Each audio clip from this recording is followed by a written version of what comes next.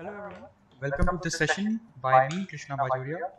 So today we will take up averages, mixture and alligation. So prior to this averages and mixtures, if you would have seen my videos on simple interest and compound interest and profit loss, that would be better. But see, you would ask me now that basically what happens is that you teach us averages first, right? And then then you teach us this mixture and alligations. So yeah, this is true.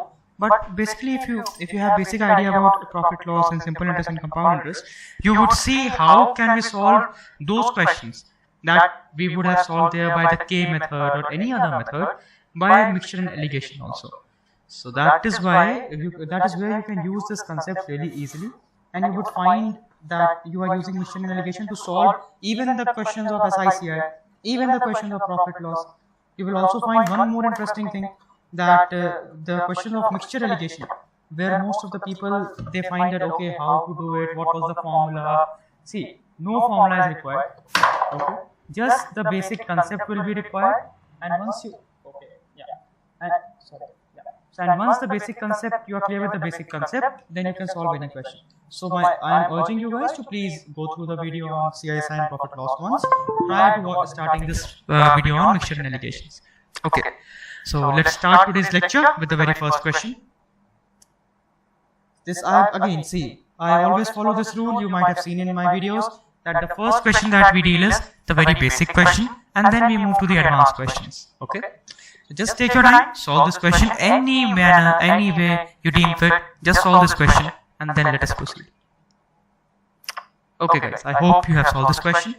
So see, averages. When we deal with averages, there are two basic things that we keep in mind.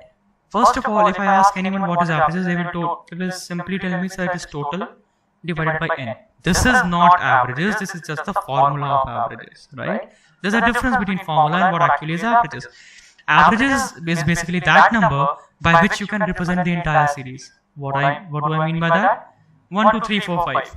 Okay. Now if I am writing 3 5 times, can I represent this series by this? Yes, because addition of this is same as addition of this. Hence 3 is that number by which I can represent this entire series. Okay, anyways, moving to this question. So 11 people have an average of 123. Okay, 123 rupees in their pocket. 11 people on average they have 123 rupees in their pocket. Guys, in this topic, just pay a little attention. Nothing is required, just pay a little attention and start making your notes now. Okay. Another person joins in, he has how much? 135 rupees. Yeah, so there are two things. First is balancing. We have to balance it out, okay? And second is equal distribution. So these are the two things that we basically do in averages. This is the theory part, but in my lectures I usually cover some very basic theory part so that you guys are, if you are completely unaware of the topic, still you can get something. Still I would urge you to join our classroom courses for the same, so that you can understand it deeply. And if there is still an issue, then you can contact me. You have my name. You can contact me, and we will make sure that your doubt is clear. Okay. So yeah, what is the new average? What is happening? What is the meaning of this? 11 people having an average of 123. I am writing 123, 123, 123. How many times? 11 times. Right? This is the basic meaning of it. That I am writing 123 11 times. Now there is another person who joins in with rupees 135. Okay, so he joins it with 135. Now I will say how much is the average increasing. Let's suppose that the average is 123 only. Average is how much? 123 only. But if this person is entering, how much extra value he is adding? He is adding 12 rupees extra, right? 123. Suppose 123 is the average, then he would have bought 123. But he is adding 12 rupees extra. And this 12 rupees extra is divided upon how much? Everyone will be, on everyone I will divide this 12 rupees. See, initially I gave 123. Now the average is 123. But there is 12 extra. So I will divide 12 on everyone. Everyone will get 111. The new average will be 124. So this is the basic meaning of average. By this method you should solve questions on averages. Okay, let's go to the next question. Just pause the video and try it out, guys. A very good question indeed. Okay, I hope you have tried this question. A very good, fantastic question to clear the basics of averages. Let's have a look at it. So there are 12 people and they have an average weight of 35 kgs. Fine. So this is 35 kgs. And 2 people, this is 12 people, okay? Now 2 people entered, they have weight 36, 32. So when 36 one will come, what, see, again the very basics. There are 12 people standing in a line, everyone is having 35 kgs. If someone will enter with a weight greater than 35 kgs, what will happen? He will contribute 35 to the average as it is. And what is the extra? 1 is the extra. This 1 will be divided upon the entire 13 people. So this is the basic, okay. And someone is leaving also. There are 3 people who are leaving with averages 28, 38 and 25. Okay, this is what is happening. Sucking. Again I will suppose what? Let's suppose that 35 is the average of everything. After everything is happening, still the average is how much? 35. I am assuming it, right? Okay. Now, he is coming in, he is increasing average by plus 1. So 1 has to be distributed among everyone. He is decreasing it by 3, minus 3, right? So I am just writing it in brackets so that you can calculate it afterwards. Also, this is leaving. So if someone is leaving with a weight of 28, with a lesser weight, that means what? He is leaving some good weight in the group, right? See, I assumed the weight of this person to be how much? 35. Averaging out, right? Average, everyone has 35. But it had weight of 28 only. Okay. So when he left, he would have left plus 7 in the group, right? That is what plus 7 is here. Similarly, when he would have left, he would have left how much? Minus 3. Taken away minus 3 from the group. Because again, I would have considered 35, but this is 38, hence he would have taken a minus 3 from the group. Similarly, this will be plus 10 with similar logic, right? I hope this is clear. Why this is not minus 10 and why this is plus 10. Okay, now what we have to do? Simply add it. So what is this? Minus 6 plus 1, right? What is minus 6 plus 1? Minus 5 plus 7 plus 2 plus 10 plus 12, okay? So 12. How many people are there? 12 were there, 2 entered, 14 became 3 left, 11. This has to be divided among 11 persons. What is this value? You all know 1 by 11 is how much? 0.09. So 12 by 11 will be 1.09, answer will be 36.09. And this we have dealt in percentages, or in class we deal in percentages, right? Again, see, a very good question to clear the basics. Just start making your note, guys, and please pay attention so that you can, in these 5 questions only, I will cover the entire averages for you and make sure that it is clear. And in the next lecture where we will see mixtures, I will again make sure that in 5 questions I have covered everything. Okay, moving to the next question. Please try it out, guys. Now you should solve this question. Okay, just looking at this question. So after 25 innings, average is how much? 50. So I can say what's the meaning of average? 50 is written 25 times. 50, 50, 50, 50. This 50 is written 25 innings, for 25 innings. After 30 innings, the average became 54. What is the meaning of this? That 54 is written how many times? 30 times. I told you average is nothing but a number by which entire series can be represented. So how much he scored in the last 5 innings? See, how much he would have scored. See, 4 is the difference between these two, right? And 4 is the difference, 4 is the difference, 4 is the difference, okay? For how much? For 25 innings. So simple, 4 into 25. Plus, he would have scored 54, 54 on an average in the last 5 innings. 54, 54, 54, 54, right? Right? Average would have been 54. So plus 54 into 5. This is 100, this is 270, this is 370. So how much he scored in the last 5 innings? Answer is 370. See how easy the average is. If you are using this balancing concept, how easily you can do any question on averages, right? And this is just for your benefit. We are doing these 5 questions so that you can cover your entire topic which you have learned in the class in these 5 questions.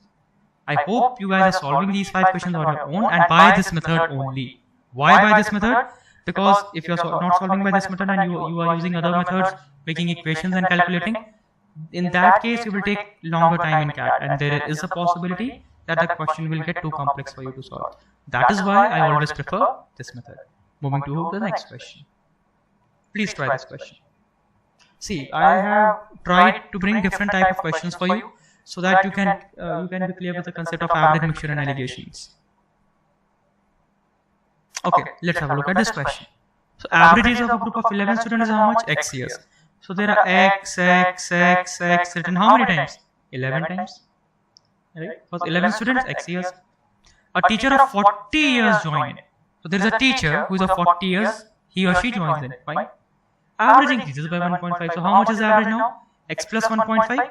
X was the initial average. Now the average is X plus 1.5. X plus 1.5. X plus 1.5. How many times? 12 times. Why? Because there are 12 persons now. Again, same thing I will do, guys. Ditto same thing.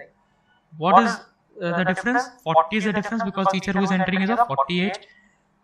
What is the difference between these two? 1.5, 1.5, 1.5. So 1.5 till 11 times, right?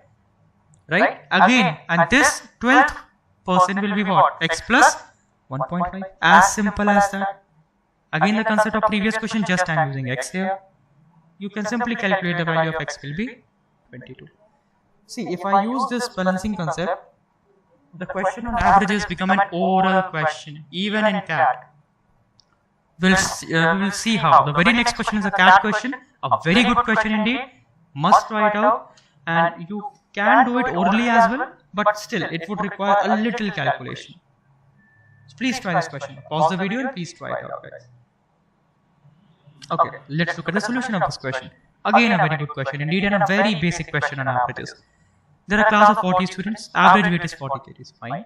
So 40 is written how many times? 40 times.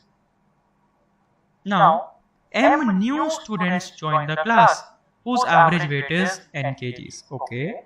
And it is known as M plus n is 50, so I am writing here M plus n is 50. M students, they have joined the class, and this is the average weight of the students.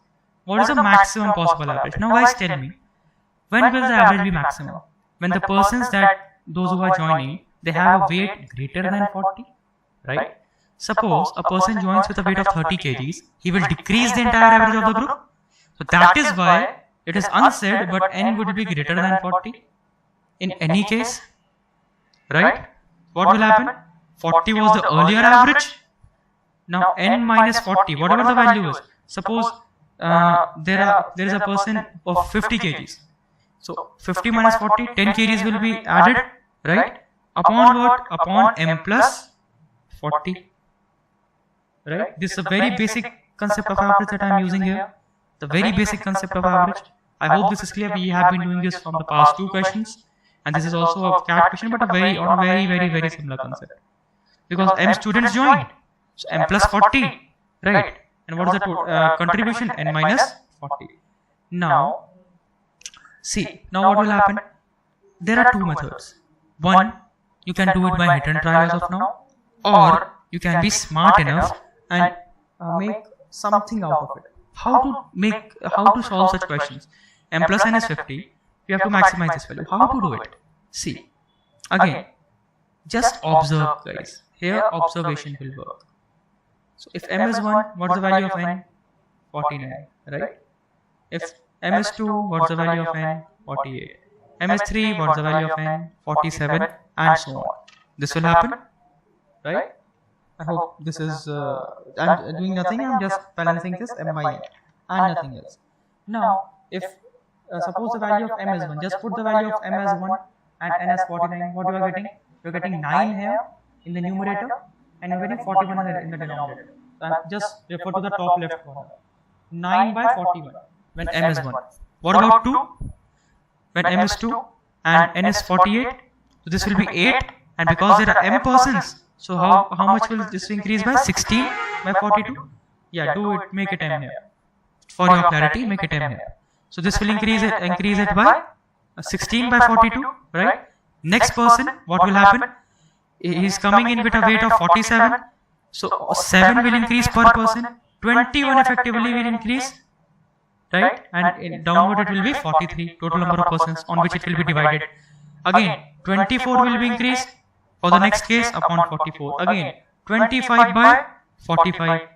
Again, next what will be 24 by 46. I hope you are clear with this. I am just increasing the value of m. So just by looking at the question and knowing the basic concept, you should have written this on your screen first of all. Nothing of this was required. This was just for explanation. You should have written this at the very first hand. So now what? Okay. Again, you keep on putting the values, you will get what? 21 upon 47. This will increase, keep on increasing. This will be 46, sorry. Yeah. Then 16 upon 48. Just putting the value of m as 1, 2, 3, 4, 5, 6, 7, 8, and so on. Then 9 by 49 and so on. Now you have to choose the maximum value out of it. Can you observe one thing here? See, symmetry is a very important tool, guys. Can you observe one thing? 9, 16, 21, 24, 24, 21, 16, 9. What is the median value? This is the median value. Around this value, this is becoming not entirely symmetric, but yes, symmetric in the numerator. Yeah, and you have to choose the highest value. So anyway, these numerators are very high, so these all will be cancelled when we will compare to this. And among this, if you will compare by using simple, see, this is not needed if you are using symmetry in a very good fashion. If you are not using symmetry in that way, no issues. You can just compare these, because see, here it is increasing by 7 on 1. Here it is increasing again, see, here it is increasing by 5 on 1, 3 on 1, and 1 on 1. So you can say that this is the maximum. Or you can use your elimination technique that we have learned in fractions. So simply, 25 by 45 is the maximum possible increase. Answer will be 40 plus 25 upon 45, which is nothing but 5 by 9. This is nothing but 40.55. As simple as that. So very good question. Just by looking at this question, you should have written this equation, because this is just the increase upon total number of students. See, increase of 9 upon total 41 students, right? Increase of 16 because of 2 students, 8 each, total 42 students, and so on.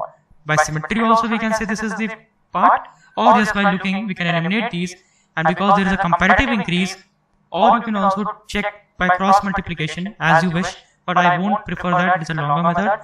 We have taught you smaller methods, quicker methods while dealing with fraction in the class. Use that. You will say that the answer is 25 by 45. Within 20 seconds you will mark this answer and you will solve this CAT question. So this is how you use averages, guys. Thank you very much. Hope to see you in the next lecture on mixtures. Thank you.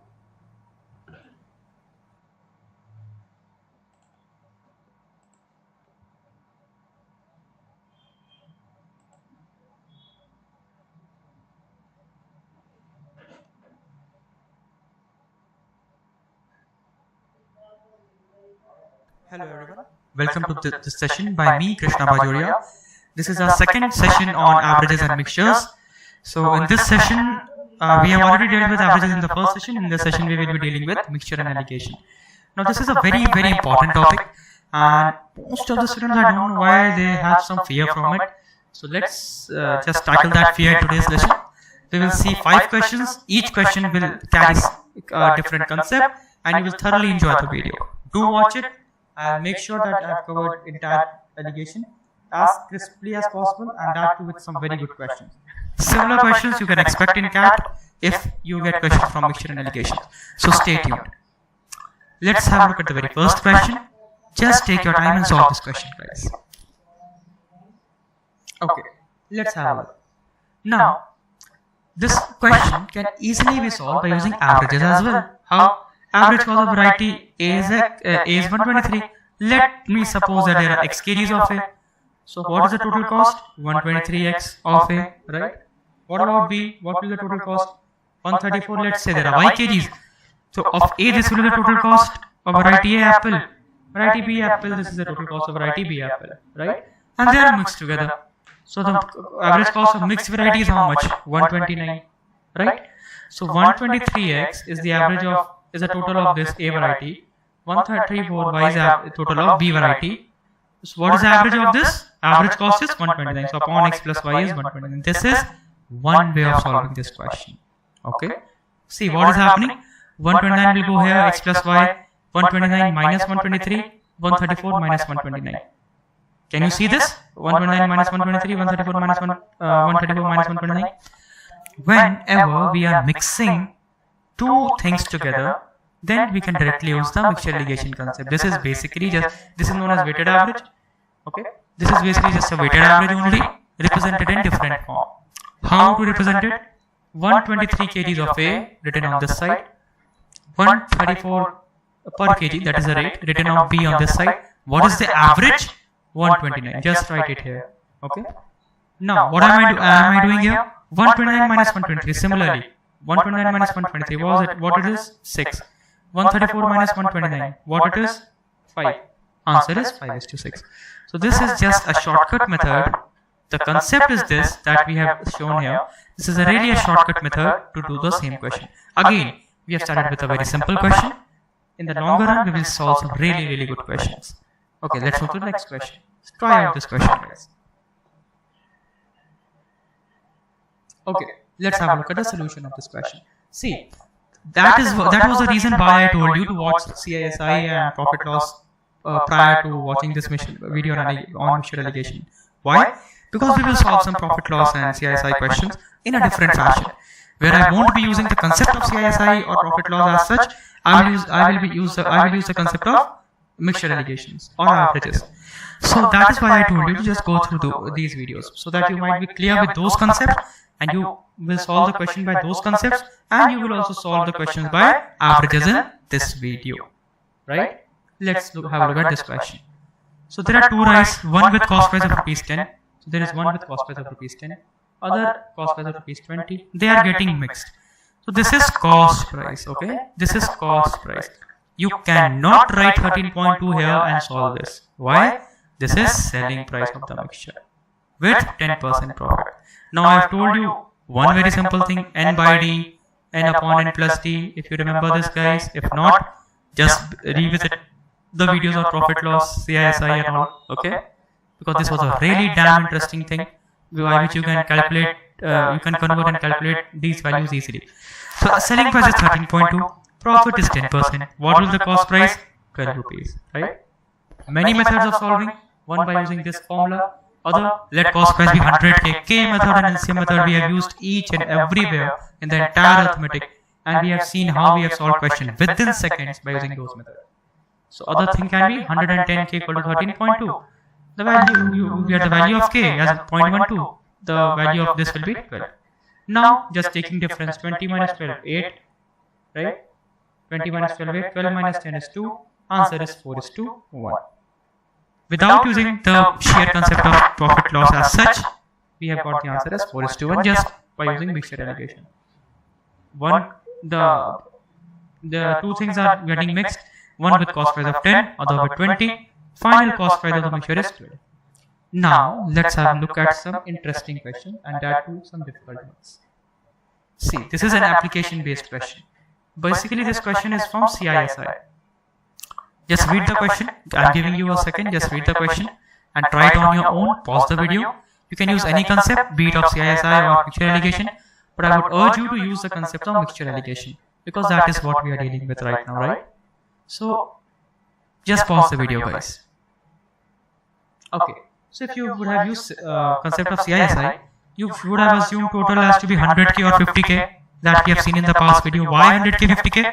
Making calculations on fingertips. Once I am assuming this as 100k, I am making my calculations on fingertips, because what is the interest on 115k? Simply other 100 will be common, right? What will be this? K minus 500. So for the other part it will be, this is 30%, okay? This is not 305, this is 30%. So for the other part it will be 30 packet mein K minus 500. This plus this is 70,000 questions solved orally. That too at the end of 2 years. So because it's a simple interest, what will happen at the end of 1 year, you all know. So this is how by using SICI you can solve this question orally, but we will not use CISI concept here, okay? We will use the concept of mixture allocation.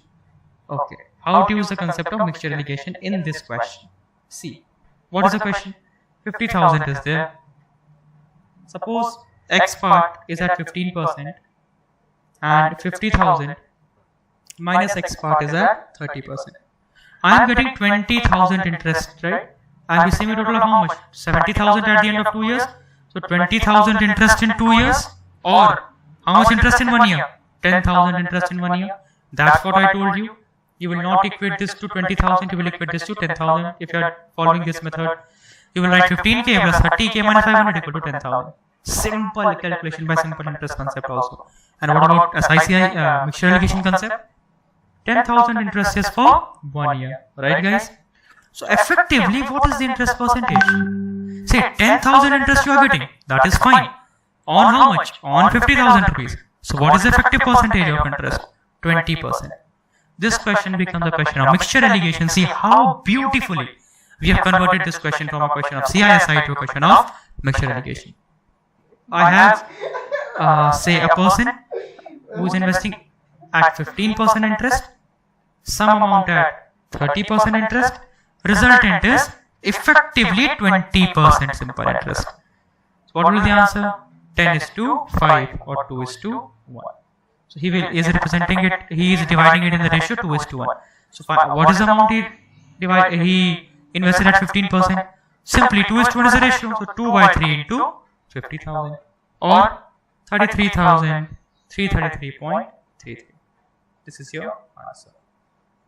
See how this question can be solved by both concepts, be it CISI, be it mixture allocation. Okay, that is why I told you to revise these videos that we have made on CISI, time and work, profit loss, so that we will see the so that we can effectively see the application part as well. And see, this 100K method is just magical, guys, isn't it? Solving question within seconds orally. Let's move to the next question. Please solve this question. Okay. Now you should be aware of the concept of parts. This question is basically of concept of parts. If you are not aware, I'll just try to solve this question. By that, you can get a fair idea about it. Okay. Now there are 3 solutions. Now P is having milk and water in what ratio? 2 is to 3. Okay. Q is having it in what ratio? 1 is to 1. R is having it in what ratio? 3 is to 2. Okay, fine. Now first let's talk about P and Q. Because when Q and Q are mixed in the ratio 2 is to 1, they make X. P is how many parts? 3 plus 2, 5 parts. If P is 5 liters and 2 liters is milk, 3 liters is water. Q is how many parts? 2 parts. So first, to make them equal, this is the concept of parts that we cover in class lectures basically. But here also I am telling you the concept, just please pay attention. I am telling it quickly, but pay attention. This is 5, this is 2, right? So I will multiply this by 2, 1 plus 1, 2. I will multiply this by 3 plus 2, 5. Why? In order to make it this also 10 parts, this also 10 parts. Now both are out of 10 parts. Okay? Now what will happen? What is the ratio? 2 is to 1, they have to be mixed, right?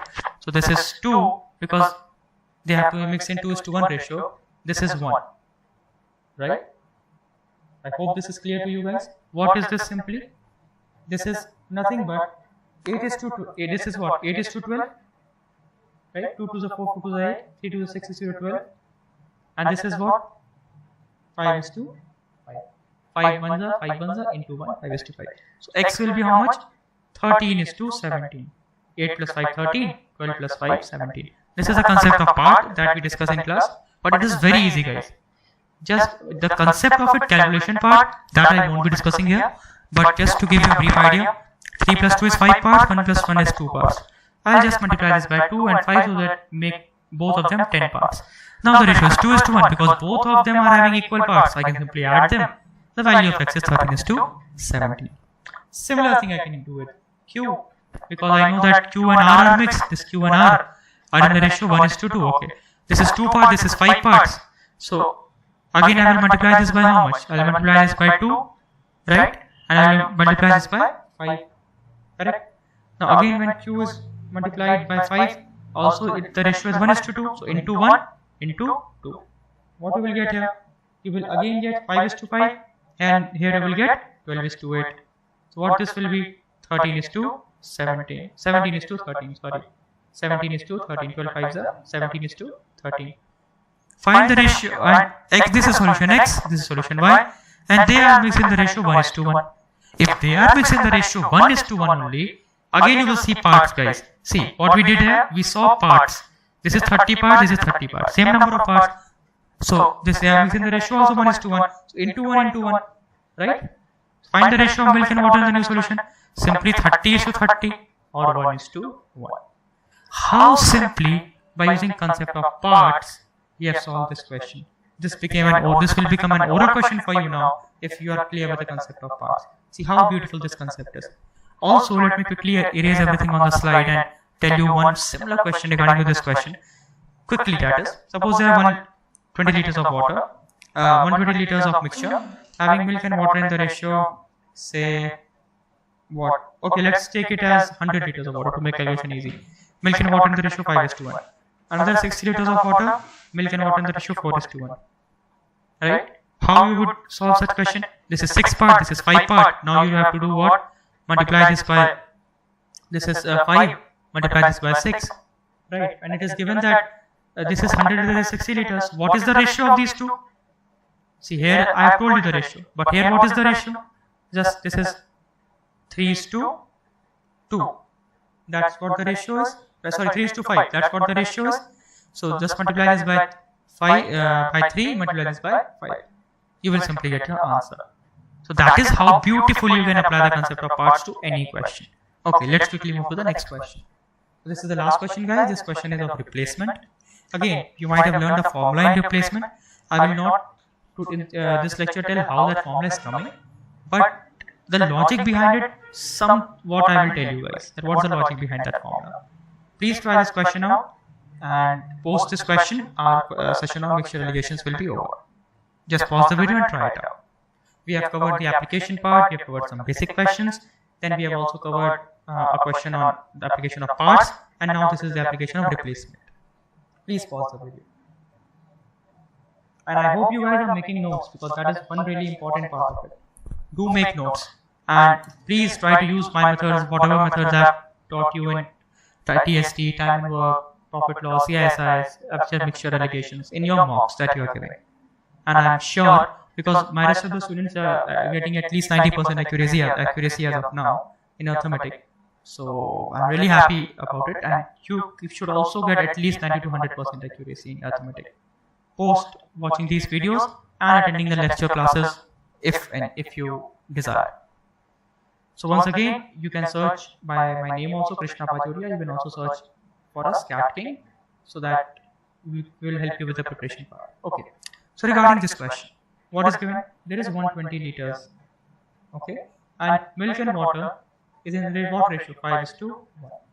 Now 20 liters of solution is removed and replaced with 20 liters of water. Fine. Again 30% solution is removed and replaced with 30 liters of water. Now what you do is basically you remember a hectic formula, right? But it is not required.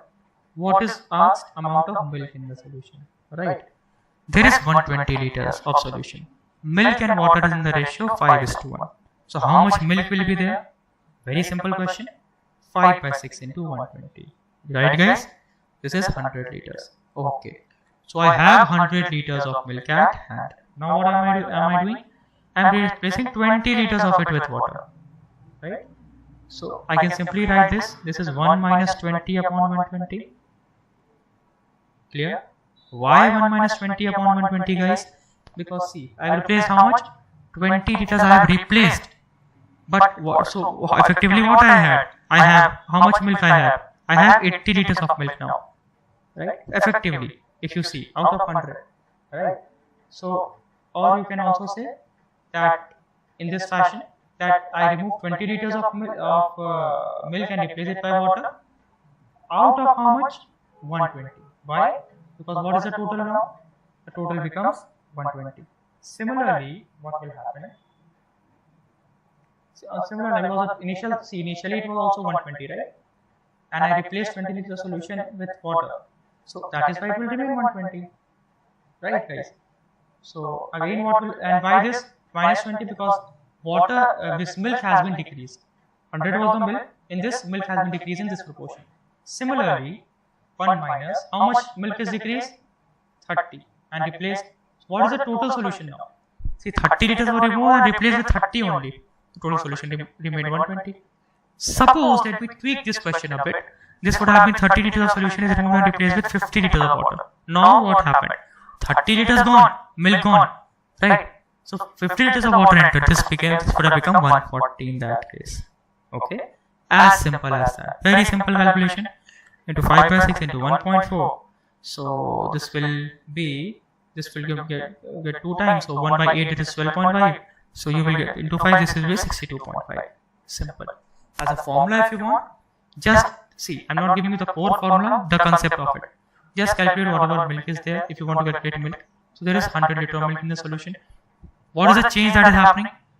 1 minus, how much getting removed? 20 getting removed out of total. Total is 120 because 20 is also getting added.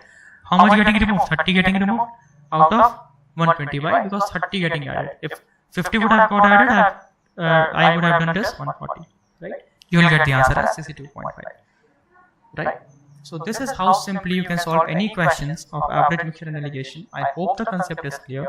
If not, we have covered it in detail in our class videos, classroom lectures.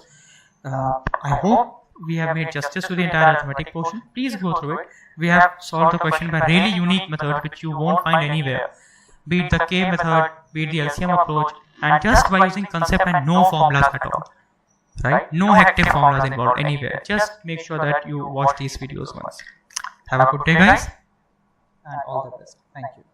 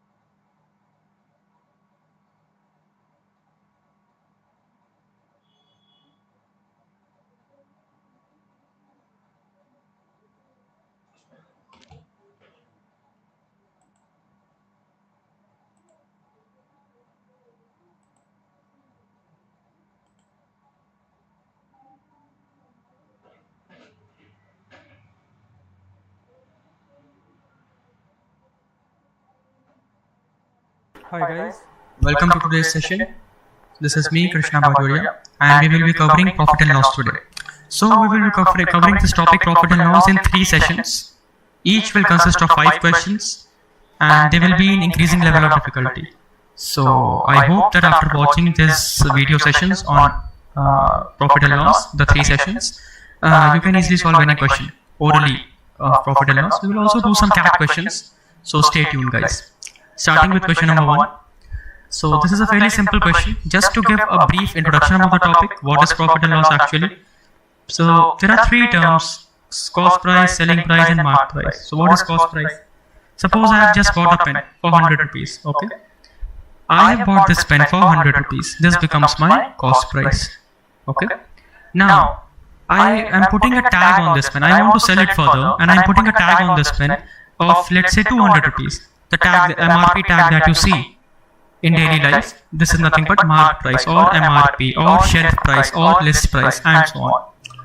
Now you come to me and you said, sir, I want some discount from you because I cannot afford or I do not want to give you 200 rupees for this pen. I said, okay, fine. I'll give you, let's say, 50% discount. So if I'm giving you 50% discount will be given on what? Market price, right? So I gave you 50% discount. I'm selling this pen for 100 rupees. Fine. So what is happening here? What is the profit percentage or loss percentage if I want to calculate? Difference between selling price and cost price is my profit or is my profit. And if it comes negative, that is my loss, obviously. So this will be my profit. So what will be the profit percentage formula? Selling price minus cost price divided by cost price into 100. Why dividing by cost price? There is no need to remember any formula, guys. What is profit? Simply the difference between selling price and cost price. That is obvious. Now, why we are dividing it by cost price? Because it costed me 100 rupees. I am gaining some profit. In this case it is 0, but I am gaining some profit on this value, on cost price. Hence we divide by cost price. This is known as markup. The difference between mark price and cost price is known as markup. So I bought it for 100 rupees and I marked it up by how much? 100 rupees. So this is known as markup. Markup is nothing but 100 rupees. Similarly, markup percentage will be, I marked it up by how much? 100 rupees. 100 rupees markup is on what value? I marked it upon some value, right? So 100 rupees markup is on what value? Cost price. Hence, I marked up by 100%. This becomes again another formula: mark price minus cost price upon cost price into 100. Again, not needed. Now let's see discount. What is discount? Discount will be given on mark price. Always I will give discount on mark price. So what will the formula now? How much discount I am giving? Here I am giving 100%, 100 rupees discount. On what value? On 200 rupees. So 100 rupees discount on 200 rupees, and discount becomes 50%. Okay. The formula becomes mark price minus selling price upon mark price into 100. Okay. Now this was the very basic. You can just skip it also if you already know it. Fine. Starting with question number 1. So what is the question? Profit obtained is 20% after providing a discount of 25% on an article. Then markup percentage is. Okay. So I know cost price, selling price, mark price. Most of the time I will assume cost price to be 100k. Guys, if you will watch other videos, you will see how easily we can use 100k and LCM method to solve any question. So in CAT, they do not expect you to do long calculations, right? So these are the two methods that you will use there, and you will make sure that you are solving questions within seconds. Okay, so I assume my cost price to be 100k. Profit is how much? 20%. So selling price becomes 120k. Okay, 20% increase on cost price. Now I am providing a discount of 25%. Discount will be given on what? Mark price, obviously. Now for ease of calculation, just look here. I am giving discount of 25%, right? So I am reducing 1 by 4 on what? Mark price. So whenever there is a reduction, just take it as n upon n plus d. Take the fraction as n upon n plus d. I am just telling you a quicker method to solve everything. You can use this n by d and n upon n plus d method in most of the arithmetic for quick calculation. Okay. So you can say that I am decreasing 25% on mark price, or I am reducing it by 1 by 4, or I am increasing it by n by d. If this value is n upon n plus d, so what will be the value of n by d? Nothing but 1 by 3. Obviously, because n is 1, right, and d is 3, so n by d is 1 by 3. So I just want to increase my selling price by 1 by 3. So what will be 1 by 3? 40k. Mark price becomes 160k. What will be the markup percentage? This was the cost price 100k. Mark price is 160k. Markup percentage is 60%. Get used to this method, n by d and n upon n plus d method. It is really useful method in arithmetic. You can quickly solve any question using this method. Use 100k method, LCM method along with these methods. You will get your answer really quickly. We will also solve a CAT question in the end, so we will have a look that how easily we are solving those questions as well. Okay. Question number 2. Again, a basic question. And propose this, we will do some good questions. Okay. We will slowly increase the level of each question, as I have already told you. So again, in this question, I am just giving you 5 seconds. Just read the question, pause the video if you want to, and then we will solve. Fine. So again, let's assume cost price is 100k. Why I am assuming 100k? Because the calculation becomes easy. Everything I can calculate orally, right?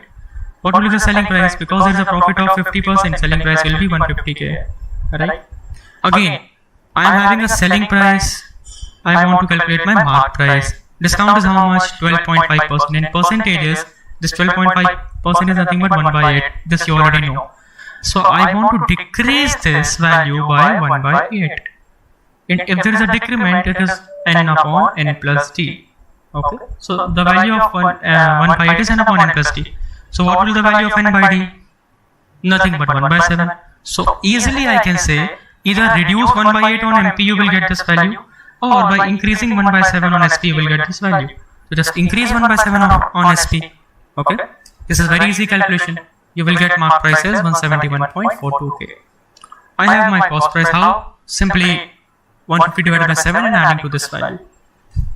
When I divide it by 7, it becomes 21.4. Hence I am adding this, it becomes 171.42. Cost price is 100k, mark price is this much. What is the markup percentage? Markup percentage is nothing but 71.42%.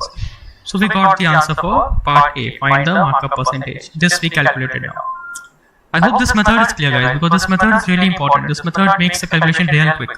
See, I am writing it down for you guys, but if in exam I have to do this question, I'll assume 100k, obviously. I know this is 150k, right? And by this simple formula, I know that I have to increase 1 by 7. Hence, only I can get my answer for option A. Going to option B now. Okay, this numbering is a little faulty, but anyways, it doesn't matter. Going to this question now. Discount percentage if profit percentage is 14.28. Fine. Let me raise this quickly. Yeah. So, again, what will the cost price? 100k. What is the profit now? 14.28. So, if profit is 14.28, what will be the selling price? 114.28k. Same logic now. I want to find the discount percentage. I already got my mark price. What is my mark price? 171.42k. This is from previous question. Okay. How to calculate discount? Discount percentage is nothing but how much discount I am giving. Mark price minus selling price. This is a discount. I am giving discount on what value? On mark price. So the formula becomes, this is not needed, but just for your clarity I am writing. This is discount percentage. Mark price minus selling price upon mark price into 100. Okay. How to calculate these values, guys? Because these values, they are in decimal, right? So I don't want to involve much decimal in my calculation. So how to do it? See, in CAD, they again won't expect you to just calculate blindly. Use approximation, okay? Rather than taking these decimal values, I can safely assume it to be 171. I can safely assume it to be 114. Approximations, okay? So taking it to be 171 and 114, what is the difference? 57, right? Mark price minus selling price? 57. On what value? Mark price, taking it to be 171. You can easily see that what is 57 into 3? This is 171 and this is 1 by 3. Our answer is 33.33%. See, we avoided lengthy calculations and how smartly we solve this question by approximation. So what will the discount percentage? 33.33%. Okay, we got this, we got this. Now going to the next question. Profit percentage if discount percentage is 33.33. Now, why this question is given, guys? Again, have a look. We got in option B, question B, we got answer as 33.33%. Why to again calculate it? Don't just go in blind calculations, because again CAT is not expecting that. What is the question here? I want to find the profit percentage if discount percentage is 33.33. I have already found out that if discount percentage is 33.33, what is the profit percentage? 14.28. Hence, without any calculation, I can write the answer as 14.28%. So, few tips and tricks as of now. Use n by d, n upon n plus d wala method, which I just told you. Okay. Secondly, take value of cost price or mark price as 100k. This will make your calculation easy. Or use LCM, which we will also see in upcoming questions. Next, what you have to do, be smart. Don't go in blind calculation, use approximations, like we did just here. Okay. Okay, so moving to the next question now. Again, giving you 5 seconds to pause the video and then we can begin our discussion. Okay, let's start. See, again, this is a very simple question. Similar logic, cost price is 100k.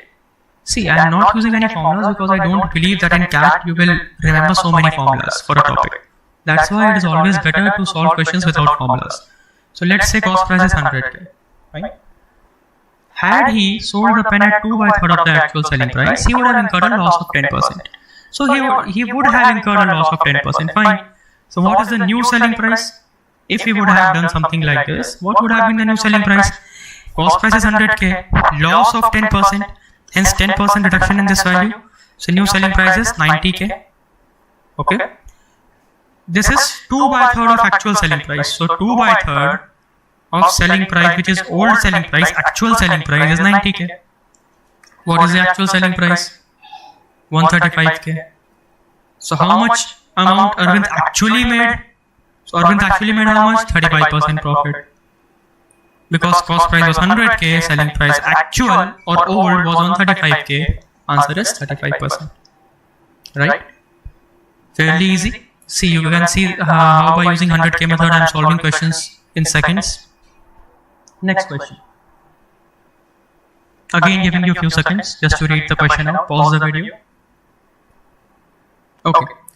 What's the question? Selling price of 10 oranges equal to cost price of 14 oranges is equal to 1 by 3rd of discount offered upon 70 oranges. Okay. Now, see, I want to use two methods in profit and loss or in entire arithmetic, which is 100k or LCM. When values are given, I would prefer always LCM method. So let me assume this to be LCM of 14 and 10, which is 70. I can take 70, 140, 210, whatever I like. Well, let's take 140. Okay. So what will the selling price of one orange? 14 rupees. What will the cost price of one orange? 10 rupees. Simple, right? 10 oranges, 140, single orange, 14. 14 oranges, 140, single orange, 10. Okay. 1 by third of discount on 70 is 140. So what will discount on one orange? Nothing but 6 rupees. Okay. Simple calculation, simple unitary method. I am knowing selling price of one orange. I am knowing discount of one orange. What will be the mark price? Mark price of one orange will be 20 rupees. Cool. Because I know selling price is 14. I know discount which is 6. So I would have given a discount of 6 rupees on this 20 rupees and I have obtained this 14 rupees. So I know selling price, cost price, discount and mark price. Fine. What is the markup percentage here?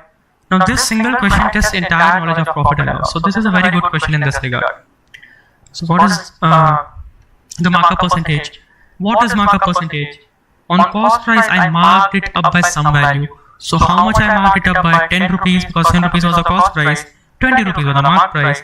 I marked it up by 10 rupees. On what value I marked it up? On cost price. Into 100%, hence markup percentage is 100%. Okay. What will be the discount percentage? I gave a discount of 6 rupees, right? On what value? On mark price, on 20 rupees. Into 100%, this is nothing but 30%. So this is the as is scenario. Let me just quickly change the pointer color to show you another let me just quickly change it. Yeah, to show you another scenario. This is the as is scenario. As is scenario. Currently, this is happening. Now, the question says, find out the profit loss percentage when the markup percentage is half. Now, when the markup percentage is half, then discount percentage is decreased by 5 percentage points. What is the current markup percentage? 100%. If it is half, then markup percentage becomes how much? 50%. And discount percentage becomes how much? Reduces by 5 percentage points, hence it just becomes 25%. It was 30% initially, it became 25% now. Okay, I hope till here it is clear. I just assumed this value, taking LCM, I found out selling price, cost price, discount, and then I got the mark price, then simple markup percentage, discount percentage, right? If markup percentage is 50%, cost price is how much? 10 rupees. So what will be the mark price? 15 rupees. Right? Because what will be the 50% of 10 rupees? 5 rupees. Hence mark price will be 15 rupees. Very simple. What is markup percentage again? I just have to raise the value on cost price. Mark it up by some value. Marking it up by 50%. Hence the mark price is 15 rupees. Okay, now I am giving a discount of 25%. So discount will be given on what? Mark price. So 25% discount on 15 rupees. What is 10% of this value? 1.5. So I just basically what I am doing is I am just reducing 25% on 15 rupees. So what is 10% of this value? 1.5. What is 20% of this value? 3 rupees. Okay, so I got 12 rupees as of now. Okay. And what is 5% of this value? 0.75. So further reduction of 0.75. So that goes to 11.25. These all calculations are oral, guys. If you are doing it by the method that I am doing it currently, you will not face any issues whatsoever. What was the cost price? 10 rupees. What is the selling price? 11.25. So how much profit I am getting? I am getting 1.25 rupees profit on 10 rupees. Again, not using formulas, but you can use it. Selling price minus cost price is this value. Profit upon cost price is 10 into 100. Answer is 12.5%. See, this is how by using LCM method, you can solve the question really easily. This again becomes hardly 30 to 40 second question if you are following this method and if your basics are clear. Without using formula, just using the basics. Last question for this lecture. The rest we will cover in session 2 and 3. So this is a CAT question, again giving you a few seconds. Kindly read the question and try to solve. Okay. Now solving this question. Let's suppose there are how many goods? N goods. So what will the total cost price of those goods? because 20 is per good, total cost price will be 20 yen, right? What will be the total selling price?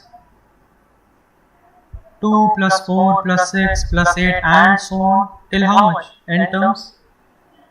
It is given in question that overall profit has to be at least 40%, right? So whatever is my selling price, I don't know whatever is my selling price, this has to be at least 140% of cost price, at least, right? Or I can say this selling price, whatever I am getting it here, this has to be at least 1.4 times of cost price. Then only I can get a profit of at least 40%, right? So what is this?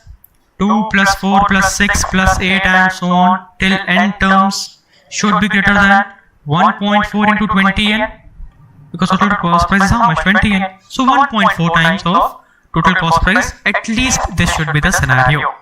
Okay, let me just change pen color so that it doesn't get mixed up.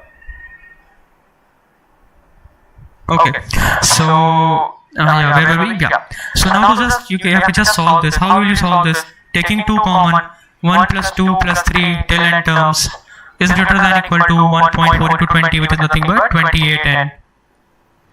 So this goes out to be sum of first n natural numbers, which is nothing but n plus 1 by 2. This becomes n plus 1 is greater than equal to 28n, or n square minus 27n greater than equal to 0. N equal to 27. That is your answer.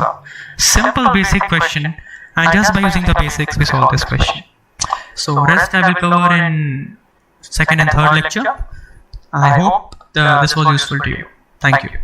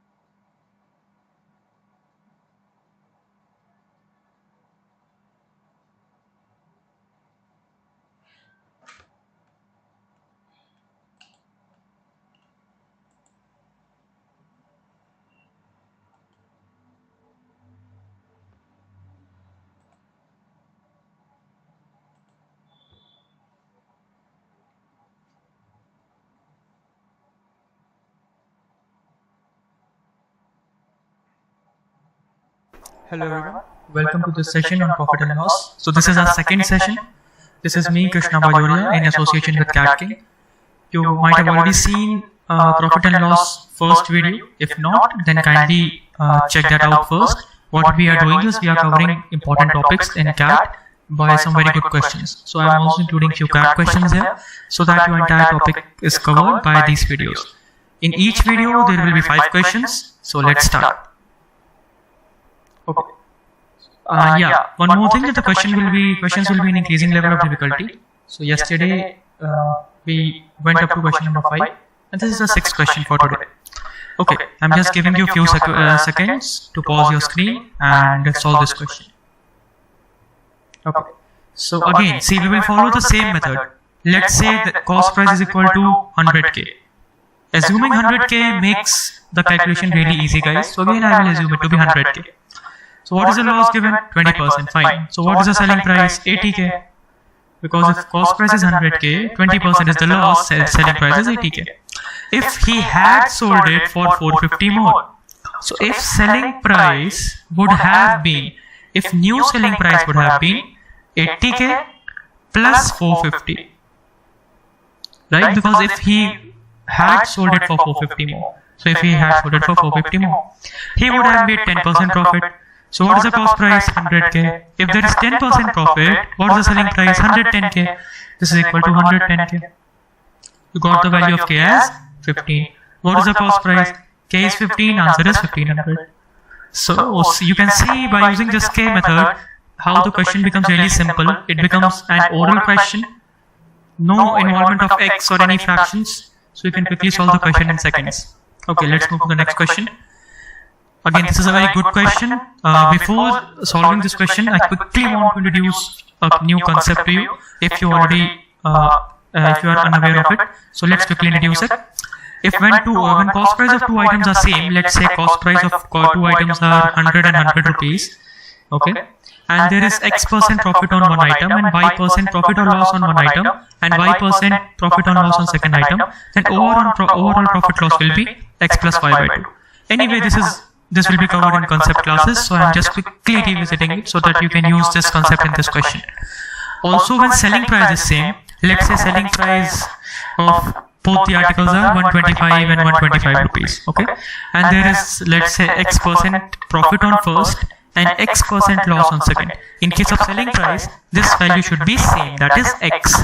So what will the overall profit loss? There will be always a loss of x square upon 100%. Okay, just remember these quick formulas. I never teach you any formulas because I believe in a basic approach, but these two formulas are really helpful, guys. So that's what we will see in this question. I'm giving you a few seconds. Just quickly pause your screen and try it out. Okay, I hope you have tried it out. So what is the question here? That A purchases a bike at a discount of 20% from B. Fine. So A is purchasing a bike from whom? He is purchasing it from B. Who was the manufacturer? Fine. So B is the manufacturer who marked the price up by 100% on the manufacturing price. Okay. So let me say that the cost price for B, which was nothing but the manufacturing price for B, is nothing but 50k. Okay. And this question is made by me only so that you can have a good grasp of those two models. Fine. So cost price is 100k. What will the marked price? Cost price is 50k. What will the marked price of B? It is given and marked it up by 100%. So marked price will be 100k. Again, see, we are using K method only. This makes our task really easy. Whenever values are not given, we will use K method, and when they are given, we will use LCM method. Okay. So A purchases a bike at a discount of 20% from B. Fine. So A is purchasing from B. He is purchasing his bike from B. So what will the cost price of this bike? Cost price for A. He will give a discount of 20%. Discount will be given on marked price. So cost price will be 80k. Because 100k was a marked price, he gave a discount of 20%. Hence for A, the cost price of bike is 80k. A decides to sell it along with his cycle to C. Now A is doing what? He is selling this bike plus he is also selling his cycle to C. He is selling these two items to C, who in turn sold the bike along with his own truck to D. Okay. So C is selling his bike along with his truck to D. A sold both the bike and cycle at the same price. Now, selling price, in this case, selling price of both the bike and cycle are same. Okay. So for A, I can say, let's say selling price of cycle and selling price of bike, whatever they will be same. One at a profit of 10% and other at a loss of 10% when bike was sold at a loss. Okay. So bike was sold at a loss. So I know that cost price of bike is 80k. If bike is sold at a loss of 10%, what will the selling price? 72k. And selling price of bike and cycle are same, right? So selling price of cycle will also be 72k. So there is 10% loss on this, 10% loss, and there is a 10% profit on this transaction. Selling price is same. Just now I have told you that if there is selling price is same and x% profit on first and x% loss on another, overall profit or loss will be x square by 100%, and there will be always a loss. So what will the overall loss in this case? X value of x is 10. So 10 square is 100. 100 by 100 is 1. So overall there will be a loss of 1%. In this entire transaction, there will be an overall loss of 10%. Simply I am using the simple formula. Okay. Now let's have a look at C. So for C, what is happening? He is selling it to C, right? So for C, the cost price of bike becomes what? 72k, because he is selling it for 72k, right? Now truck C costed same as that of bike. Okay, so what is the cost of truck for C? Again 72k. Now you can see that the cost price is same in this case, right? and of that bike, and he sold the truck at the same profit loss which A occurred in overall transaction. So he sold the truck at the same profit loss. So he sold the truck at how much profit or loss? 1% loss, because it is given that he sold the truck at the same profit or loss which A incurred in the overall transaction. So in overall transaction, A incurred a loss of 1%. Hence he sold this truck at 1% loss. He further sold the bike at a profit of 38.88%. Fine. So bike was sold at a profit of 38.88%. Okay, cool. So this is the question simplified that I have written here. Whenever you work with K, you won't face any issues, and you can simply present it like this. Overall profit loss percent of C. Again, see, cost price is same. Just now I have told you, if cost price is same, there is X% profit or loss on another, Y% profit or loss on one, then answer will be X plus Y by 2. So simple average is the answer. So answer will be what? Overall profit or loss will be 38.88 minus 1 divided by 2. Right? This is nothing but 18.94%. So simply by using this K method, you can solve this complex question, and this question is a good one. It will enrich you with all the theoretical knowledge about cost price, selling price, mark price. Then if you can use the two models, that is, if selling price is same, if cost price is same. So this is a good question in that respect. So that's why I made this question for you guys, so that you can apply these two concepts of selling price and cost price to be same. Okay. What is the manufacturing cost of bike D? Bike, if D finally purchased the bike at 20,000. Fine. So now what is happening? D is finally purchasing it for how much price? For 20,000. Okay. Now C is selling it to D at a profit of 38.88% and cost price of 72k. So what will be the selling price? Selling price for C of that bike? Simply this much percentage increase in the 72k. Now this is a complex value. There are two methods to solve it. You can solve it by breaking the percentages as we did in first lecture of profit and loss, or you can approximate. Let's approximate here. I can say that this is not 38.88, rather it is simply 40%. I can take it as 40%. So what is 40% of this value? This is 72, right? What is 10%? 7.2. What will be 72%? 7.2 into 4. Okay. So approximately I got this as 100k. Why to go into deep calculations? Approximately I can say that selling price of B will be 100k, or you can also break it into percentages, as we saw in percentages lecture also, and profit and loss first lecture also there was a question. Fine. So selling price is 100k. So this is given as 20,000. So value of 100k is 20,000. What is asked? Manufacturing cost. What is manufacturing cost? 50k. Okay. So 100k is 20,000. What is the value of 50k? 10,000. You got your answer as 10,000. And answer for this is 18.94%. See, this complex question also, just by using K method and by using those two models, you solve it really quickly. Fine. Let's move to the next question. Again, I'm giving you a few seconds. Just pause the video, try it out, and then we'll discuss. Okay. A purchases a book at a discount of 20% on the shelf price. Shelf price is nothing but mark price. So what is mark price of that book? 100k. A purchases it at a discount of 20%. So for A, what will be the cost price? 80k. Because A is purchasing at 20% discount on this price, hence 20% discount becomes 80k, 20k, and hence it becomes 80k. Okay. He decided to sell it to B to avoid losses. Now A is selling this to B, this book to B. If he wants to make a profit of 10% on the entire transaction, okay, so if cost price is 80k and he is making a profit of 10%, what will be the selling price of A? Simply 88k, right? Increase of 10% in this value. Simple enough. He is also giving a discount of 20%. Here, I know that selling price is 88k, this is 88k, and discount is of 20%. So discount is given on what value? Mark price. So 20% discount on mark price, or 1 by 5 reduction in mark price. Remember guys, I just taught you this n by d method. This will be equal to n upon n plus d. So what is the value of n by d then? Value of n by d is 1 by 4. So simply 1 by 4 increase in this selling price. So what is 1 by 4? 22k. So a mark price becomes how much? 110k. So what is asked? By what percentage should his MP be greater than the original list price? Original list price was 100k. His MP is 110k. Answer is 10%. Again, by using K method and by using this n upon n plus t formula, we quickly solve this question in seconds. Let's move to the next question. Again, I'm giving you a few seconds. Just pause the video, try it out. Here we know the values. I hope now you are familiar that we will use LCM model. Okay, let's discuss. So if selling price of 10 oranges is equal to cost price of 15 oranges, so I can safely assume it to be LCM, which is 30 rupees, let's say. So what will be the selling price of one orange? 3 rupees. What will be the cost price of one orange? 2 rupees.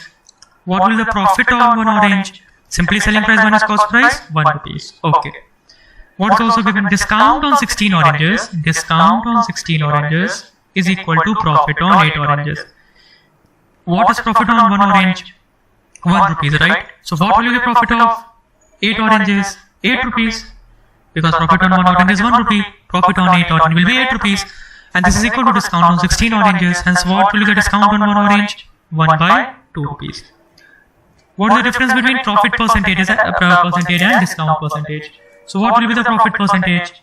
How much profit I am getting? 1 rupee profit. On what cost price? 2 rupees cost price. In 200, that is 50%. Profit percentage is 50%. What is the discount percentage? How much discount I am giving? 1 by 2 rupees or 0.5. On what marked price? Selling price is 3 rupees. Discount is half. Hence marked price will be 3 plus 1 by 2.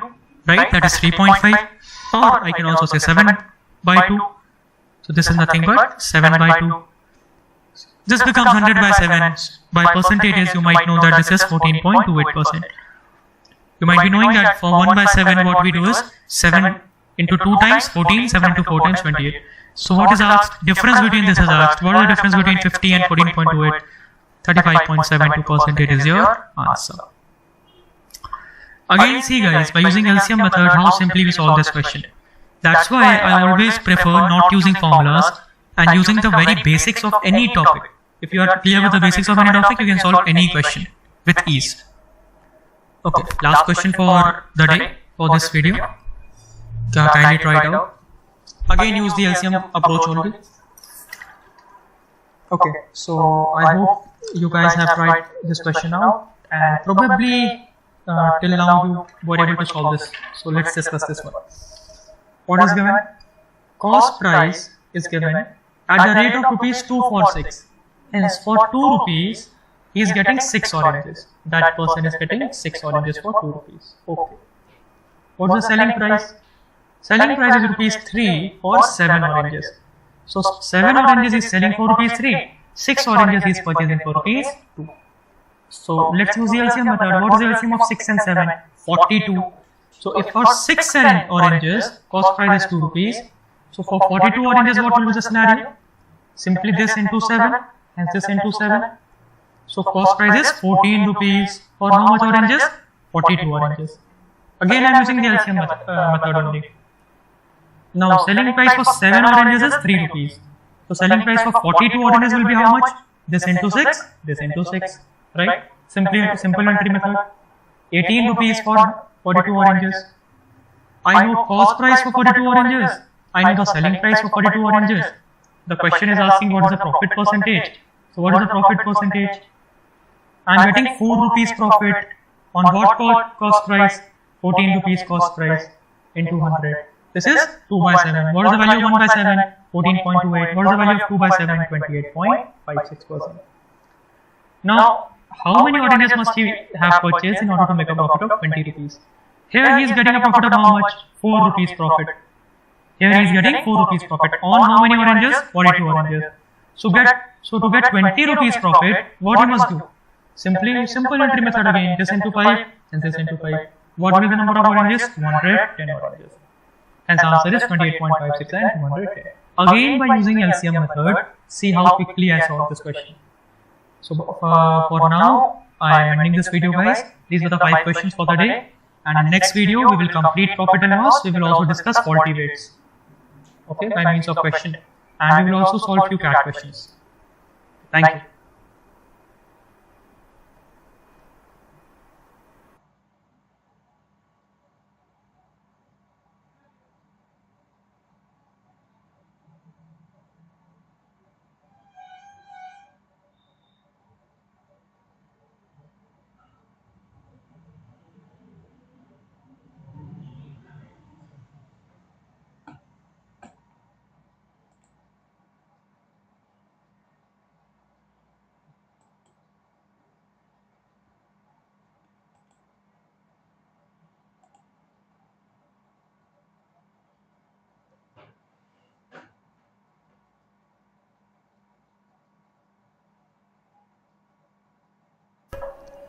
Hello everyone, welcome to this session. I am Krishna Bajoria in association with Cat King. We are doing this profit and loss lecture, which is the third lecture. So if you have not seen the previous two lectures, that is 1 and 2, so kindly revisit those and then we will discuss this one. In this, we will discuss faulty weight first, followed by a few very good cat questions. So let's start. This is the first question for the day. And again, the questions will be in increasing level of difficulty as we have already followed. So I am giving you a few seconds, just try this out.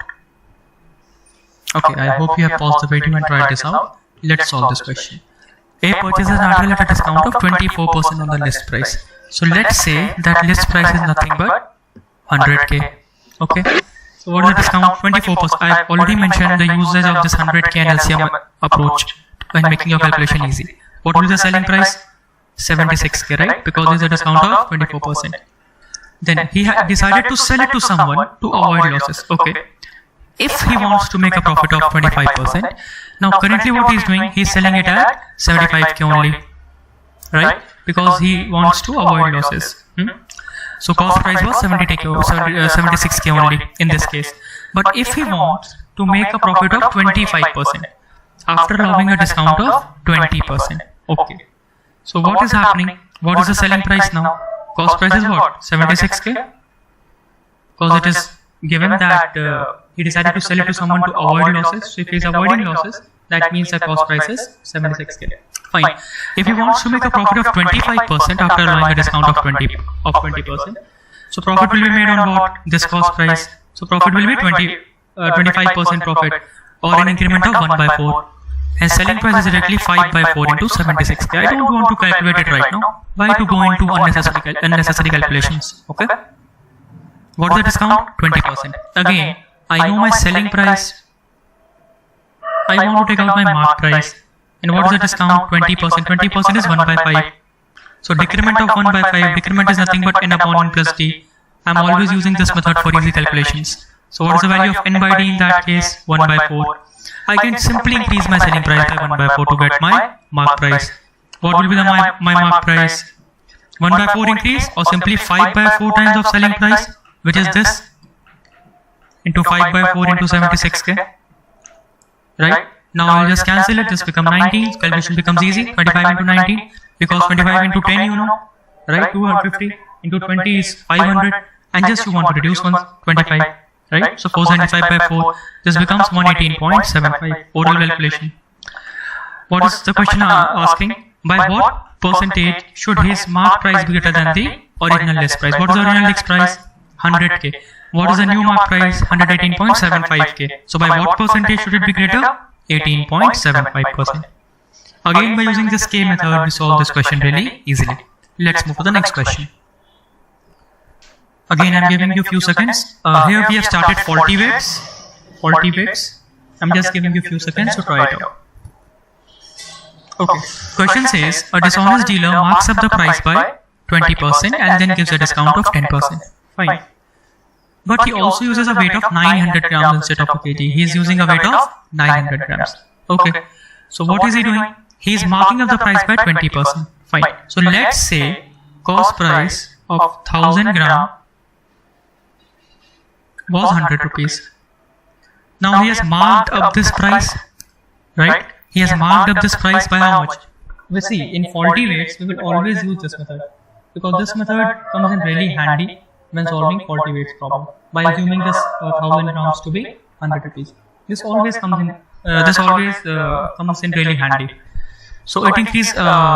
He marks up the price by 20%, right? So what will the mark price of these 1000 grams? Of these 1000 grams only, he has marked it up by 20%, and this becomes 120 rupees. 1000 grams. Let's say he bought for 100 rupees, and now these 1000 grams, the mark price is 120 rupees. He is giving a discount of 10%. So what is the selling price? Discount will be given on what? Mark price. So selling price of these 1000 grams will be 108 rupees. Simple 10% discount on mark price, which is 12 rupees and 108 rupees. Right? But now what is happening? He is using a weight of 900 grams instead of a kg. When he is selling it, he was supposed to give how much? 1000 grams. But is he giving 1000 grams? No. What is he actually giving? He is giving 900 grams only. So he is in 108. He should be selling this 1000 grams, but he's actually selling only 900 grams in 108 rupees. So I know cost price of 1000 grams is 100 rupees. I know selling price of 900 grams is 108 rupees. So either convert this to 900 or convert this to 1000, you will get your answer. Because to compare or to calculate profit, obviously the quantity should be same. So if selling price of 900 grams is 108 rupees, what is the selling price of 1000 grams? Simple entry method of 1 gram, 108 upon 900 into 1000, it is simply 120 rupees. Right? Because 9 ones are 108 by 9 is 12. So into 10 is 120. So cost price of 1000 grams is 100 rupees. Selling price of 1000 grams is 120 rupees. What is the profit percent? 20%. Or you could have also done is, I know selling price of 900 grams. What is cost price of 900 grams? Cost price of 900 grams is 90 rupees. Right? What will the profit? 28 rupees profit. Sorry, 18 rupees profit. Right? 108 minus 90. 18 rupees profit on what? On this 90 rupees into 100, again 20%. You can do it by either of the ways. But I always prefer keeping this as 100 because it makes my calculation easy. Okay, one more question on profit loss. Again, I'm giving you a few seconds. Just try it out. Okay. Again, a dishonest dealer, he's marking up the price by 80%. Okay. And he's giving a discount of 25%. Fine. Besides, he gets 20% more amount per kg from his wholesaler and sells 10% less to customer. So what he's actually doing? Let's say cost price of 1000 gram was 100 rupees. But he's getting 20% more amount from his wholesaler. So he was supposed to get how much? 1000 grams. But actually how much is he taking? He's taking 1200 grams. He was supposed to take this 1000 grams. But actually he is taking 1200 grams, 20% more. So in 100 rupees from his wholesaler, he is not taking 1000 grams, but he is taking 1200 grams. Clear? Now mark price. Again, mark price of these 1000 grams will be marked sub by 80%, which will be 180 rupees. Right? Simply 100 rupees, 80% increase, 180 rupees. And he gives a discount of 25%. Okay. So selling price of these 1000 grams should have been discount of 25%, right? What is 10% of this value? 18. 20%? 36. What is 5%? 9. So 36 plus 9, 45. This is 135 rupees. This is how you should calculate in CAD, guys. I wanted to reduce 25%, right? So what is 10%? 18. Again 10%, 18. Again 5%, 9. Easy calculations. So selling price of 1000 grams should have been 135 rupees. But what is he actually doing? He is selling 10% less per kg. So what is the selling price of this is not of 1000 grams, this is of 900 grams. Because he is giving the person 10% less per kg. 135 rupees. Right? I know cost price of 1200 grams is 100. I know selling price of 900 grams is 125. You can convert either of these. Let's convert this selling price. So why selling price I am converting? Because again the base is 100. So selling price of 1200 grams will be, or 1 gram will be 135 upon 900 into 1200. Again simple calculation, right? 180 rupees. So selling price, cost price of 1200 grams is 100. Selling price of 1200 grams is 180. Answer is 80%. So in this way you can solve any faulty weight question just by going with the very basics and assuming 1000 grams as 100 rupees. I hope this is clear. Now let's do some interesting CAD questions. Do pause the video, it might take some time because this is a really good question and it involves some calculation as well. So how to, just I'm giving a hint to you, how to reduce the calculation. This is n%, right? Whenever you are dealing with percentages, if you will take n%, this will come as n by 100. But I don't want to involve these things. So how to do it? Let n equal to 100k.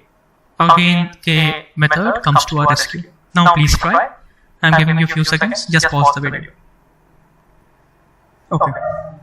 So a merchant buys 80 articles, each at rupees 40. So what is the cost price of these articles?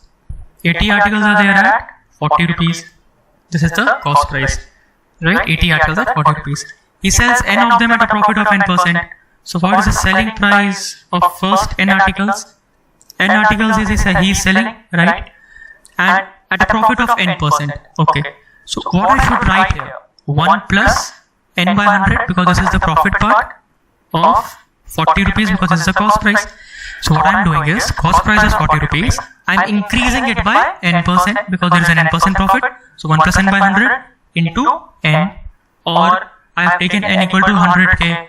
So just by substituting the value 100k into 1 plus k into 40, which is nothing but 4000k into 1 plus k. See, by taking this n equal to 100k, I'm not getting these fractions. So always make it a habit that whenever you're dealing with these percentages, always take it as 100k. You will never get any fractions, right? Okay. And what was selling price of remaining articles? So selling price of remaining articles will be, how many articles are remaining?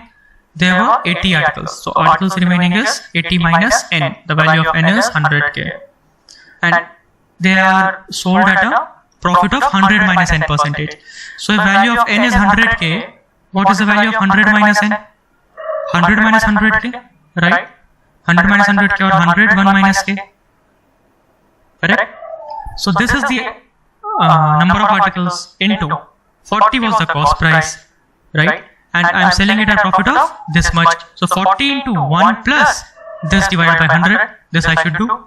This will divide. Simply if you increase, say I want to increase 20% in 40, then what you do? 40 into 1 plus 20 by 100, right?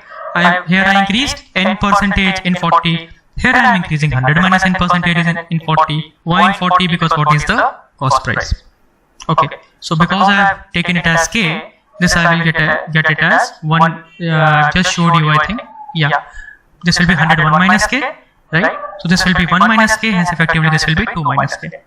Okay. So 2 minus k. So again, now taking 100 as common, what will you get here? 4000 into 2 minus k into 0.8 minus k. Right? I've just taken 100 as common.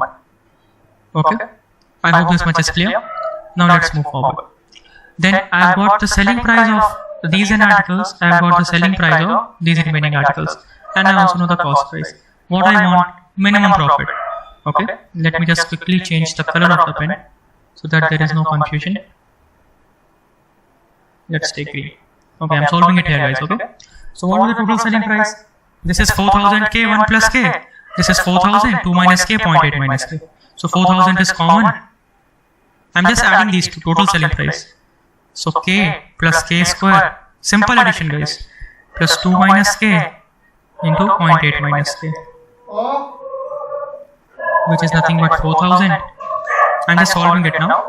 So k plus k square, just opening this bracket, 1.6 minus 2k minus 0.8k plus k square. This becomes 2k square minus 1.8k plus 1.6. Okay.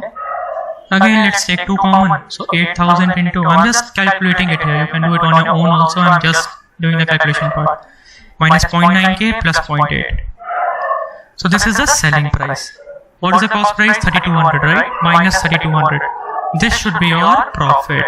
But in question what they are saying, what is the minimum profit? So how to do it? This is a quadratic equation, right? So how to solve this quadratic equation? Just convert it into whole square.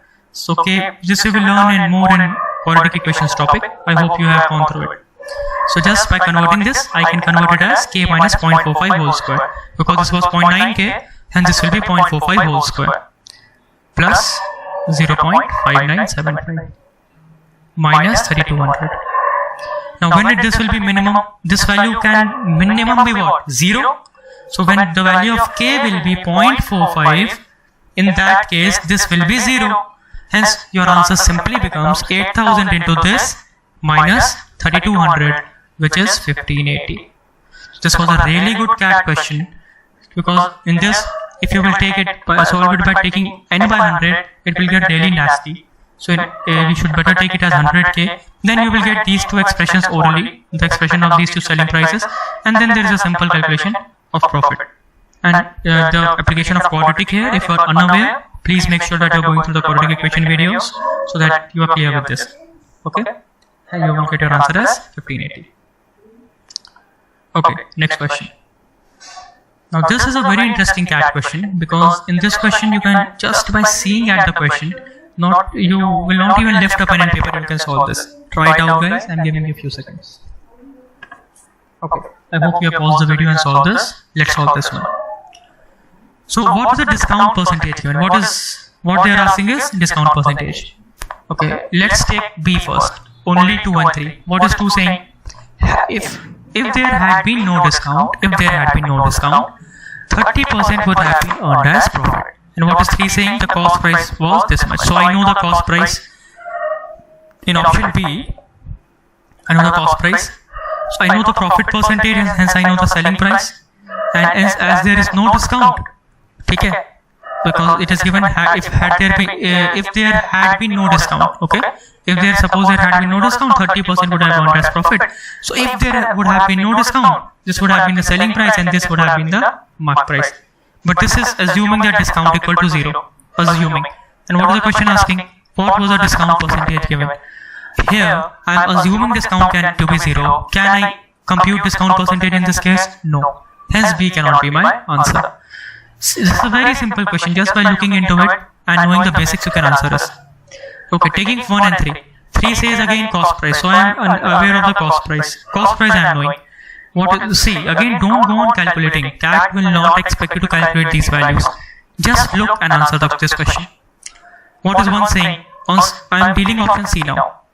On selling the table for rupees this much profit was earned. Okay, again I know profit percentage.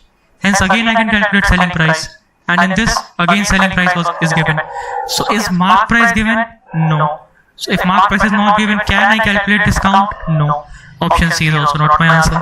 B is not my answer, C is not my answer. Any two of the above cannot be the answer. Let's check A. Only 1 and 2. So what is 1 saying? On selling table for this much. Okay. So I am knowing the selling price. Fine. This much profit was generated. Okay. Hence I am knowing the cost price. So I know selling price, I know cost price from option 1. Okay. What about 2? If there would have been no discount, 30% would have been earned as profit. Now see. Suppose there was, I know cost price, right?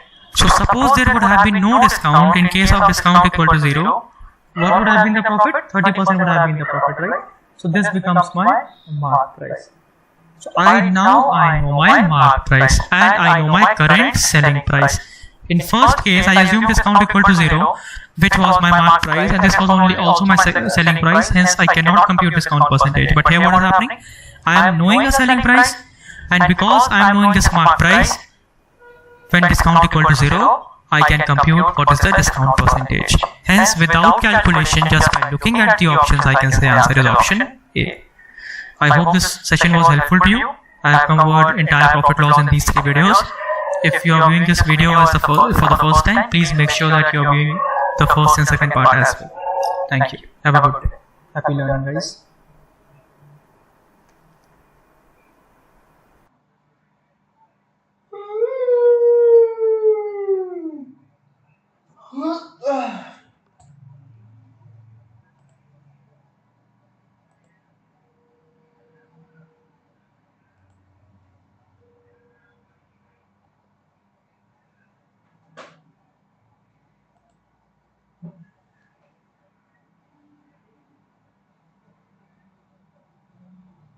Hello everyone, welcome to this session on SICI by me Krishna Vajoria in association with Cat King. So what topic we will see today is simple interest and compound interest. So I have always seen that students are facing problem on simple while they are solving questions on simple interest and compound interest. Why this problem is coming? Because you all guys are mugging formulas, and in today's session we will see how can you solve any question of SICI orally without formulas. I will tell you the formulas also, the formula part also will be covered, but after the session you will see that there is no need of these formulas.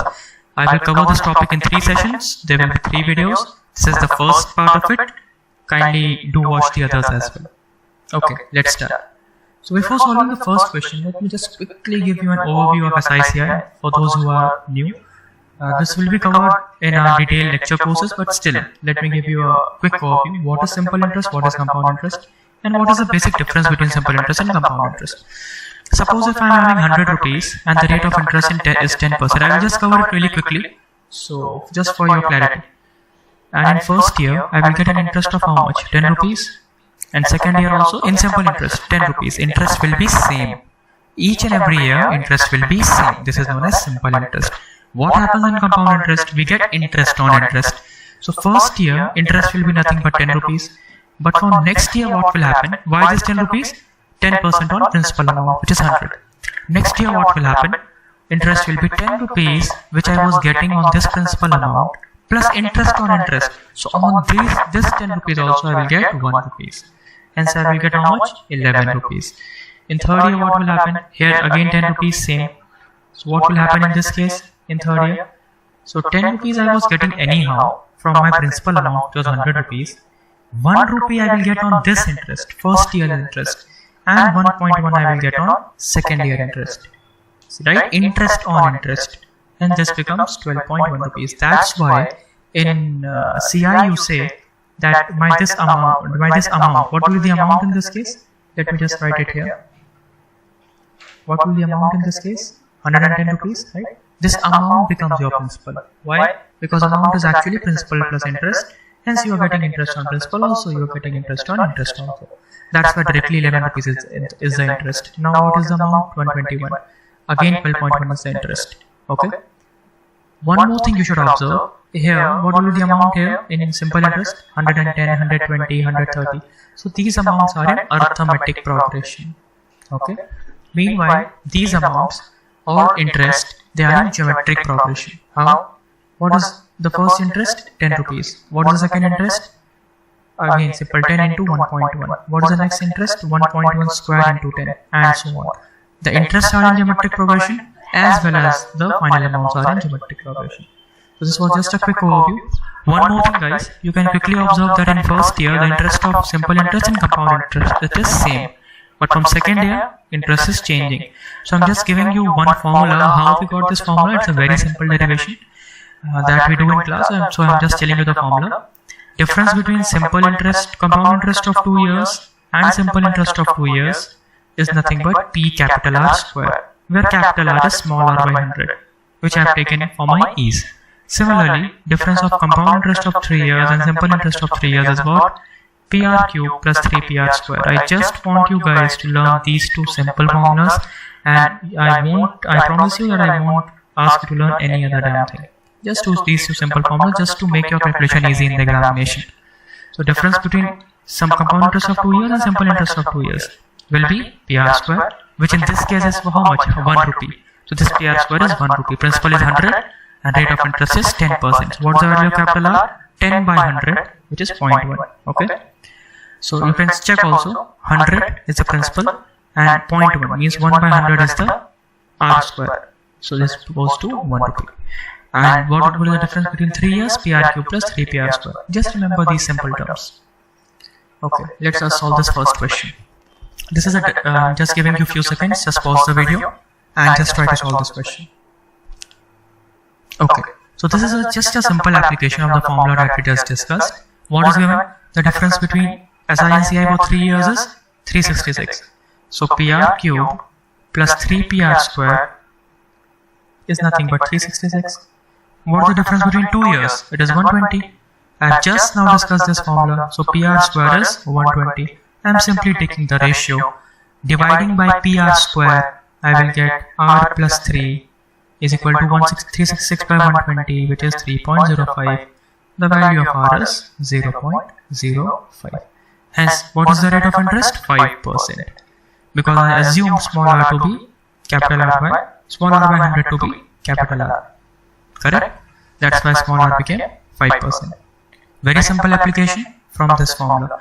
From now onward, whatever question we will solve, I want you guys to use an oral approach to that question and pen paper approach. We will solve the question by 2 approaches. I would prefer if you guys will follow this oral approach. That is the most important part. Next question. Again, I am giving you a few seconds. Pause the video and please try it on your own. And please try it orally, guys. Don't try to lift even a pen and a paper. Okay, let's solve. What's the question? Simple interest for 2 years is 80. Simple interest of 2 years is 80. Compound interest of 2 years is 88. Okay. How to solve this question orally first? Let's go to the very basic. What is simple interest? If for 2 years simple interest is 80, Then for first year also it was 40 and second year also it was 40, right? Because in 2 years it is 80 and simple interest remains same. Okay. Also one more thing I haven't discussed, which I believe that you guys know. What's the formula for simple interest? PRT by 100, right? Simple interest of 20 years, whereas R by 100 is capital R, so P into capital R into T.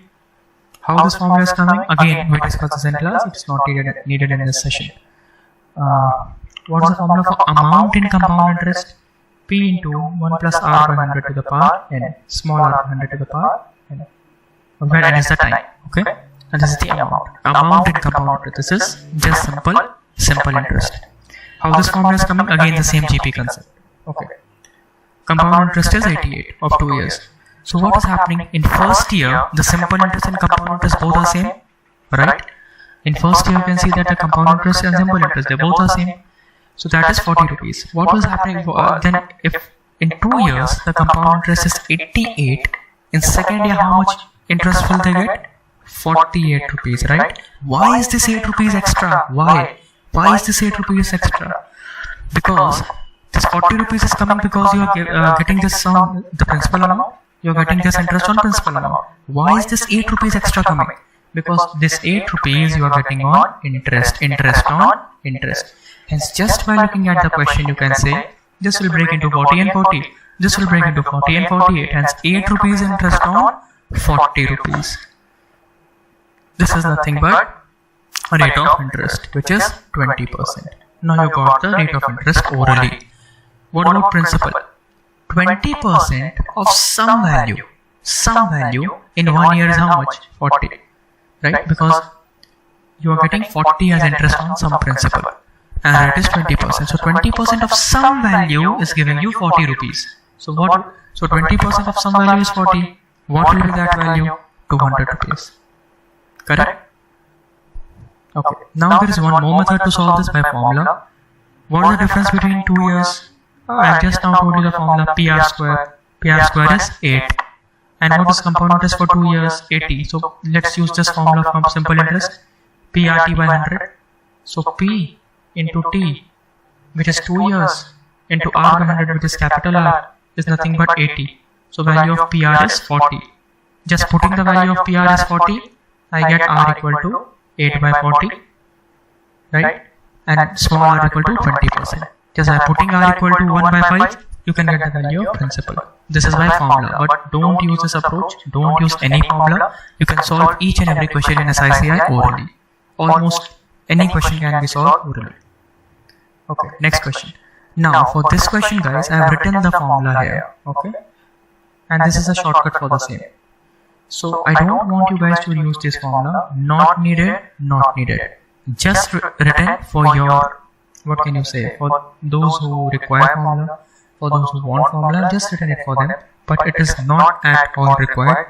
Please avoid using formulas. We will just solve it orally within seconds. Please try it out. Okay, let's solve. So interest being compounded annually amounts to 6,000. This is compound interest, right? 6,000 in 2 years and 7,200 in 3 years. So you are getting how much extra? You are getting 1,200 extra. This is compound interest. You are getting 1,200 extra. So you are getting this 1,200 extra because of what? On what? On the 6,000 rupees. Hence 1,200 on 6,000 into 100. This is orally your answer is 20%. I told you that in compound interest, see, we are not discussing concepts in great detail because that we cover in class. That's why I'm just solving the question. I'm using few concepts from the class, and I really believe that you are clear with these concepts. If not, then you can ping me for the same. Okay. So why we are doing this? Because I've just now told you by that 100 rupees example. If 100 is principal, 10% interest, 110. Again, this can become my new principal. Again, 10% interest, 121, right? And so on. So 6,000 became my principal in this case, okay? And 1,200 is the interest that I am getting. So 1,200 is the interest that I am getting on what amount? On 6,000 rupees, right? And the answer is directly 20%. So I got my rate of 20%. Now again, this is compound interest, so I can use a formula P into 1 plus R by 100 to the power 2 is nothing but 6000. Because amount in 2 years is 6000 in compound interest. Simple formula. Either you can use this formula or you can use a 100k method. Now this is a really interesting method that I have used in almost all the arithmetic topics. So let me say that the principal is 100k. Right? If principal is 100k, rate of interest is 20%, what will be the amount after 1 year? 120k. What will be the amount after 2 years? Again 20% increase on this. Like I did here, 100, 110, 121. So 20% increase first. Again 20% increase first. So 144k. What is the value of 144k? Which is 6000. The value of k is 41.67. Hence your answer is 4167.7. You can either use this formula directly or you can take principal as 100k and solve. The important thing is establishing this relation. The basics should be clear of this topic, and if it is not clear, kindly revisit your concepts of SICI. That is why we are solving these questions, and that is why I am teaching you oral approach to SICI. No lifting of pen and paper. Just the basics need to be clear, nothing else. Okay, and this is a shortcut. The formula was the same, but it is not at all needed. You can just read it out. If amount of money goes up to x in t years and y in t plus 1 years in compound interest, so this much in t years, this much in t plus 1 years, then what will be the case? Okay, what will the rate of interest and what will the principal? There are formulas for this that I have mentioned. Not needed. Still, if you want, I provide them for you. Next question. Again, we will solve this question orally. Each and every question, as I just told you, can be solved orally, guys. Please try it out. Okay. So in this question, what is happening? The money is in compound interest. So, and it is tripling in 3 years. So from P, it is becoming 3P. In how many years? 7 years. I have already told you, or I can just show you here also. 100, right? From 100 it became 110. Again from 110 it became 121. 133.3 and so on, right? So what is happening here? This is in geometric progression. I have already told you. So if in 7 years it is becoming 3 times, then by using the basic concept of SICI, what will happen in another 7 years? It will again become 3 times. Correct? If in 7 years it is becoming 3 times, in another 7 years it will again become 3 times. Why? Because again, look at the 100 example. What is happening? 100 into 1.1. This is 100 into 1.1 square. Next, 100 into 1.1 cube, and so on. So a same factor is being multiplied. So in 7 years this is becoming 3 times. In next 7 years it will again become 3 times. In next 7 years it will again become 3 times. So how much time is required? 21 years, which is your answer. Just by looking at the question and just by remembering these basic concepts, please guys, I just want one thing from you on this topic, to just make your basic concepts clear. That's it, nothing else. Okay, and then you can solve any question as ICI only. Fine, answer is 21 years. If I want to solve this using formulas, let's use the formula amount equal to P into 1 plus R to 100 to the power n. What is the amount? 3P, right? 3 times in 7 years. P into 1 plus capital R to the power 7. And what is given? 27 times. So PP cancel, so 3 equal to. 27 equal to, again PP cancel, 1 plus R to the power something, which is x. Now this, if I will cube this equation, I will get this equation, right? So just on cubing this, I will get 27 equal to 1 plus R to the power 21, value of x is 21. I don't want you guys to use any formula, just use the basic concept approach, that's it. Okay, one more question. Again I provide a formula for the same, not needed. You can solve this question by this formula, but how much formula you will remember? When you will go on the D day, that is on the CAT examination day, will you remember these formulas? No, not at all. You will be stressed out if you will try to remember these formulas. That's why only go with the basics. Okay, only use the basic concepts. So what's the question? If sum becomes 16 times in 2 years, okay, so sum will become 16 times. So 16p amount is equal to P into 1 plus R ka square. P cancel. What is the value of 1 plus R ka square? That is 16. Hence 1 plus R is 4, R is 3. Answer is 300%. Such an easy question, guys. I've just used amount equal to P into 1 plus R by 100 to the power n. No uses of any formulas, but just for your sake I've written it here. If a certain cell becomes x times of itself in t years, like here it is becoming 16 times of itself in 2 years, so this value will be 16, this will be 1 by 2, answer will be 300%. You can use this formula or you can use the simple concept amount equal to P into 1 plus R to the power n. That's it. Okay, that's it for this video guys. I'll see you in the next video of SICI part 2. Thank you.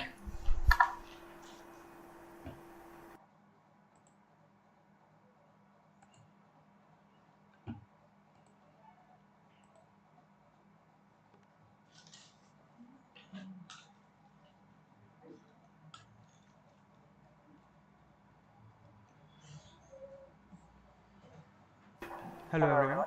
Welcome to this session on SICI. This is the second part of the video. So if you haven't seen the first part, kindly do have a look on it. So we have seen in SICI that we are solving questions orally without using any formulas whatsoever. I am telling you the formulas, but they are practically not needed. So there is no use of getting into it guys. First question for today. Kindly solve it by yourself. Just pause the video and start it. Also there is a formula, but it is not needed. Don't try this. I have given you the formula if you need it, but I would really suggest not to use it. This is a very simple question again guys. A sum of money placed at compound interest double itself in 4 years. What is the formula of amount in compound interest? Amount is P into 1 plus capital R to the power n, right? It doubles itself. So 2 equal to 2P equal to P, PP cancel. 2 equal to 1 plus R to the power 4 it is given. How many years it will amount to? 16 times itself. Okay. So 16 times in how many years? In power n. Simply, if I raise to the power 4 on both the sides, I should get my answer, that is 16. You can see how easy the question is, and there is also a formula given for the same, which is not at all needed. If you want, you can try it out, but it's not needed at all. Very simple question, simple solution for it. Next question.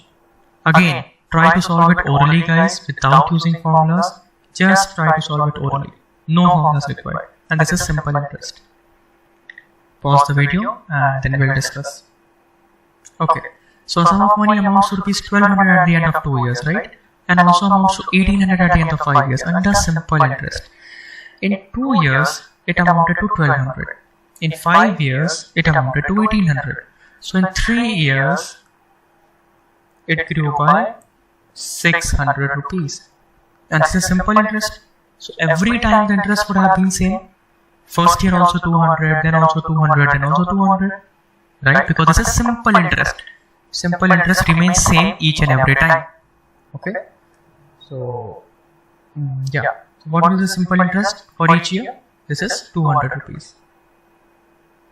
After 2 years, this becomes 1200 rupees. So if after 2 years it becomes 1200 rupees, in one, how much reduction would have happened?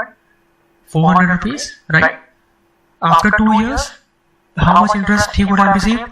He is receiving 200 rupees interest per year. So in 2 years, how much interest? 400 rupees interest, right? So if amount is 1200 after 2 years and interest is 400, what is the principal? Simple 800 rupees. Orally, just by looking at the question, I can say that interest every year is 200, and because after 2 years the amount is 1200 rupees, the principal would have been 800 rupees. Now, this is the principal, and what is the simple interest? 200 rupees. So 200 rupees interest I am getting on 800 rupees. This is your answer for rate of interest. Rate of interest is 25%, or you can also use a formula. Simple interest is how much? 200. Simple interest is what? P into R. I don't know R into T. I know time, which is 1 year, by 100. This is the one and the same thing. Okay. So by orally, just by looking at the question, you can solve this question. Let's look at the next question. See, you just have to be clear with the basics. That's all of SICI or any other topic in arithmetic, and you will solve CAT questions within seconds. And if there are a problem with the basics or the concept part of SICI, then you can ping me. Okay. Next question. Again, pause the video and try it out. Fine, let's discuss. What is the question given? Compound interest on a certain sum for the third and the fourth year, not 3 and 4 years. Let me just quickly take that 100 example. What is the interest for first year? 10 rupees. Okay, this is the first year interest. Okay, now what is the interest and what is the amount? Amount becomes 110. Next year what will happen? 11 rupees will be the interest and amount will become 121. Right? So total interest is 21, but that year, in that year you will save only 11 rupees interest. So this is the interest for second year. Similarly, interest for third year is what? 12.1 and so on. I have already explained you that in compound interest, the interest and amount both are in what? GP.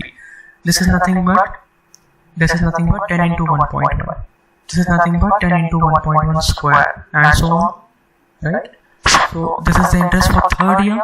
This is the interest for fourth year is this much, and because they are in GP, I can directly say that whatever the increase I am getting, what is the increase that I am getting?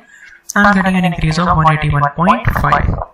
Why I am getting this extra? There should be some reason, right? Like here, why I am getting, what is the difference? 1 rupee is the difference in this case. What is the difference? 1 rupee is the difference. Why I am getting this 1 rupees extra? Because 1 rupee interest I am getting on 10 rupees. Right? That is why interest on interest. Here also you can check why I am getting 1.1 extra. What is the reason for this 1.1 extra? Because I am getting 1.1 extra on 11 rupees. Interest on interest, which I quickly explained it in the first video. Here I am getting extra how much? 181.5. So what should be the rate of interest? This much extra on what rupees? 1815 into 100. Answer is simply 10%. Just by using the basic knowledge of SICI, you can solve any question easily. Right? Let's have a look at the next question.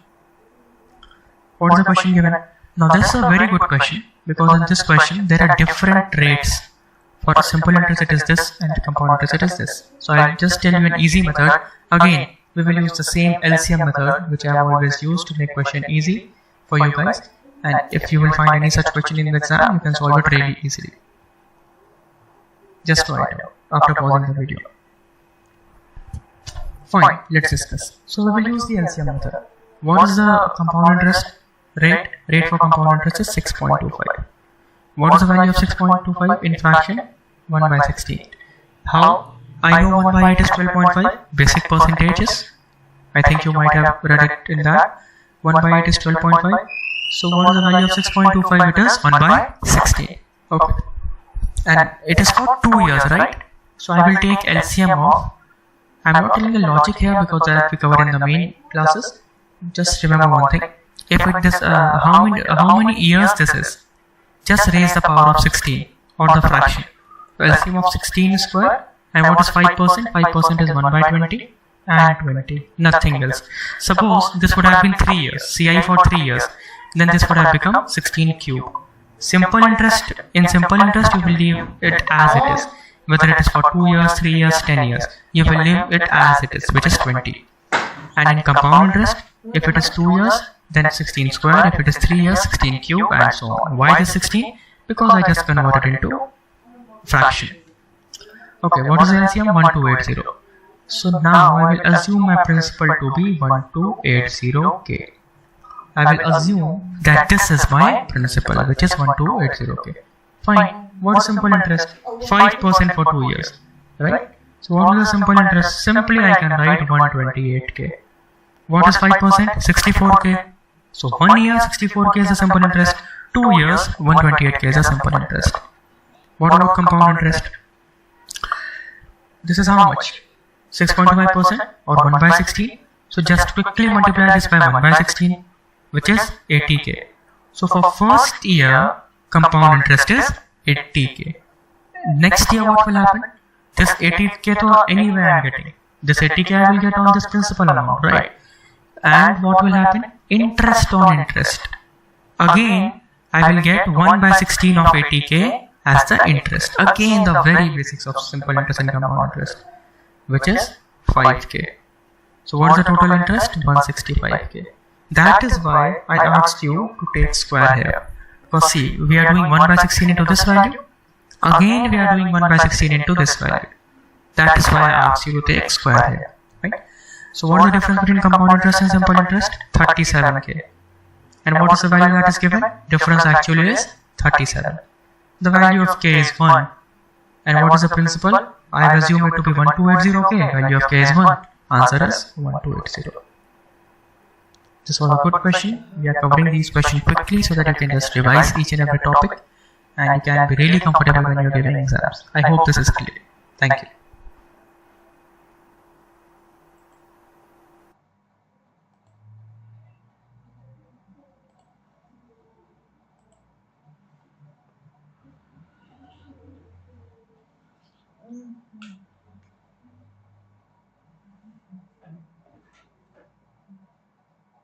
Just want to tell you one small formula.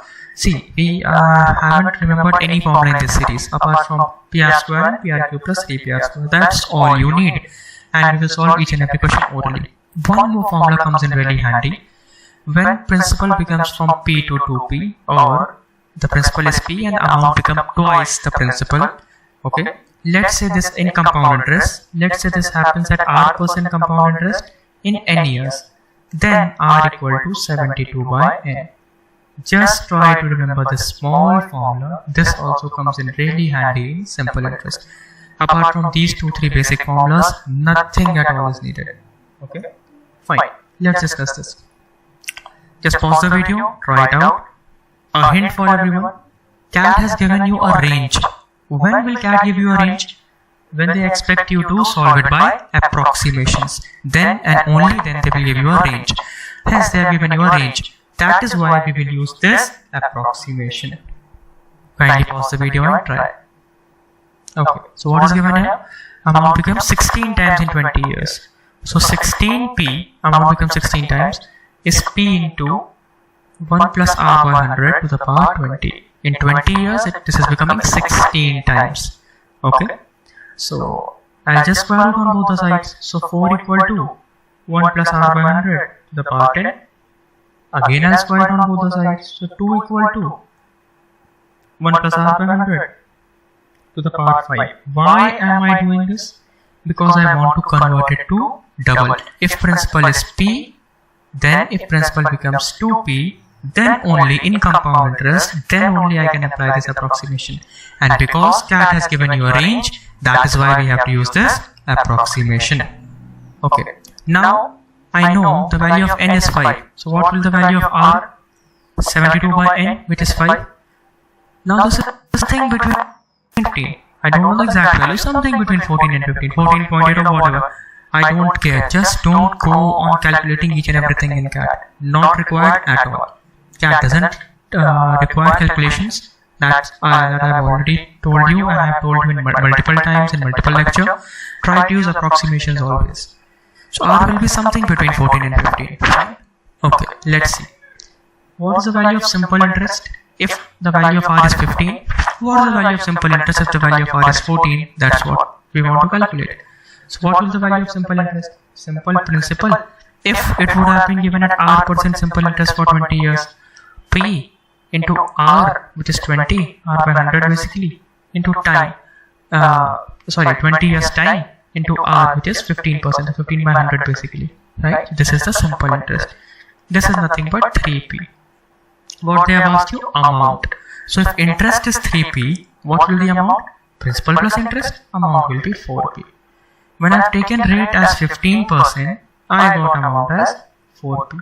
Now, when I will take rate as anything less than 15%, be it 14, be it 14.8, anything less than 14%, what will I get? I will get interest which is less amount of interest which is less than 3p and amount which is less than 4p. Hence, without further solving, I can say that the answer is D. That is how you approach questions in CAT, by using approximations. You can see just by using this R equal to 72 by n approach how easily I have solved this CAT question, and by using some basic approximations. Okay, next question. Again, this is a very good CAT question. Just use the 100k approach, guys. You will solve it really easily. Pause the video and just try it out. Okay, let's start. What's the question? The money taken, right? So let me assume that the money taken is 100k. Fine. So if money taken is 100k and he is charging how much interest? 50%. So first year 50k will be the interest. This becomes 150k. But he's also given 20% of the total capital as a bribe. Right? So minus 20%, 10% is 15k, 20% is 30k. This becomes 120k. Again next year this happens, 120k plus 60k. Why? Because 50% of this value is interest. 180k, again 20% as bribe, 20% is 36k. So 36k as bribe, which is bribe, this becomes 144k. Again 144k plus 72k, which is 50%, this is 216k. Again 21.6 into 2 as bribe, which is nothing but 43.2 as bribe, minus 43.2k. This becomes 172.8k. If you are clear with these very basics, till here you can solve it in hardly 10 to 20 seconds. No more time is required. What is the value of 172.8k? It is given that if in the beginning of 4th year, he has a capital of 25,000 to invest. So the value of 172.8k is nothing but 25,000. Right? And what they have asked me, how much bribe did he give at the end of 2nd year? So how much bribe is he giving? 36k. Again, please guys, don't do calculations. I have told you multiple times, CAT is not expecting you to do calculations. So how to calculate this? 36k equal to what? 36 into 25,000 upon 172.8. Right? Now, what is 36 into 5? It is 180, right? So this should be something less than 5. Be it 4.8, 4.9, whatever, I don't care. Something less than 5. Right? If this would have been 5, answer would have been 5,000. But this is something less than 5 and answer is something more than 5,000, which is 5200, option B. Again, this is how you should have used approximations in CAT. Again, lengthy calculations were not at all required. This is how smartly you use 100k method. This is how smartly you use approximations and do calculations in CAT. Please follow these questions, guys, and do follow these approaches in CAT for easy calculations. Let's move to the next question. Okay. What if compounding is done half yearly or once in every 3 months or something like that? What will happen then?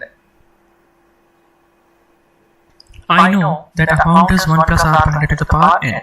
If compounding is done say half yearly, what will happen? First, I will also tell you the concept of this, but what will happen in this case? Rate is for 12 months, for 1 year. For 1 year, the rate of interest is 40%. For 6 months, what will the rate of interest? Simple, 20%, right? 12 months it is 40%, 6 months it will be 20%, very simple, right? So I can directly say amount is, principal is 2000 into 1 plus, what is the rate? 20% is the rate. Because now compounding is done every 6 months, half yearly. In 1 year, how many times compounding will be done? 2 times. First on 6 months and then again on 6 months. Hence 2 times. So this becomes a simple formula. Whenever you are having this type of questions, just divide rate by the number of times in a year this thing is happening and multiply n by the same thing. So it is happening 2 times, divided rate by 2, multiplied n by 2. Minus 2000 because interest is asked, this will give your answer, which is 880. Or let's have a look at the basics of it. Principal was 2000. For 6 months rate was how much? 20%. What is 20%? 400 rupees. Now again in next 6 months what will happen? Again rate is 20%, right? So 400 with the very basics of CISI, 400 to I am anyway getting on this 2000. I will also get 20% more, which is 80 rupees on this 400. Hence I will get 480 here. 480 plus 400 is 880. This concluded your first part. Regarding the second part, again you can also break it like this, like I have just broken. Now that is your thing to do. Fine. You will get 200, then next year 200 plus 20, 220, and so on. Or you can directly use this formula. Amount is equal to 2000 into 1 plus. Amount once in every 3 months. So in 1 year it is happening how many times? 4 times, right? So I will divide rate by 4. Rate was 40% for 12 months. Right? For 3 months, what is the rate? 10%. So this becomes the rate. How much time it was happening? 4. So simply divide 40 by 4 and multiply this by 4 because it is asked for 1 year. Again, this will give you amount, and minus 2000 will give you interest, which is nothing but 928 is your answer. Suppose instead of 1 year, this would have been 3 years. Then what? If this would have been 3 years, then this would have remained the same. Rate of interest would have remained the same, because in 12 months it is 40%. For 3 months it is 10%, obviously, and this would have changed to 12, because this is actually how many times we are compounding. So in 1 year I am compounding 4 times. In 3 years I am compounding 12 times. This would have become 12. I hope this is clear. Let's move to the next question. Now this is a question of installment, guys. Just try it out. Very easy question. We won't use any formulas. We will solve it by very basic. Just pause the video and try it out. Okay, let's see. What is the principal given? 25, 1000. That Deepak borrowed. What will be the amount after 1 year? Because 10% is the interest, so amount will be 1.1 into 21,000. Simple, 10% increase. This is 23,100. He gave an installment of how much? X rupees. So he gave X rupees, right? Deepak borrowed 21,000 from me and he gave X rupees to me. So what will the new principal? Because this is compound interest. In compound interest, my principal changes, right? Why it changes? Because there is interest on interest. So what will the new principal? 23,100 minus X rupees.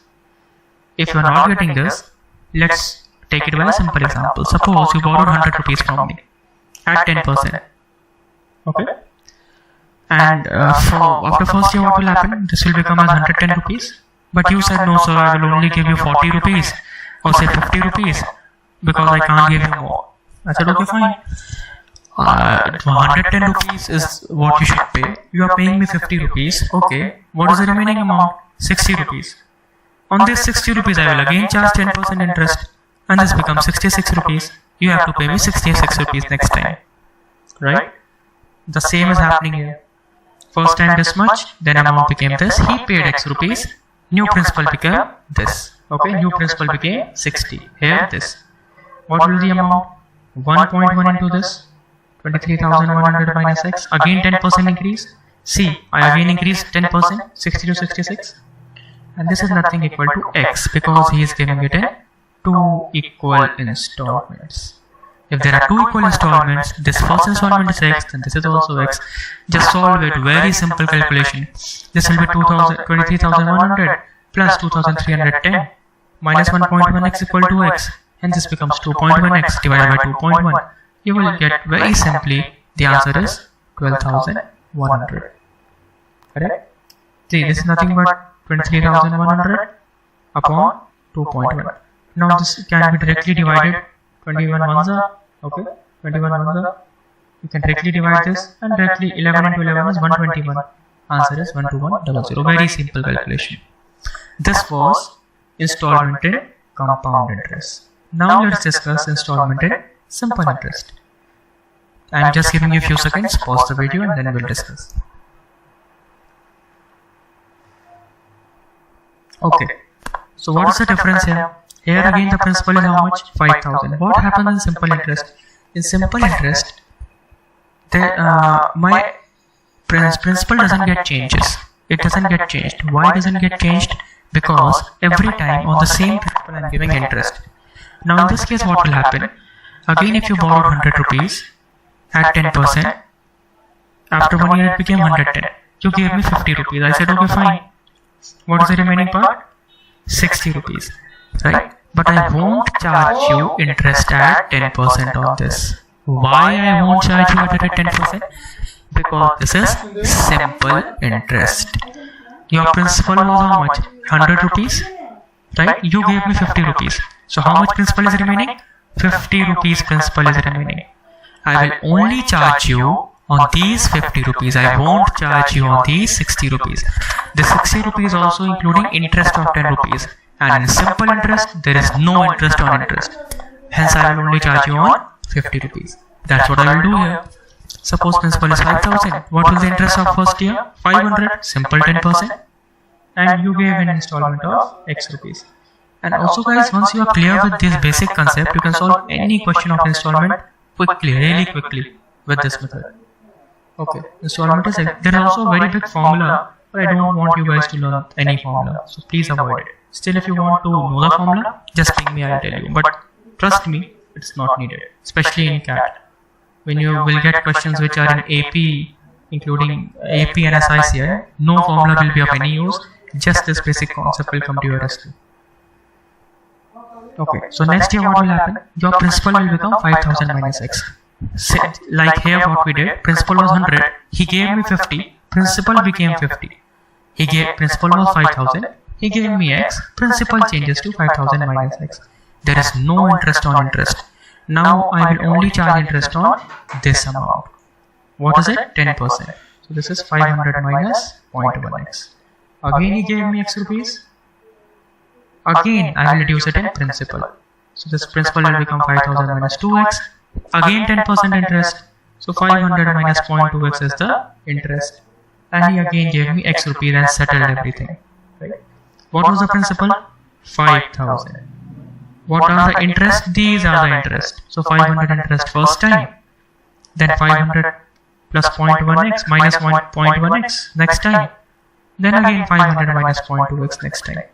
Principal plus complete interest. And how much he gave me? 3x. X plus x plus x equal to 3x.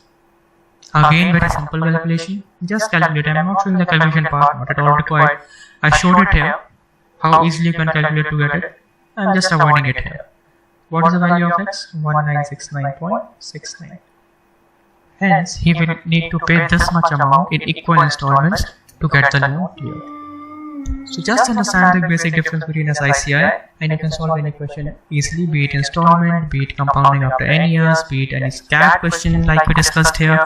Any question can be solved really easily, guys.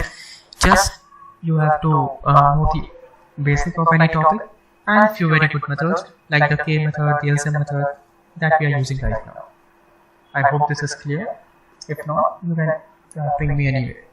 But you can also see that here in this question, I just reduce in principle just by using this simple example of 100 rupees. Thank you and all the best, guys.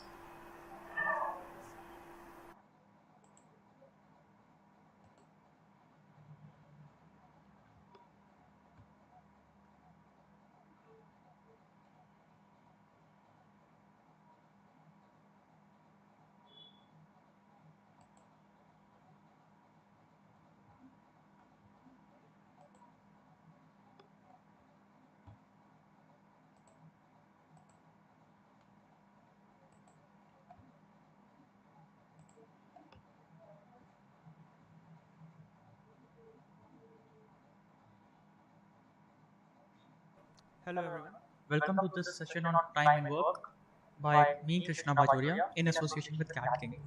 So we have witnessed few sessions on Arthematic and you have seen how easily we are solving each and every question of any other topic by using simply K method or LCM approach. In time and work also, we will use the same LCM method and you will see how we can solve any question really easily.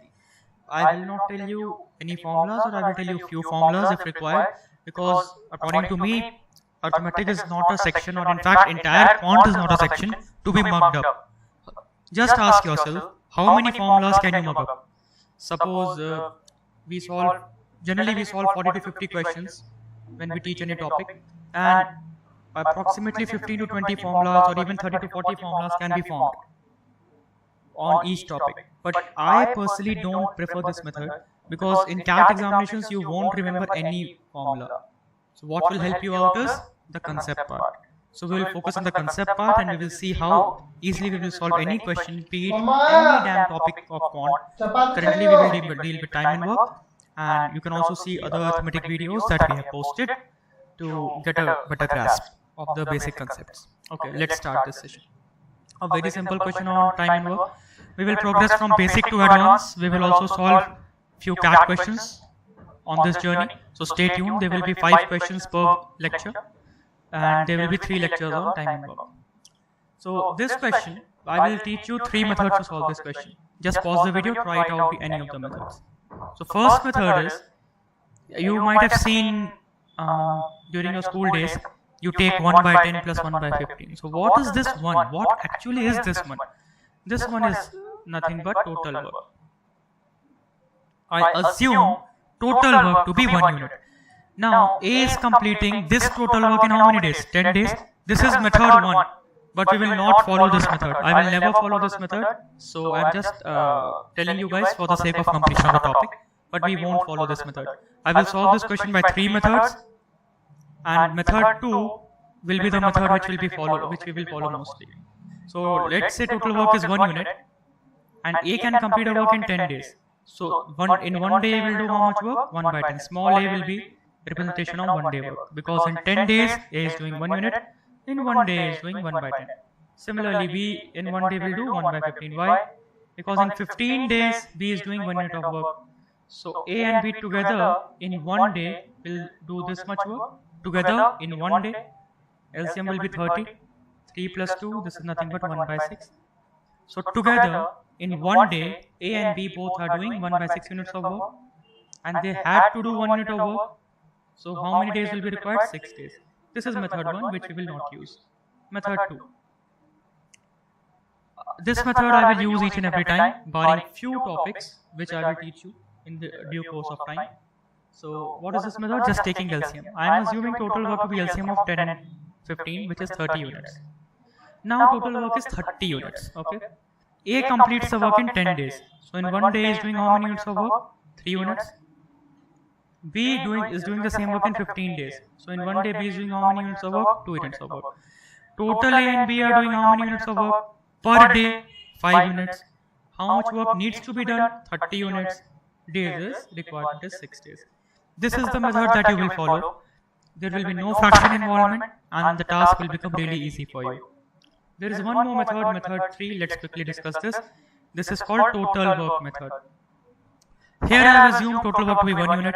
Here I assume it to be 30 units. Now I won't assume any total work here. Let A do A units of work per day, B do B units of work per day. In 10 days will do how much? 10A. In 15 days B will do how much? 15B. They are doing same work, which I assume 1 and 30. So this should be equal. Now when they are together, they will do A plus B units of work per day. Right? And let's say they work for X days. This X should be my answer. So from this first 2, I can say what is the ratio of A by B? This is nothing but 3 by 2. Okay. Now I can choose any one of them. What is the value of X? Let's choose this one. So 10A upon A plus B. Right. Dividing by A on both the sides, which is 10 upon 1 plus B by A. What is the value of B by A? 2 by 3. Again you will get the same answer as 6 days. So these are the 3 methods. I will use method 2 mostly. In some cases I might use method 3. I will tell you explicitly when to use method 3. Okay, let's start. So second question for the day. Just pause the video and try it out, guys. Okay, let's discuss this. What's the question? A can complete the work in 10 days. B in 15 days if they work by usual efficiency. But what is happening? A works at 1 by 3rd of his usual efficiency. What is efficiency? Again, I will not deal with any formulas. Suppose I can eat at max, if I am 100% efficient, suppose I can eat 10 mangoes. Let's say, if I am 100% efficient, I am working at my maximum capacity, I can eat, let's say, 10 mangoes. I am saying that I am 50% efficient. Then how many mangoes will I eat? 5 mangoes. As simple as that. So if a person is working at 1 by 3rd of his usual efficiency, he is working at 1 by 3rd and he is working at half. What is the meaning of it? Again I will use method 2, LCM method. So again total work equal to LCM of 15 and 10, which is 30 units.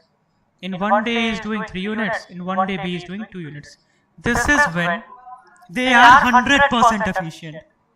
This is when they are 100% efficient. Okay? But here they are not 100% efficient. Their efficiency is 1 by 3rd. Hence, if it were 100% efficient, this was doing 3 units. Efficiency is 1 by 3rd. Hence, this is doing 1 unit of work. Okay? 100% efficiency, 2 units. efficiency goes down to half. This is doing 1 unit of work per day. So this is the simple meaning of efficiency, no formulas required. This is as simple as that. Fine.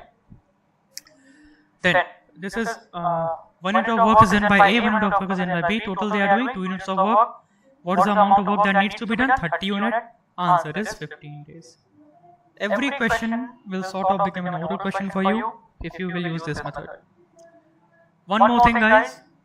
We can also say that if this is 10 days and efficiency is 1/3, A will take 30 days now. By same logic, because 1 day work reduces by 1/3, so number of days will increase by 3 times. Here number of days will increase by 2 times, which is again 30 days. So A can do a piece of work in 30 days, B in 30 days, total they will take 15 days. Again LCM is 30, 1 plus 1, 2.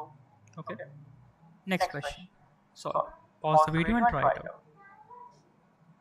Again in this question what I will do? Again I will assume total work to be LCM. Now for LCM, what is the purpose of LCM, guys? Just to avoid fractions. That is the purpose. Okay. So I can take any number. I'll take 12, 9, 5, any number I can take as per my comfort. I should ideally take most of the prime numbers that are present. So this includes 3 square. So 3 is a prime here. Here 2 and 3 both are prime. Here 5 is a prime here. So I should include these numbers. Okay. The concept remains the same. No fraction involvement. So let me assume total work to be 180 units. A and B working together can complete a work in 12 days. So in 12 days they are doing 180 units of work. So in 1 day they are doing how much work? 15 units of work. Right? Because in 12 days they are doing 180 units of work. So in 1 day they are doing 15 units of work. Now both of them work together for 9 days. Together per day they are doing 15 units of work and they work together for 9 days. So in 9 days how much work would have been done? 15 into 9, which is 135 units. This much work is done. What is the remaining work? 180 units of work was supposed to do, 135 is already done, remaining is 45 units. And who is doing this? This is done by A in another 5 days. So 45 units is done by A in 5 days. A in 1 day is doing A units, in 5 days, 5A. Value of small a is 9. And what is the value of small b, which is 6? Number of days alone that B would take to complete the work. How much work needs to be done? 180 units. Per day B is doing how much work? 6 units. So how many days will be required? 30 days. Just by using method 2, I can solve any question like this orally or really easily. Next question. Again, pause the video, use LCM method and enjoy. Fine. So again I will take the LCM of 24, 40 and 30. There are many ways to take the LCM. One way is 40, choose the highest number and keep on multiplying it. 40, 40 into 80. No, 80 cannot be the LCM. 120, yes, it is divisible by both of these. 120 is the LCM. So let me take total work to be 120 units. Now A and B together can complete a work in 24 days. So in 24 days how much work they are doing? 120 units. What's the value of small a plus b? 120 by 24, which is 5. They are doing 5 units together daily. Similarly, B and C 40 days has 3 units and A plus C 30 days, which is 4 units. I want to take out A, B and C. How to quickly solve this equation? Just add all these. You will get 2A plus 2B plus 2C equal to 12. Hence A plus B plus C equal to 6. What is the value of A plus B? 5. What will the value of C? 1. A plus B? 5. Now B plus C is 3. So what is the value of A? 3. A plus C is 4. What is the value of B? 2.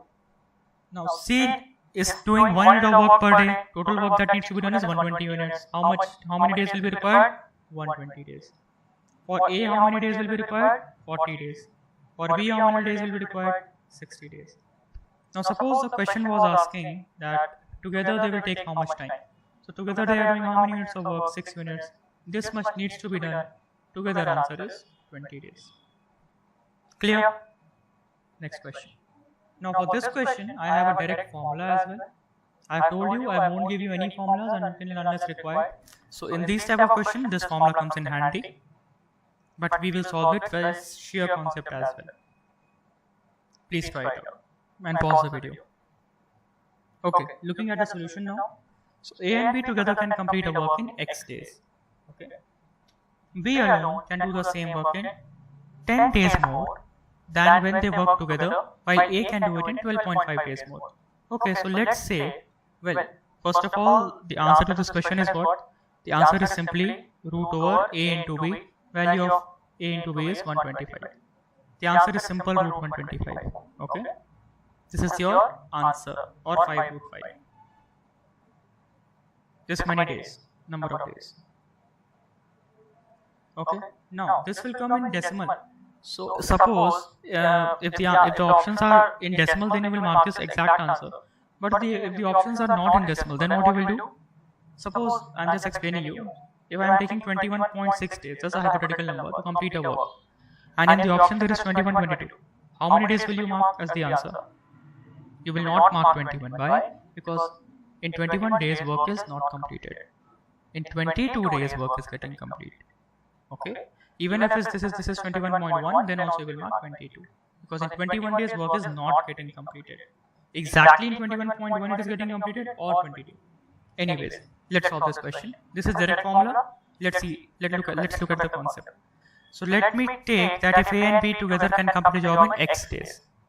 So B will take how much time? 10 days more than working together, X plus 10. A will take 12.5 days more, so X plus 12.5. Again, this question is similar. If A is taking 10 days, B is taking 15 days. What are we supposed to do? Take LCM, right? So what will the LCM of these algebraic quantities? Simply X plus 10 into X plus 12.5. This is the LCM, right? So what will the value of small a, which is 1 day work of A? This divided by X plus 12.5, it is X plus 10.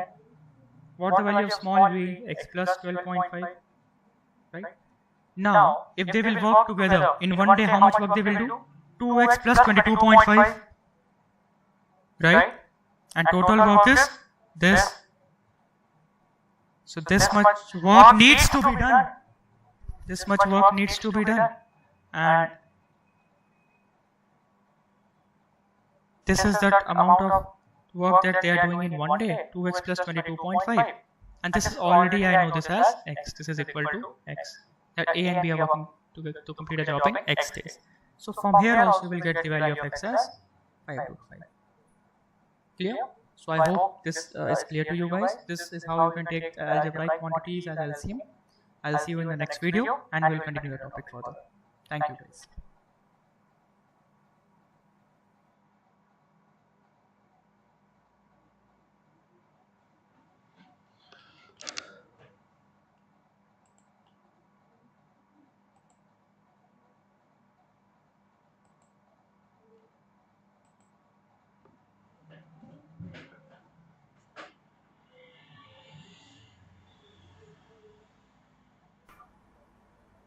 Hi guys, welcome to this session in association with Cat King. This is me, Krishna Vajoria.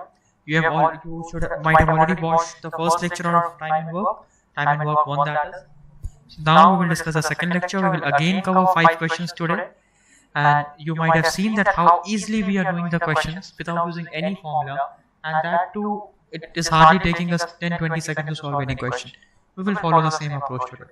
Let's start with the first question. Just pause your video. Use the same approach that we discussed and you will solve this question. Okay, I hope you have tried this. Let's solve this. What's the question? A and B can do a piece of work in 10 days and 20 days respectively. If they work on alternate days, find the least number of days in which work can be completed. Fine. Again, let me take total work as the LCM. So let me take total work equal to 20 units. A is doing 1 unit of work per day. A is doing 2 units of work per day. B is doing 1 unit of work per day. Now, it is not given who is starting the work. Okay. Let me assume that it's in case 1, A is starting the work. A is starting the work. So what actually is happening? They are working on alternate days. So on first day A is working, then B, then A, then B, then A, B, and so on. Something like this, right? Again AB, again AB. It will be something like this, right? I'm just writing it down for your convenience. Then AB and so on. Okay. Now, fine. Okay. Suppose this is a very small number as of now, 20 that I have taken. So I can also add these directly. I'll tell you a very good method if the number is very large. What should be the answer right now? 2 plus 1 3, plus 2 5, 6, 7, 8, 9, 9 plus 1 10, 12, 13, 14, 15, 16, 17, 18. Then again 2 units. That goes to 20. Hence answer is 13 days if A starts the work. But how to do this without using this lengthy calculation? Now forget all of these, okay? Can I say that on every 2 days 3 unit work is being done? Every 2 days, how much work is being done? 3 units. I can say that because they are working on alternate days. And so every 2 days, how much work needs to be done? 3 unit work needs to be done. Okay. What's the total work that they should do? 20 units. So 20 divided by 3 is what? 6 times, right? So I will get this these pairs of 3 and 3 6 times. Yeah, I will get these pairs 6 times. As you can see, 1, 2, 3, 4, 5, 6 pairs. These are the 6 pairs. Okay. I have simply said that on every 2 days the work that is being done is 3 units. The work that needs to be done is 20 units. Hence 6 pairs will be formed. So 6 pairs means 6 into 2, which is 12 days. As you can also see here, 1, 2, 3, 4, 5, 6, 7, 8, 9, 10, 11, 12 days, right? Now, after 12 days, okay, how much work is being done? On every 2 days I am doing 3 units of work. This much has been elapsed. So 18 units work is completed. How much work is remaining? 2 units work is remaining. And who will start? A is starting, right? A, B, A, B, A, B. Who is starting? A is starting. A will do how much work? 2 units of work. So only 1 day will be required. That is 13 days. I hope you got this. Because if wherever there is a question of this alternate days, we will always follow this approach. We will take 2 days work and let's just divide the total work by 2 days work. The reason is very simple, that on every 2 days 3 days work is being done. So I want to get to the nearest the nearest decimal number, decimal representation. Now suppose B is starting that what will happen? Then 1 plus 2, 1 plus 2, 1 plus 2 and so on. Again on every 2 days 3 units of work, right? So in 12 days again how much work? 18 units of work, right? This is same. What will happen? On the 13th day, now B will come and he will do 1 unit of work only. So on the 13th day, 13 days passed, how much work done? 19 units. Still 1 unit of work needs to be done. And who will come now? A will come. So he will do 2 units in 1 day. So 1 unit in how many days? 0.5 days. So in 13.5 days work will be completed. Question is, find the least number of days. Answer is 13 days. 13 days is your answer. So just get used to this approach. Again, see, we have used the LCM method only, which I have told you already that it will be very useful. Next question. Please pause the video and try it on. Okay. So let's try this out. A and B together can complete a work in how many days? 12 days. B and C together can do the work in how many days? 16 days. Right? Again, I will use the same approach. What is the LCM? 48. So let total work equal to 48 units. After A has worked on it for 5 days and B for 7 days. So let's say A is doing small unit of work 1 per day and B is doing small B unit of work. So A has worked on it for 5 days. How much work done? 5 A done. B worked for 7 days. How much work done? 7 B1. This much work is completed. What is the remaining work? 48 was total work minus this much work that is being completed. Now this remaining work was finished by C in how many days? 13 days. This is equal to 13C. Now it's very simple calculation. How to calculate it simply? Look here. See, A plus B together in 12 days, right? So what's the value of small a plus b? 4 units. We have seen this multiple times. 48 units of work needs to be done in 12 days. Small a plus b is 4. Small b plus c is 3. So I can directly say this is 5a plus 5b plus 2b. I am just, because I know the value of a plus b, so I can quickly write this as 5a plus 5b. This is just calculation part, guys. It's up to you how you want to do it. I am just telling you how to do it much easily. So what is the value of a? Taking 5 common, what is the value of a plus b? 4. So this is minus 20. right? Minus 2b equal to 3c, 13c. So 28 equal to 13c plus 2b. Again, I can write it as 11c plus 2c plus 2b. Again 2 common, c plus b equal to 28. What is the value of c plus b? 3. So what is the value of 11c? 6. Hence 22. The value of c is 2. So how many days will c complete the work? Total work is 48 units. Per day c is doing 2 units of work. Time required is 24 days. This is how you should calculate it easily in time and work. Avoid lengthy calculation each and every time. I have always told you that in CAT, no one is expecting you to do hefty calculations. Next question. Now this is a CAT question and I want you to solve this question. Now you can solve this question with ease. Use the same LCM method, guys. Solve. Okay, let's see this question. Now A and B together can finish a task in 12 days. Okay. A and B together take 12 days. If A worked half as efficiently as he usually does. Remember, we have covered a topic on, we have covered a question on efficiency. And B works thrice as efficiently, fine. So earlier, if A and B were doing 1 unit work per day, now A is doing how much unit of work? Half as efficient, A by 2 units of work, and B is doing 3B units of work. Okay. The task gets completed in 9 days. Okay, fine. So how long? Again, let me take total work to be LCM of 12 and 9. Let me take it to be 36 units. So what will be A plus B? Because A plus B together can complete a work in 12 days. In 12 days, 36 units. A plus B is 3 units. Right? I hope this is clear. Now what is given? If A worked half as efficiently and B worked thrice as efficiently, the task gets completed in 9 days. So in 9 days, how much work? 36 units of work. The value of this is 4 units. Simply solve this. Because what is asked? How long would A take? You can get the value of small a from here.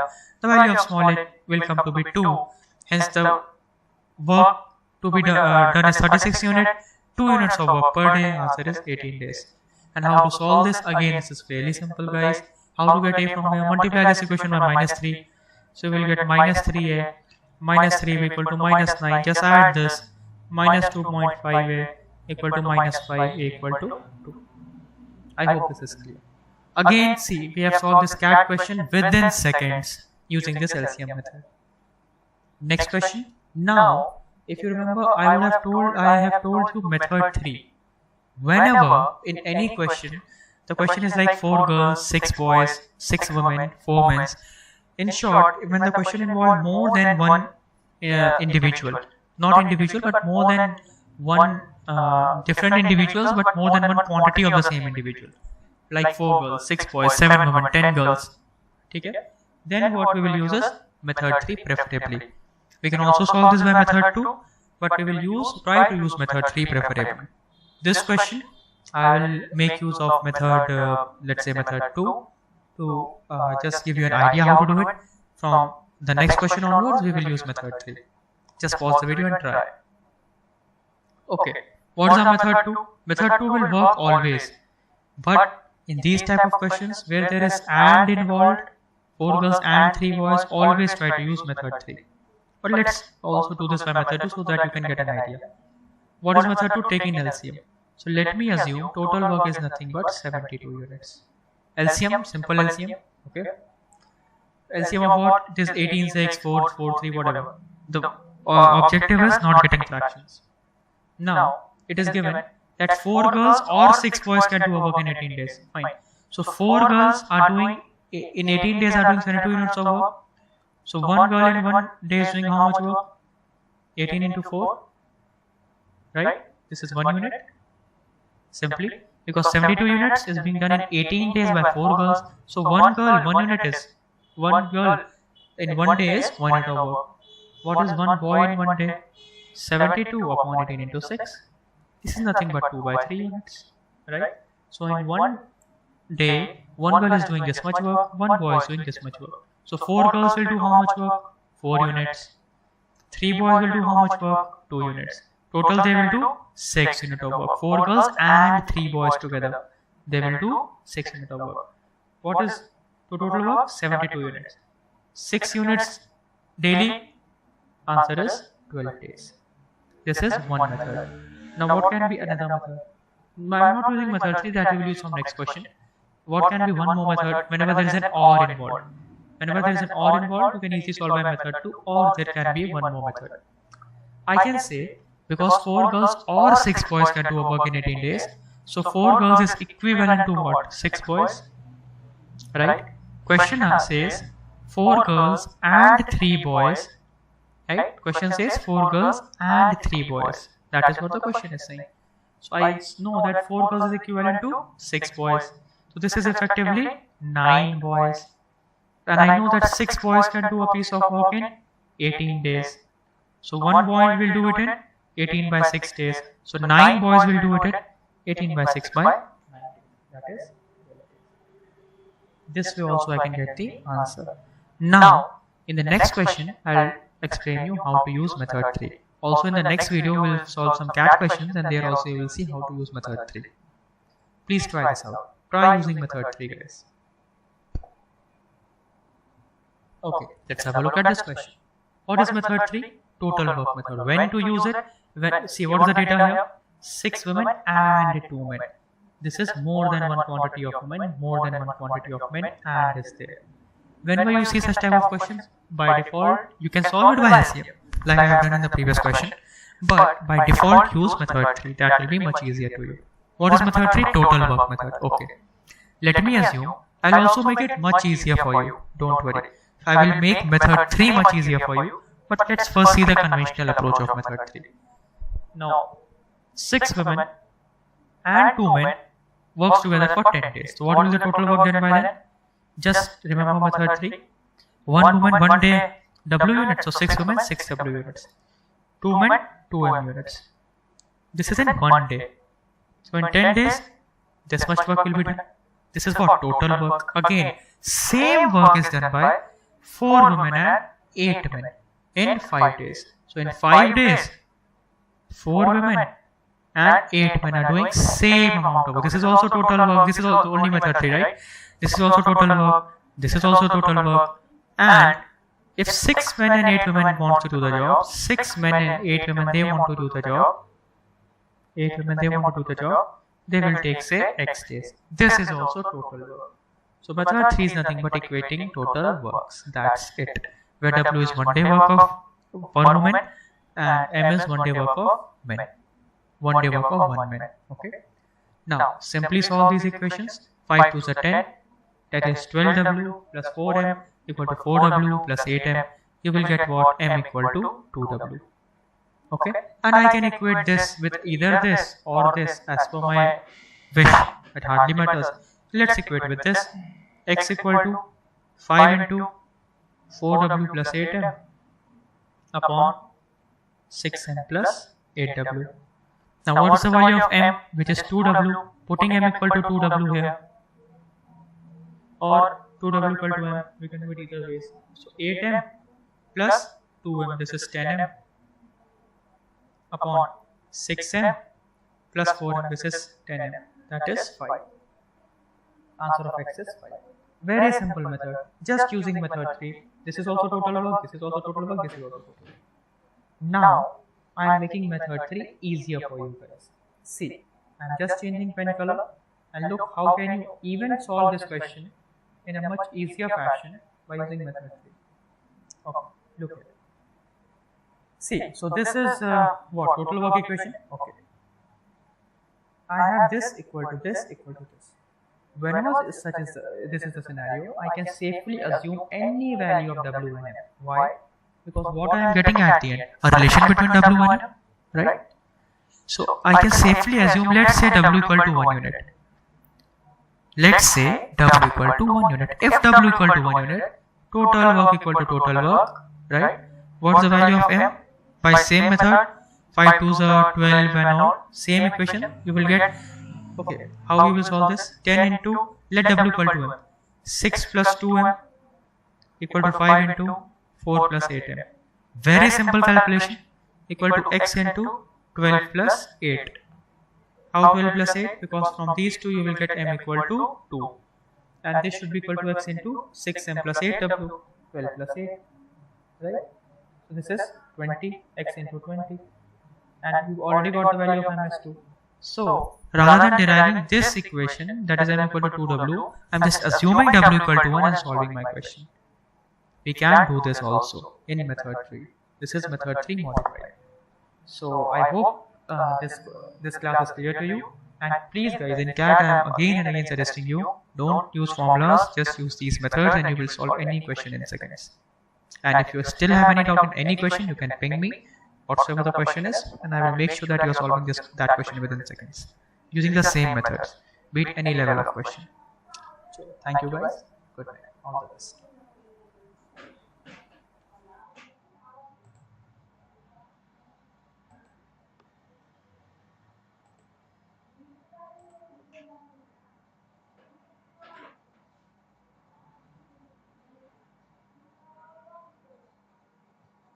Hello everyone, welcome to this session by me Krishna Bajoria in association with CAT.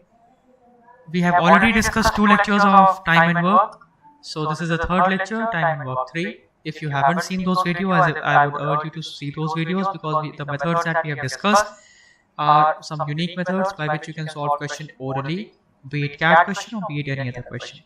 Let's start today's session. Again, this is a CAT question guys, I urge you to please try it out. Again, see, just a hint for everyone, as you can see that again in this question there are 4 men and 6 women. So what method you should use? Method 3. Right, you guessed it right. We just saw in the last video that the method that should be used is method 3. So just pause the video and try using method 3 and solve this CAT question with ease. Also use the remodified method 3 in which I assume values. Please try. Okay. So what I will do? I will use method 3 which is nothing but total work method. Hence, what will the total work done by 4 men and 6 women in 24 days? 24 into 4m plus 6w, right? And this should also be equal to, what is the range of number of days for 6 women and 2 men? So let's say it is x days for 6 women and 2 men. What is the condition that is given? If women are at least half as efficient as men. So I've already told you I can assume any value of m in this case. Let me assume m equal to 2.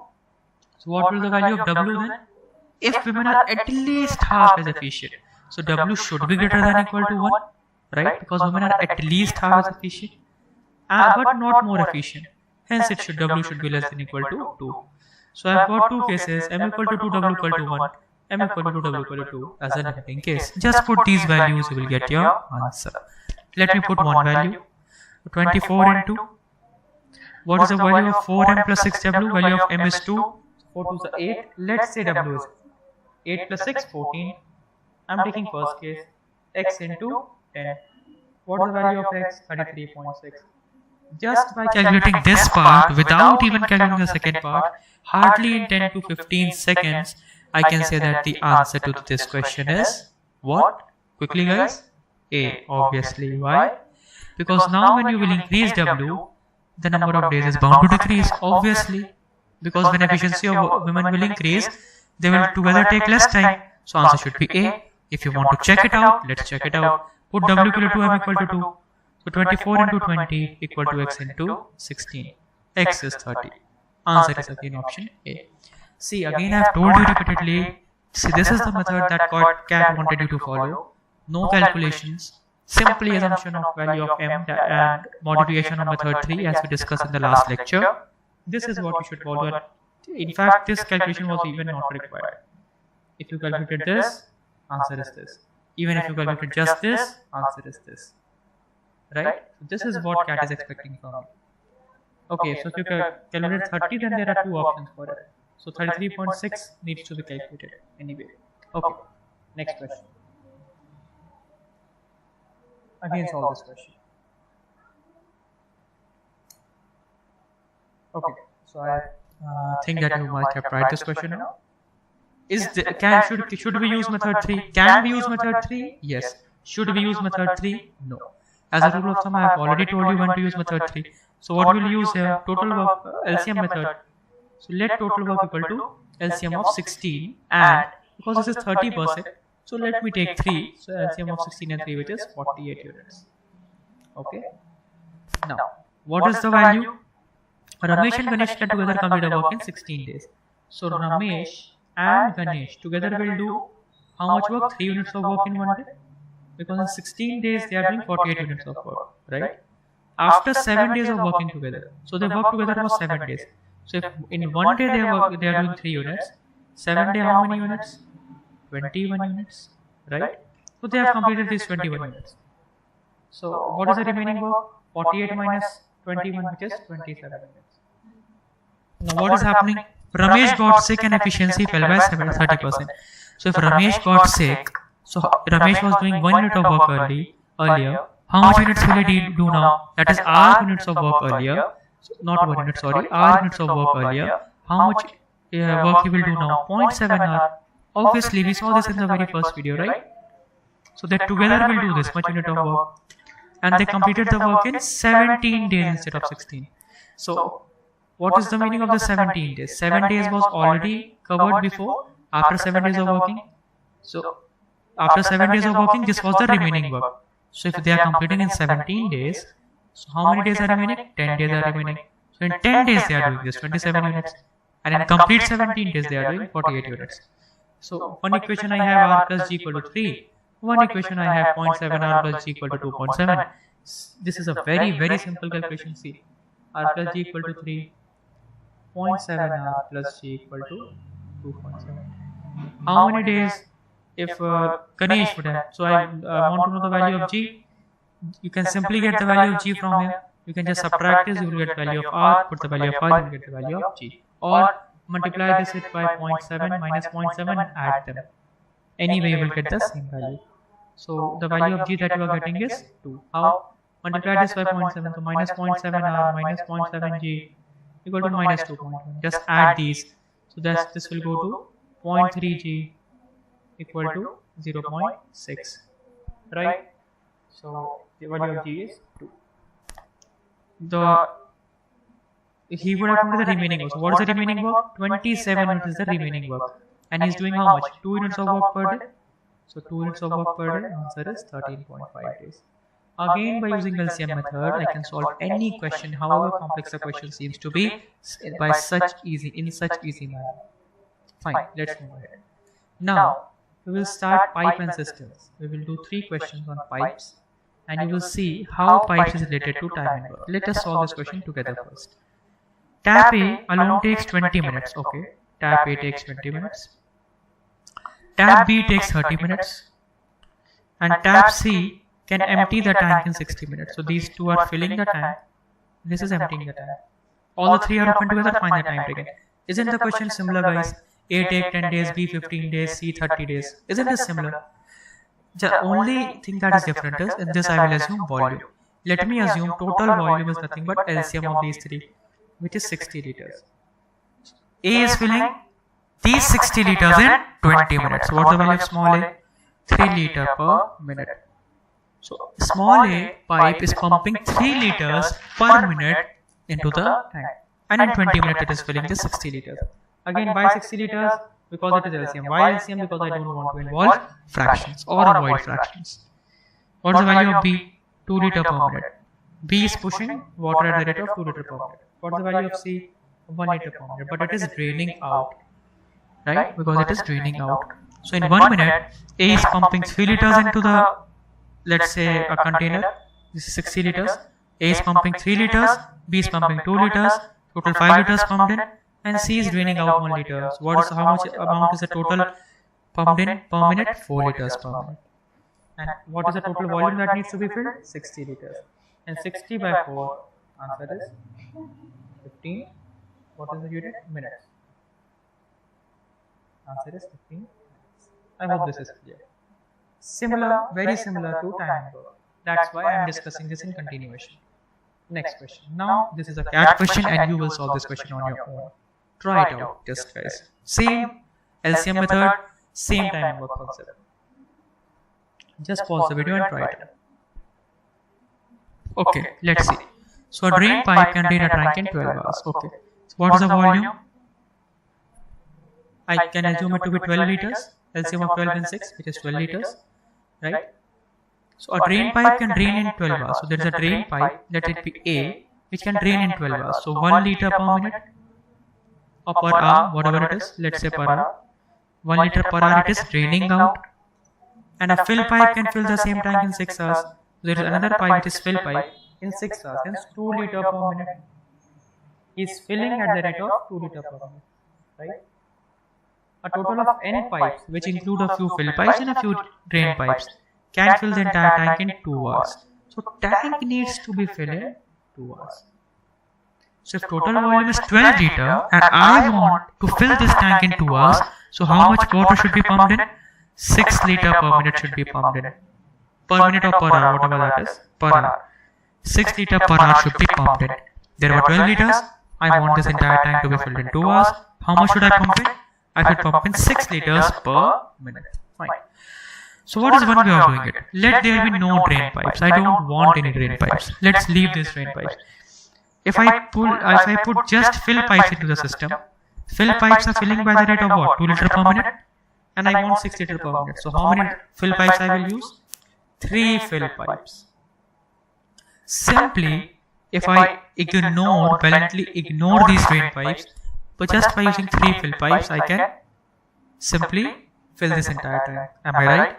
Now, suppose I am adding one more fill pipe. I am adding one more fill pipe, right? 3 is minimum needed to fill this entire tank. Now I am adding one more. So if I am adding one more, to counteract this effect, I need to add 2 more drain pipes, because this is filling at the rate of 2 liter per minute. So I need 2 more drain pipes to counteract this effect. I will add 2 more drain pipes. Again, how many pipes added? 3. So each and every time to fill the tank in 2 hours, I will have to add pipes in multiple of 3. 3 fill pipes or 1 fill pipe plus 2 drain pipes. That is 3 more pipes. Again, 1 fill pipe plus 2 drain pipes. Again 3 more pipes, and so on. So answer should always be a multiple of 3. So what are the 3 multiple of 3's? 24, 33 and 9. Answer is A, option A. That is 3. See how simple the question was, guys. This is what actually that you should develop for CAD. Very basic concept, no formulas, just the basic concept and just a little smartness. That's it. See how easily we solve this question. In fact, an oral question for CAD. Okay, let's move to the next question. This is the last question of the series. Again, use the same LCM method. You will do it in seconds. Try it. Let's see this. Again, let me assume the volume to be LCM of 30, 60 and 120, which is 120 liters. So total volume is 120 liters. Okay. Pipe A can fill it in 30 minutes. Volume of small A is 4 liter per minute. Value of small B is 2 liter per minute. Value of small C is 1 liter per minute. Okay. Now pipe B and C are kept open for 10 minutes. Okay. So this is B plus C. They are kept open for how many minutes? 10 minutes. So B plus C together will fill 3 liters per minute. Right, guys? So in 10 liter, how much? 30 liters. In what time? 10 minutes. Right? In 10 minutes, they will fill how much? 30 liters of water. Again, what will happen? Then, and pipe B is shut while pipe A is open. So pipe B is shut. Now, which 2 pipes are working? A plus C is working. Because B is shut. Now B is shut. C is still working, but B is shut. So now A and C will work. Okay. Let's say they work for X minutes. So A and C together will fill 5 liters per minute. So here they will fill 5x liters. Right, guys? Now what is happening? Pipe C is closed 10 minutes before the tank overflows. Okay. What is happening? That pipe C is closed 10 minutes before the tank overflows. So let me say that this is the point where pipe C is closed. Now how much time is remaining? 10 minutes is remaining. So who is open now? Because C is closed, only A is open, and A is pumping in water at the rate of 4 liters per minute. So in 10 minutes, 40 liters. So what should be the sum? Obviously the volume that I took, 120 liters. Answer for X is 10. Answer, the value of X that you will get is 10. That is 10 liters. Okay. Now, sorry, that is 10 minutes. Value of X that you will get is 10 liters. Okay. What is asked? How long does it take to fill the tank? So 10 minutes plus 10 minutes plus 10 minutes, answer is 30 minutes. Again, see how easy this question was and how easily we solved it just by using LCM method. 120 was the total LCM. This was the values. First B and C were working for 10 minutes. Then this. Then A and C were working for some X minute. I don't know what, but some X minutes. And 10 minutes before the tank overflows, C was closed. So who is working then? Only A. For how much time? 10 minutes. This is 40. Value of X is simply 10. So I hope this is clear. If you are clear with these concepts, you can solve any question on time and work, however complex it is, within a matter of seconds. And I urge you guys to not try it out. Just go through these videos and try out any question, be it of any level. All the best, guys. Thank you.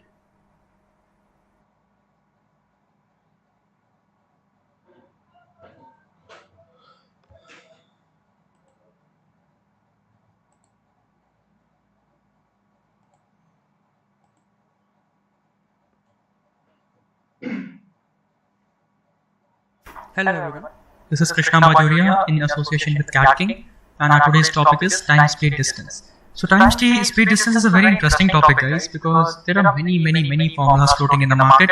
But what I tell you to do is simply use a simple formula: speed equal to distance by time. I challenge you that just by using this simple formula, we can solve any question on TST within seconds. Be it a CAT question, be it a ZAT question, be it any level of question. Yes, I will also tell you some formulas, some short tricks that will make your life easy, but mostly it is not required. There will be two approaches to tackle this topic. First will be proportionality, another will be relative speed. Okay, so let's have a look at the first question. We will start from the very basics. This is a basic video, and we will move to the very advanced as usual. So this is the first question in front of you. The question is, Ashok covered a certain distance at a certain speed. If he increases his speed by 25% more, he reaches office 20 minutes early.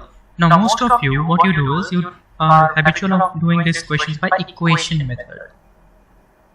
So this method we will never ever use. Please don't use equation method, because in CAT you will face many problems. Okay. The method that we will use is proportionality or relative speed. So so I am giving you some time, pause the video, and then we will discuss the question on proportionality. How to solve this by proportionality. Okay. So what is given? That is speed becomes from V to 125% of V, right? That is from V to 5 by 4V. This is the speed. So I know that speed equal to distance by time, right? What is the constant? Distance is the constant. My first step in TST is identifying the constant. So distance is the constant. If distance is constant, the ratio of speed is inversely proportional to the ratio of time. So what is the ratio of speed here? The ratio of speed is 5 by 4. So what is the ratio of time? 4 by 5, simply. So from t, the time will become 4 by 5t. Because distance is constant, it becomes from t to 5 by 4v, time will become t to 4 by 5t. What's the difference that is given? 20 minutes early. So what's the value of t by 5? Nothing but 20 minutes. What's the value of t? 100 minutes. Hence this is the usual time taken by Ashok to reach the office. Right? V was the usual speed, t was the usual time, speed becomes this much, time becomes this much. Okay, let's have a look at the next question. Again, use proportionality. I am giving you some time, just pause the video. Okay, let's have a look at this question. And guys, please do pay attention, because we will not use any equations, we will not use any formulas. So these type of questions in CAT, this will give you huge leverage. Okay, Ashok would reach his office 15 minutes early, fine. If he walked at 4 km per hour, fine. So what was the initial speed? In this question, the initial speed is 4 km per hour. And what's the final speed? Final speed is 3 km per hour, right? So speed, what is the change in speed from, let's say this is V, speed becomes what? 3 by 4V. Again, what is constant? Distance equal to constant, and speed equal to distance upon time. Distance equal to constant. So if speed becomes 3 by 4 times, time will become what? 4 by 3 times. So time for t from t becomes 4 by 3t, right? What's the difference? Again, t by 3 is the difference. Earlier time was t, now time is t by 4t by 3. What's the difference? T by 3. And what is this difference equal to? From he reached 45 minutes late. So from 15 minutes early to 45 minutes late. That is complete 1 hour, right? This is equal to 1 hour. What is the value of time? 3 hours. Always pay attention to unit, guys. This is in kilometer, hence this will be in hours. If you are not knowing, just let me quickly tell you. If you want to change from kilometer per hour to, let's say, meter per second, what you will do? In 1 kilometer there are 1000 meters, in 1 hour there are 16 to 60 seconds. So this comes out to be 5 by 18 and vice versa. Fine. Let's have a look at the next question. Please try this out and pause after pausing the video. Again, don't use equation. I strictly condemn the use of equations. So just use a normal method that we have seen just now, the proportionality. Okay, let's have a look at this question. So what is the velocity initially? 50 km/h, right? And let's say this is v. So this velocity from v, it becomes what? 60, and from 50 to 60, that means from v to what? 6v by 5. So time will become what? From t to again 5 by 60. Why? Same proportionality concept, speed equal to distance by time. Distance is constant and speed and time are inversely proportional. So what's the difference again? T by 6. What is this equal to? 4 minutes late to 1 minute early. And what is this difference equal to? 5 minutes. Right? This is equal to 5 minutes. Hence time comes out to be 30 minutes. Okay? And what the question is asking? The distance that he is traveling. So what is the speed? As I know that speed equal to distance by time, distance he is traveling is the speed, which is 50, which was v. Speed was v, time was t. From v it became 6v by 5, time became 5t by 6. So this v into time is 30 minutes. I have to convert this into hours. Why? Because speed is in km/h. That goes out to be 25 km/h. Clear? Again, see just by using this proportionality concept how easily we are solving any questions. Next we will have a look at a very good question, and this is a CAT question. So just try to use this proportionality concept, guys. One more thing regarding this question. When you are using this proportionality concept, also try to check what is the difference. Where I should use proportionality? I will use proportionality wherever there is a difference. Please try this question out. We will solve each and every question in seconds like this. You just have to develop a habit. Right now, the method of solving, you might be using equations, so you are not habitual by this method. But once you get habitual, it will be just a very smooth ride. But it will take time, that's for sure. Please try this out and pause the video. Okay, now let's have a look at this question. What is the question saying? There is a train, not a team, a train, after moving 70 kilometers. So let's say this is 70 kilometers, okay? The train meets with an accident. So speed was v, and speed becomes 3 by 4 times, right? So speed becomes 3 by 4v post this. If accident would have happened, let's say after 85 kilometers, let's say this is 85 kilometers, okay? This is 85 kilometers. So this speed would have been v, complete speed. So here also speed would have been v, right? And post that speed would have become 3 by 4v. Always in such type of questions, draw a diagram so that you can get better clarity. So it reaches a destination 37 minutes late. In this case, it reaches a destination 37 minutes late. In this case, it reaches a destination 25 minutes late. Okay, what is the difference? 12 minutes is the difference. Why is this difference coming, guys? This 12 minutes of difference, why even is this difference coming? This difference is coming because accident happened instead of 70 at 85. Let's see. Till this point, till 70 km, everything is same. This train is also traveling with v, this train is also traveling at v. Okay, post 85 km, this is traveling by 3v by 4. This is also traveling by 3v by 4. Again same. What is the difference? In these 15 kilometers. So what is constant? I know that speed equal to distance upon time. So what is constant here? Distance is constant. Distance is 15 kilometers in both these. Again I will use proportionality only. Right? So distance is 15 kilometers. Distance is constant. So if this is velocity v, and from v, what is the velocity changing to? 3v by 4. So here the velocity is 3v by 4. From v to 3 by v by 4 and distance is same. So if this time is t, this time is bound to be what? 4t by 3. Obviously, just now we have discussed the concept of proportionality. What is the difference? 12 minutes. Why is this difference coming? Because of this time only. Because of this 15 kilometers only. This time was 4t by 3, this time was t. What is the difference? Difference was t by 3. Right? And this is equal to 12 minutes. You have to develop this habit, guys, of solving question. It might seem hard at the first glance, but once you have developed this habit, you will just see how easily you will solve any question in TSD. Only the questions will be long, your solution will be of hardly 10 to 30 seconds to maximum 1 minute. So what is the time here? Time is 36 minutes. Okay. What is the question asking me? Find the original speed of the train. So here t is 36 minutes, right? T is 36 minutes. For what distance? The distance is this 15 kilometers. What is the velocity? Again, speed equal to distance by time. Distance is what? 15 kilometers. Time is what? 36 minutes converting into hours. Okay, this is my simple answer. I hope this is clear because this is a very simple thing. So even if this is not clear, guys, then don't worry because you will take some time in this topic to get used to it. So please, that's my urge to all of you. Please don't worry about this. Okay. So I hope this is clear. Okay, let's also solve this. So this is 25 kilometer per hour. This is the speed. Fine. Let's have a look at the next question. Now, what is this question trying to say? Two trains start simultaneously, one from Bombay to Kolkata, another from Kolkata to Bombay. This is the train. This is Bombay. This is Kolkata. And once again, I am repeating. Please don't worry if you are not habitual by these methods. You will get used to it soon. I will solve many questions. I will post 9 to 10 videos on TSD, and so by that video only you can achieve mastery in what I say TSD. Because if you are able to solve these 9 to 10 videos, then I'm pretty sure that you will be fine with any damn question. Okay?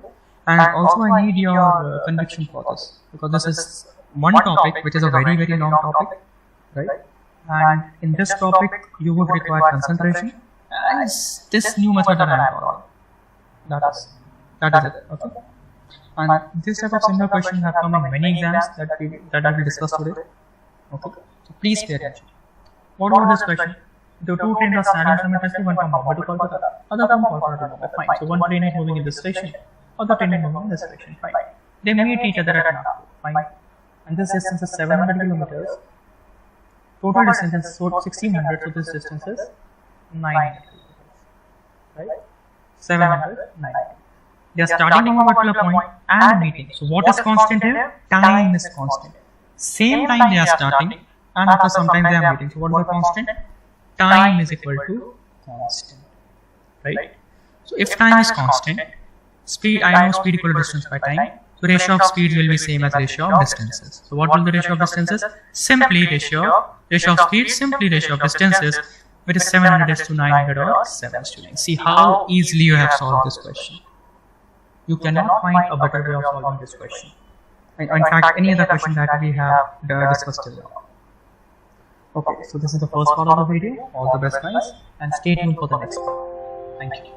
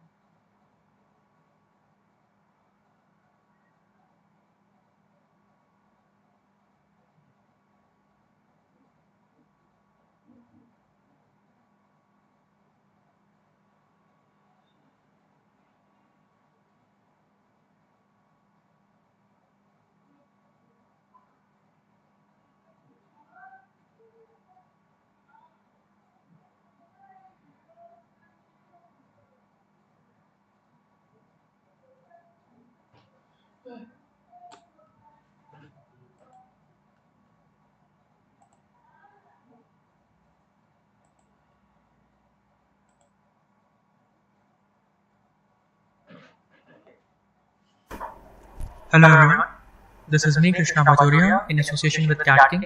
So you might have seen my first video on time, speed, distance, which covered the basic of proportionality. In this video we will discuss relative velocity. So what the framework that I have in mind regarding this time, speed, distances, I will take it topic by topic. Like one video I have shared on proportionality, there will be one video on relative velocity, another video will be some advanced question of proportionality and relative velocity, then boat and streams and so on. Meeting points, circular motion. We will cover each and every topic by 1 or 2 videos. So I can assure you that if you have watched these 9 to 10 videos that I am making on TST, your entire TST will be sorted. You will solve any question, be it in any mock, be it in CAT, be it in any other exam. So just pay attention and follow along. Okay, let's solve the first question today. Yeah, so regarding relative velocity, again I'm starting from the very basics and we will move to advanced. This video is again on the basics of relative velocity, and in the upcoming videos we will solve some really advanced questions including some CAT questions from past year. Okay, just take your time and solve this question. Fine, so I hope you have tried this question. What is the question? Time taken by 200 meter long train running at 36 km per hour to cross a boy standing on a platform. This is a platform and there is one boy, suppose this is one boy that is standing there, right? And this is a 200 meter long train that is coming. What is the speed of the train? 36 km per hour, right? How much time will it take? This train will take simply speed equal to distance by time, because this is stationary, this boy is stationary. So in reference of relative velocity, this velocity of this boy will be 0 and the velocity of this train will be 36 km per hour. So what will the time taken? Distance upon speed. Distance, how much distance will this train cover? So this will be equal to its length of the train, because suppose engine is here right now, right? And when will this train pass? When the last bogie will come here, right? So how much distance the train covered? Equal to its own length. So the distance covered is 200 meters. The speed is 36 km per hour. So 36 into converting it to meter per second, 5 by 18. This is nothing but 20 seconds. So this was really easy for you, I hope. If not, learn. You are in learning phase. Let's go to the next question. Anyways, this is a very basic video of relative velocity. In the upcoming videos, I have discussed some very advanced concepts. Okay. Again, take your time, pause the video and try to solve this question now. Fine, let's have a look at this question. Find the time taken by a train 100 meter long traveling at this speed to cross a platform. Now there is a platform. Again, this platform is stationary, right? This platform is also stationary. And this train is 100 meter long. So how much distance is this train effectively covering? The first bogie stands here and the engine is here and the last bogie will come here. So the distance effectively covered is 300 meters. Again, simple formula, speed equal to distance by time. So what was the time taken? Distance is 350 meters. What is the speed? 63 km per hour into 5 by 18. This is nothing but 20 seconds again. So I am taking variety of questions on basics of relative velocity so that this is clear to you. Okay, let's move to the next question. Just take your time again and solve it. So what is happening in this question? There is a train 175 meter long. So this train is 175 meter long. What is the speed that this train is running at? 54 km per hour. And this is overtaking another train 75 meter long. So there is another train which is 75 meter long, moving at a speed of 36 km per hour. Right? So what was the relative velocity? Let this train be A, let this train be B. And this is overtaking, right? So this is also moving in this direction. This is also moving in this direction. What is the velocity of A with respect to B? I hope you are clear with these annotations. Velocity of A with respect to B is velocity of A minus velocity of B. That is, I am giving it the negative velocity of B to A. Why I am doing this? I am telling to myself, what if B is actually not moving and B is stationary? What then? What if B is stationary and only A is moving? Then what should be the relative velocity of A with respect to B? This is nothing but 54 minus 36. Right? Again, this is a fairly easy concept, so you should be knowing this. You might have covered this also in basics of TST. This is 18 km per hour, right? Relative velocity is 18 km per hour. What is the relative distance? It will cover its own length plus the length of the train. Now this becomes a platform. Once I have given the negative velocity to this train, this becomes like a platform. So what was the time taken? The distance that is covered is 250 meters. Okay, 250 meters. And what was the time taken? Velocity is 18 km per hour, changing it to meter per second, 5 by 18. This is 50 seconds. right? Now again, let's go to the next question. Just pause the video, now try this question out. I think you will solve this question easily. Just try it out. This is a similar question, not same, but similar question.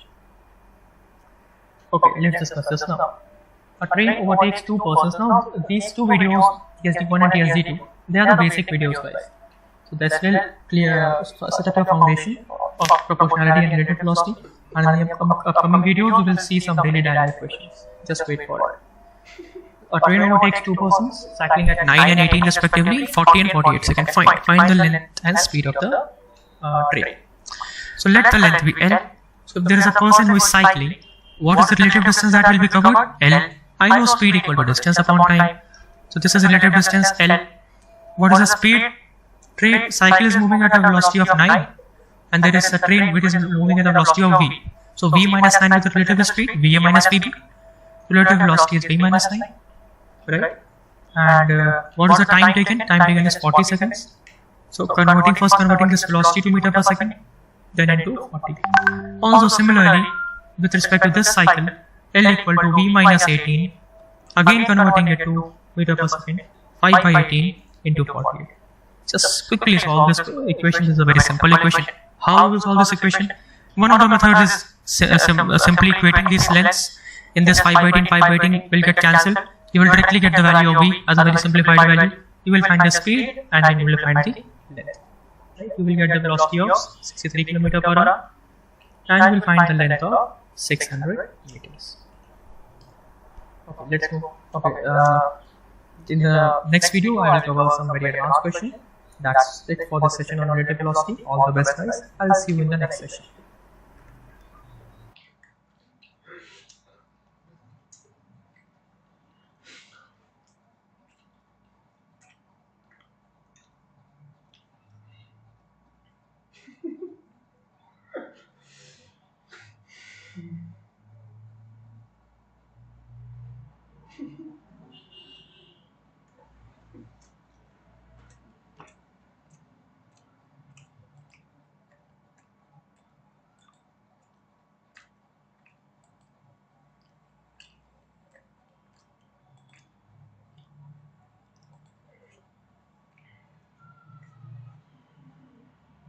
Hello everyone, I Krishna Bajoria in association with Cat King welcome you to this session on time speed distance. So this is the third lecture that we are doing on time speed distance.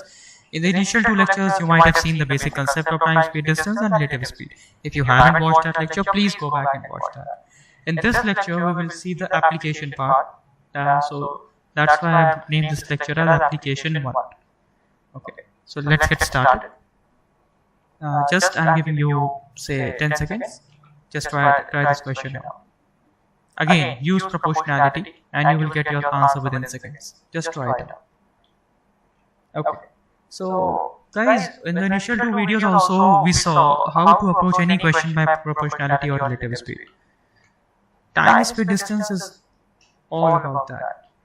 You can solve any question, be it a very lengthy question, be it a very small question, be it any question. You can solve any question within seconds or minutes by using these approaches of proportionality. You just have to be vigilant enough to identify it. Okay, let's have a look at this question. So two friends A and B are starting simultaneously towards each other at a speed of 30 and 40. Fine. So there are two friends. One is going from here at a speed of 30 meter per second. Another is going from here at a speed of 40 meter per second. But whenever they meet, it is found that the faster one covered 15 meter more than the slower. So what is the constant here? The first thing what we do is identifying the constant. What's the constant? Time is the constant. Fine. So time is the constant because they are starting from a particular time and meeting at a particular time, right? And I know that speed equal to distance by time. Each and every time I have used this formula only. Now time is equal to constant. The ratio of speeds will be same as the ratio of velocity. So the ratio of velocity is 30 to 40. The ratio of distances covered will be 3x is to 4x. Right? This will cover 3x distance, this will cover 4x distance. Now what is the total distance separating them initially? This is 3x plus 4x, which is nothing but 7x. This is the total distance that is separating them. And it is found that the faster one covered 15 meter more than the slower one. So this is the faster one, he covered 4x and he just covered 3x. So how much more did he cover? you covered x meter more. Directly the value of x is given as 15. The value of 7x will be nothing but 105 meter. That's your answer. See how easily we have solved this question. Just focus on my methods. It might be a new method for you because you might be having familiarity with the equation concept. But please pay attention to the method that I am giving you, I am talking about. This will save your time. This will make sure that your question is getting solved within seconds. Let's have a look at the next question. Now this is a very interesting question, guys. Very interesting question. I am going to tell you one great concept of TST which you can apply to solve questions. Just pause the video and try it out on your own. Okay, so in this question, what is happening? So there are two stations, two trains, A and B. They are starting from two stations, right? This is train A, this is train B. This is station X, this is station Y, right? They are the stations are 180 kilometers apart. This is 180 kilometers, okay? And at 11 AM, they have started towards each other. The speed of the train A is, this speed is given as 70 km per hour, and the speed is given at 50 km per hour. Okay. Now train A is not stopping anywhere, but train B is stopping for 15 minutes at station Z, which is 16 kilometers away from Y. There is a station which is 60 kilometers away. 60 kilometers away. This is station Z, and here train B is stopping for some time. If train B is stopping for some time, I cannot apply the proportionality, right? Because train B is stopping. But I have told you, you can solve any question by proportionality or relative speed of time, speed and distance within seconds. Then how to use proportionality here? Whenever there is a question in CAT in which it is given, it seems like you cannot apply proportionality on the face value, just try to dig more. You will see that you can apply proportionality there as well. So how can you apply it here? Let's have a look. This Z, if suppose this train is not stopping at Z, then what? Suppose. If the train is not stopping, the train is stopping for 15 minutes, right? So in 15 minutes, this train would have covered how much distance? 50 km per hour is the speed. This would have covered 50 by 4, speed equal to distance by time. So speed equal to distance by time. Alright? So speed, this is 50. Speed is 50 into, if I am converting this into hours, so 50 by 60, which is nothing but 1 by 4. That's why I directly wrote 50 by 4. The distance that will be covered is 12.5 meters. Okay. If this train is not stopping at Z, then it would have covered 12.5 meters. So let me suppose that this train never started at B. It started 12.5 meters away from B. Let this point be C. So what I am supposing is this train never started at B, it started at C. Now this question and the question that is given, it is perfectly same. The only difference is now the train is not stopping. Now they are both starting at the same time and meeting somewhere. Now the train is not stopping. So always make sure that you should have to apply proportionality or relative speed. And if you are unable to apply it on the face value, then you should do some modification so that you can apply proportionality. And what's the modification that I did here? The train was stopping. This was the hindrance in applying proportionality. So what I did is, suppose train is not stopping, then what is happening? Train is starting at this point. The 15 minutes that it was stopping, it is covering this distance, and rest question becomes same. Now again the question is very simple. The trains are starting at A and C. What's the total distance? 192.5. I should divide this into the ratio of speed because time is constant. That is 7:5. What is the question asking? From the station X to the point with it. Okay, from the station X. So what this will be? This will be 7x. Similar to the last question, this will be 5x. So how much distance will be this? 7 by 12 into 192.5. This is nothing but approximately 112.29 meters. This question was a good question, really good question, and you can apply this concept in CAT. Just make sure that you are applying proportionality and relative speed to your because this will come to your rescue and you can solve any question in CAT within seconds, that too, and without formulas, mind you. Okay, let's have a look at the next question. Now this is a CAT question, past CAT question. Just try it out.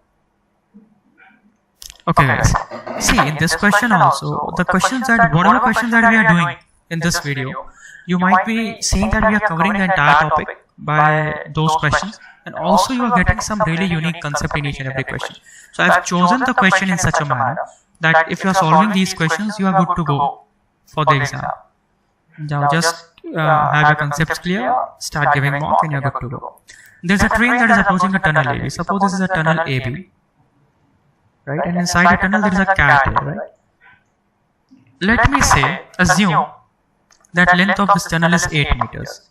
So this will be 3 meters because the cat is 3 by 8 distance from entrance A. This will be 5 meters, right? If the cat moves to the tunnel of entrance A, if cat moves here, then what is happening? The train, let's say that this train is at a distance x. The train is catching the cat, right? So what is constant? Again, I have to apply proportionality. What is the constant? Time is the constant. So if speed equal to distance by time, time is constant, the ratio of speed will be same as the ratio of distances. What will be the ratio of speed? Velocity of train upon velocity of cat will be, train is covering how much distance? X. Cat is covering how much distance? 3. Now similarly, at end B, what is happening? They are starting at the same time and meeting. So again, velocity of train by velocity of cat is, train is covering how much distance? X plus 8. This X plus this 8 divided by cat is covering 5. These two are equal. So you, from here, this is a very simple calculation. 5x equal to 3x plus 24. So the value of x is 12. The value of x is 12. Vt by Vc becomes 4 is to 1, which is the answer. We have solved this cat question within 10 to 20 seconds. That's it. Draw the diagram, use proportionality, and you are done. Let's have a look at the next question. Okay. Now, in this question, we have again try to apply proportionality. You will again get through this question. Just pause the video, try it. Okay, I hope you have tried this question out. So what's the question given? There are 3 tunnels A, B, and C, and they run with A finishing 20 meters ahead of B, right? So let me draw the diagram for your benefit here. So diagram will be something like this. This is the racetrack, let's say. Okay. And suppose if A is here, so A is finishing 20 meters ahead, right? So this is 20 meters. And B, 20 meters ahead of B, and 34 meters ahead of C. So if B is here, then C will be here. This will be 14 meters because complete is 34 meters. While B finishes 21 meters ahead of C. So in the same track, if B is here, then C will be here. This distance will be 21 meters.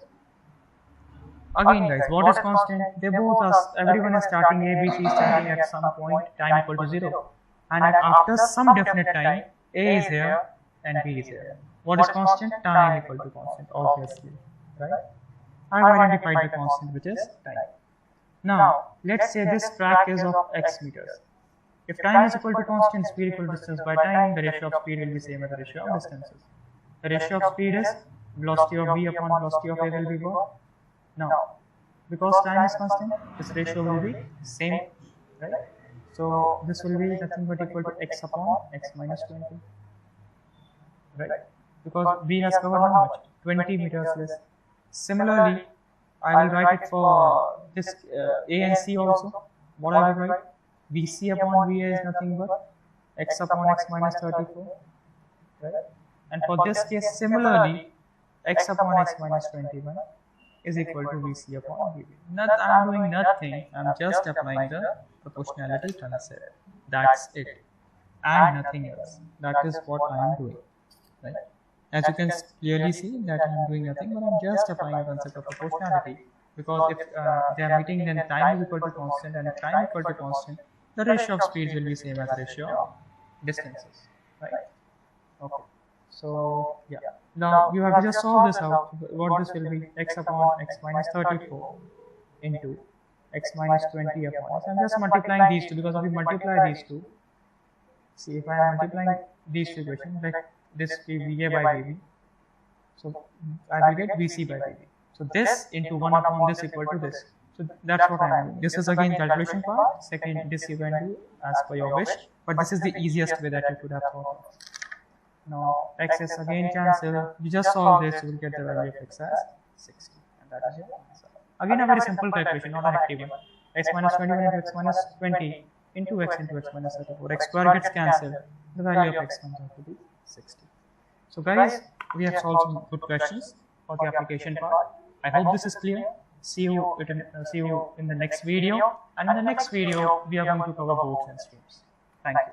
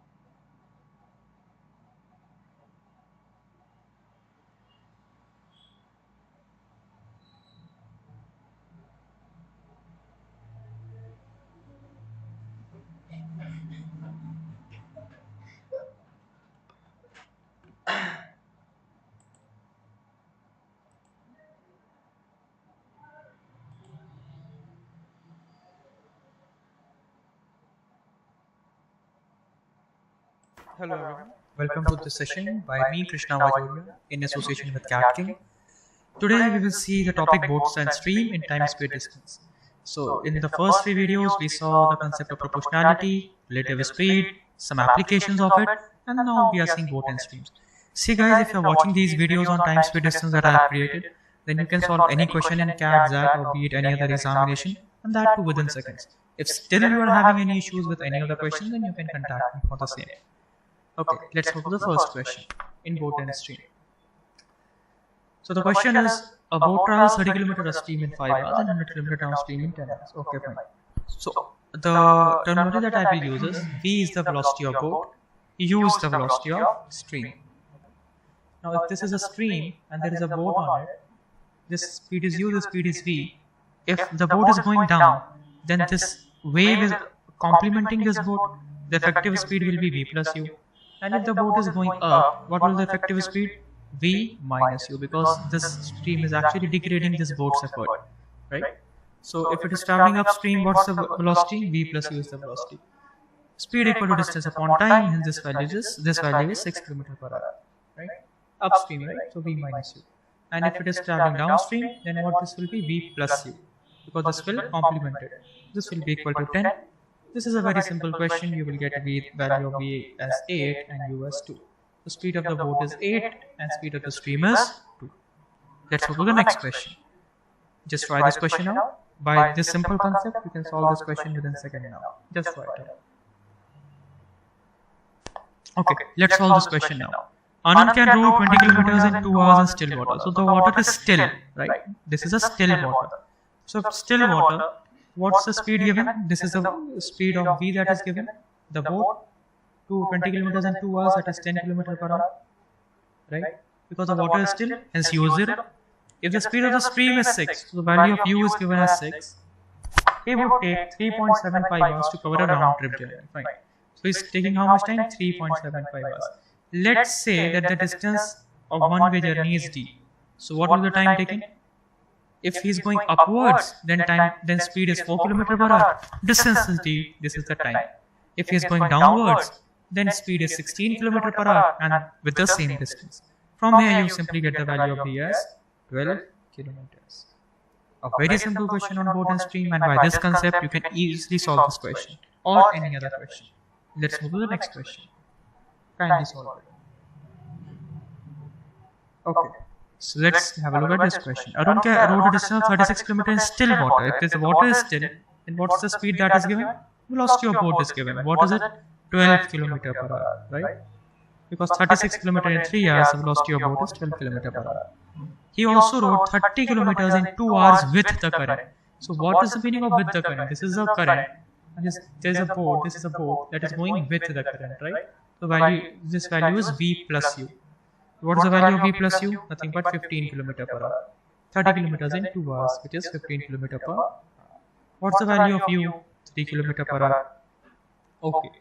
Find the time it would take to row 27 km against the current. So 27 km is the distance. What's the velocity? The speed of the boat is 12. Current is 3. He's going against the current. It will be V minus U. This will be 9. Yes, answer is 3 hours. Again, see a simple question which we solved within seconds using a very, very simple concept of effective speed. Not relative speed, but effective speed. Let's move to the next question. Please try this question out, and I think now we will solve this question fairly easily. Okay. In a certain time, so first of all, what is constant? It's been given that time equal to constant. A boat can either cover a certain distance upstream or 5 by 2 times that distance times downstream. So what is constant? I have identified my constant. Time is constant.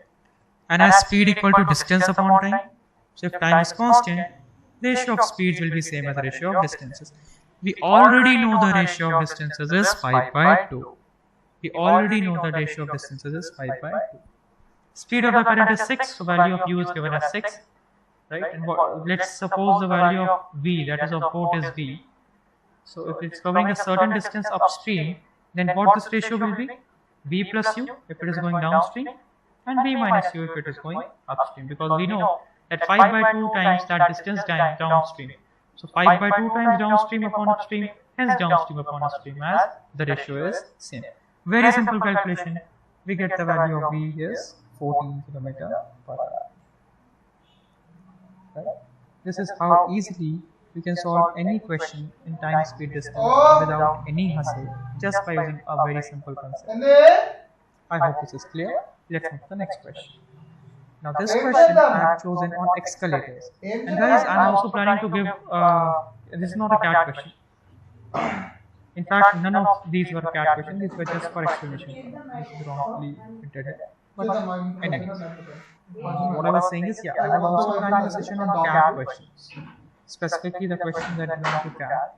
The last session maybe of this video will do a CAT question session. Okay, so stay tuned, guys. Yeah, so let's explain the escalator concept in this video. Just go through this concept, this question, and then we will try. Okay, now please pay attention here. This is a very important concept of escalators and time speed distance. So there is an escalator. This is an escalator. It is going downwards. See, right. Now suppose this escalator has n visible steps, number of steps visible, right? So it has n visible steps. There are n steps that are visible to me on this escalator. Okay. Anil takes 60 steps to reach the bottom of the escalator. Now what is happening? Anil is also moving and escalator is also moving. Do I need to know the speed of escalator? No. So I can assume the speed of escalator to be e steps per 10 steps taken by any one of them, because they are moving with the same speed. So per 10 steps taken by any one of them. Why 10? Just for the sake of ease. Likewise, I have taught you the LCM method to solve questions quickly. Here also, just for the ease, I have taken 10 steps. You can take any value, the answer won't differ. So, what's the velocity of this escalator? It is e steps. The escalator is taking e steps per 10 steps taken by Anil or Bala. Okay, this is how escalator is moving. Fine. So what is happening with Anil? Anil is taking 60 steps on his own, and escalator is also taking some steps. So if Anil is taking 60 steps, escalator is taking how many steps? 6 e steps, and this is equal to n, which is total number of steps. Obviously, there were n steps. 60 Anil covered, and 6 escalator moved on its own downward. Similarly, if you are going upward, what will happen? 140 will be the steps taken by this guy. What's his name? Bala. Okay, and if he's taking 140 in this direction, escalator is moving 14 e in this direction, right? Because per 10 steps, e steps, and again this should be equal to what? Then the both are n, just equated. You will get the value of e as 4. If e is 4, n is 84. This is the simple concept behind explanation of escalators. For this, you see various formulas given in your textbook, and many teachers teach formula for it. Not needed at all. In entire arithmetic, guys, no formula is needed apart from the very basic ones. CAT only expects you to solve any question on your fingertips using approximation and using the basic formulas. That's it. CAT never expects you to solve questions on formula basis. Never. Because there is limitation to it, right? How many formulas can you mug up? There is a formula in the market for escalators also. But how many formulas can you mug up? And in TSD also, the topic that I am teaching you right now, I have chosen two simple methods, proportionality and relative velocity. That's it. To solve any question. Okay, so rest we will cover in the next class. Thank you for watching this.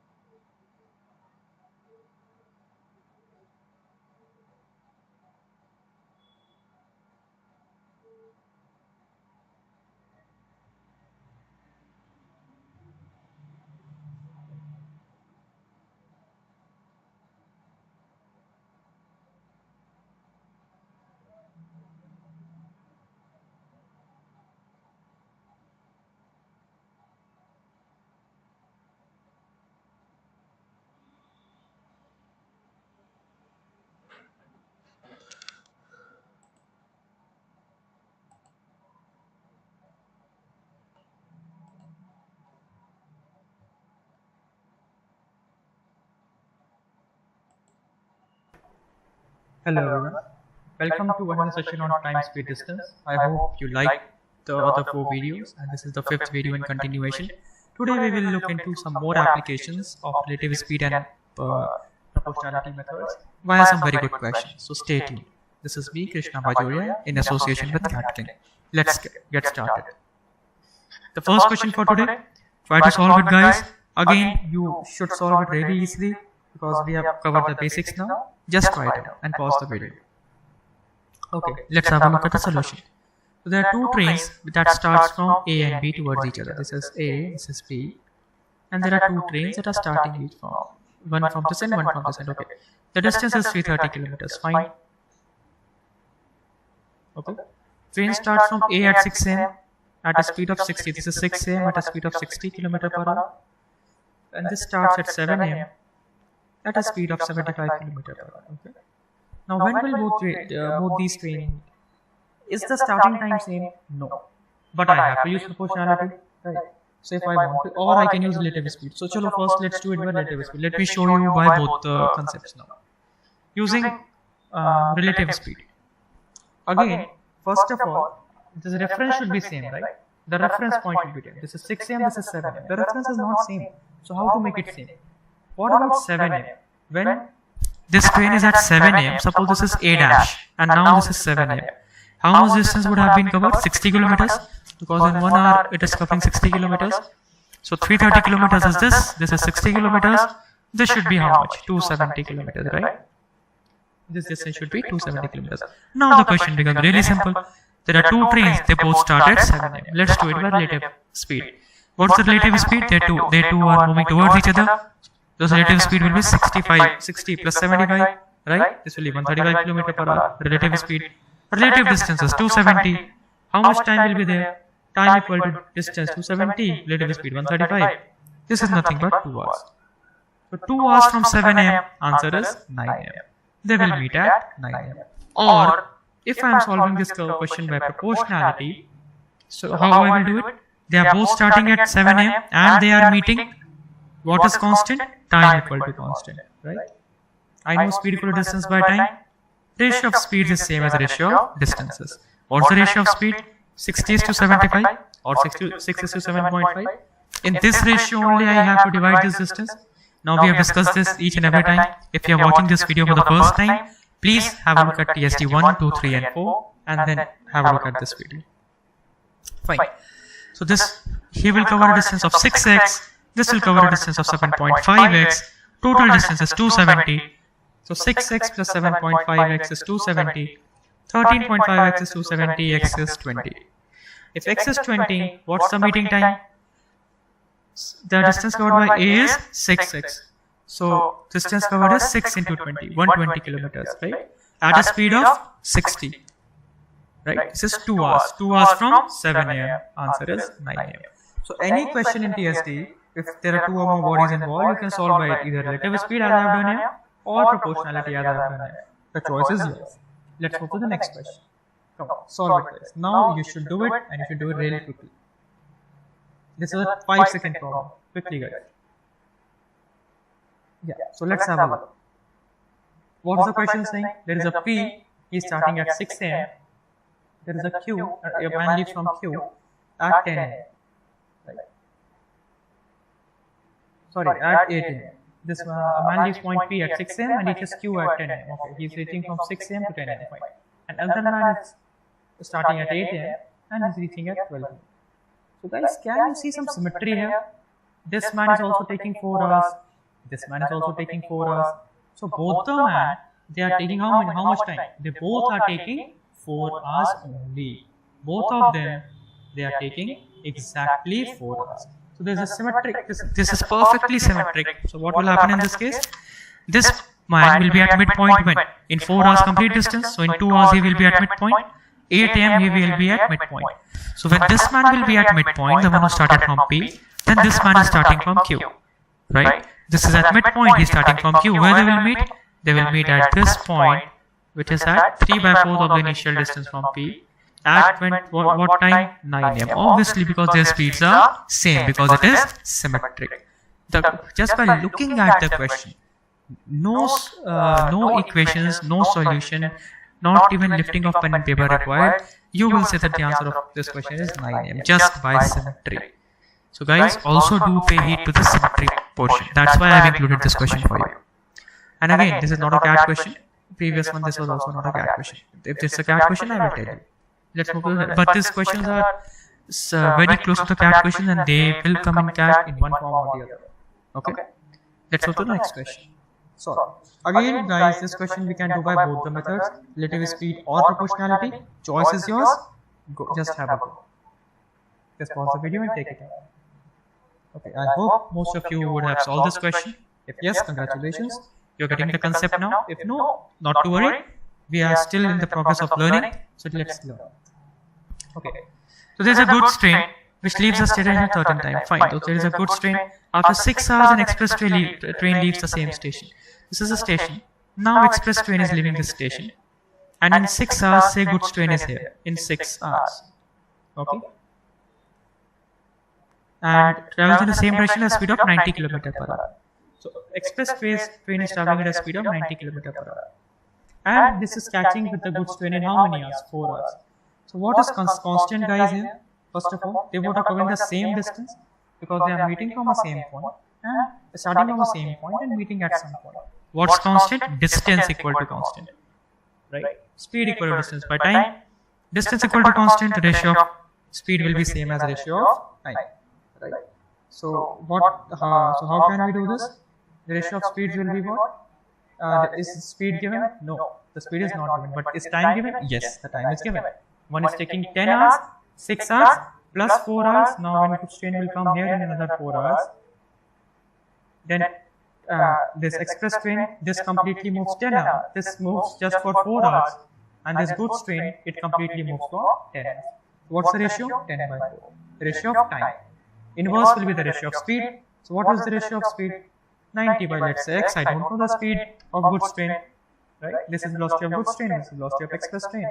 This is the time taken by express train because they are inversely proportional. So I have made them inversely proportional. The value of x is simply 36 km per hour. Hence the speed of goods train is 36 km per hour. Right? You got your answer. How can you do this by relative speed? If I am doing this by relative speed method, okay, what is the relative distance? Suppose velocity of goods train is Vg, velocity of goods train. In 6 hours, what will happen? Now, when I'm using relative speed, I will make this constant. Now, goods train is not moving; it is constant. Okay, I will give this the negative velocity of goods train to this express train, right? So, what is the effective velocity? Relative velocity 90 minus Vg. First of all, this should be clear. That 90, and because I have made this point of reference, hence I am giving the negative velocity, hence the effective relative velocity is 90 minus Vg. So in 6 hours, how much relative distance needs to be carried? In 6 hours, the distance relative is this much, which is 6 into Vg. Vg is the speed of the train, 6 is the time, 6 Vg is the relative distance. So this is speed equal to distance by time. Distance. So what will be the distance? It is 6 Vg, and this will be equal to what? This is speed into how many hours? This will be covered in another 4 hours, because in 4 hours express train has covered this at this relative speed. In 4 hours express train covered this much distance. Again the answer is 36 km per hour. So as I have told you, you can solve a question either by proportionality or by relative speed in time, speed, distance. Choice is yours. The next question. Again, this is a very good question. Please try it out. Give yourself, say, 1 minute to solve this question, and you will solve it really easily. Just try it out.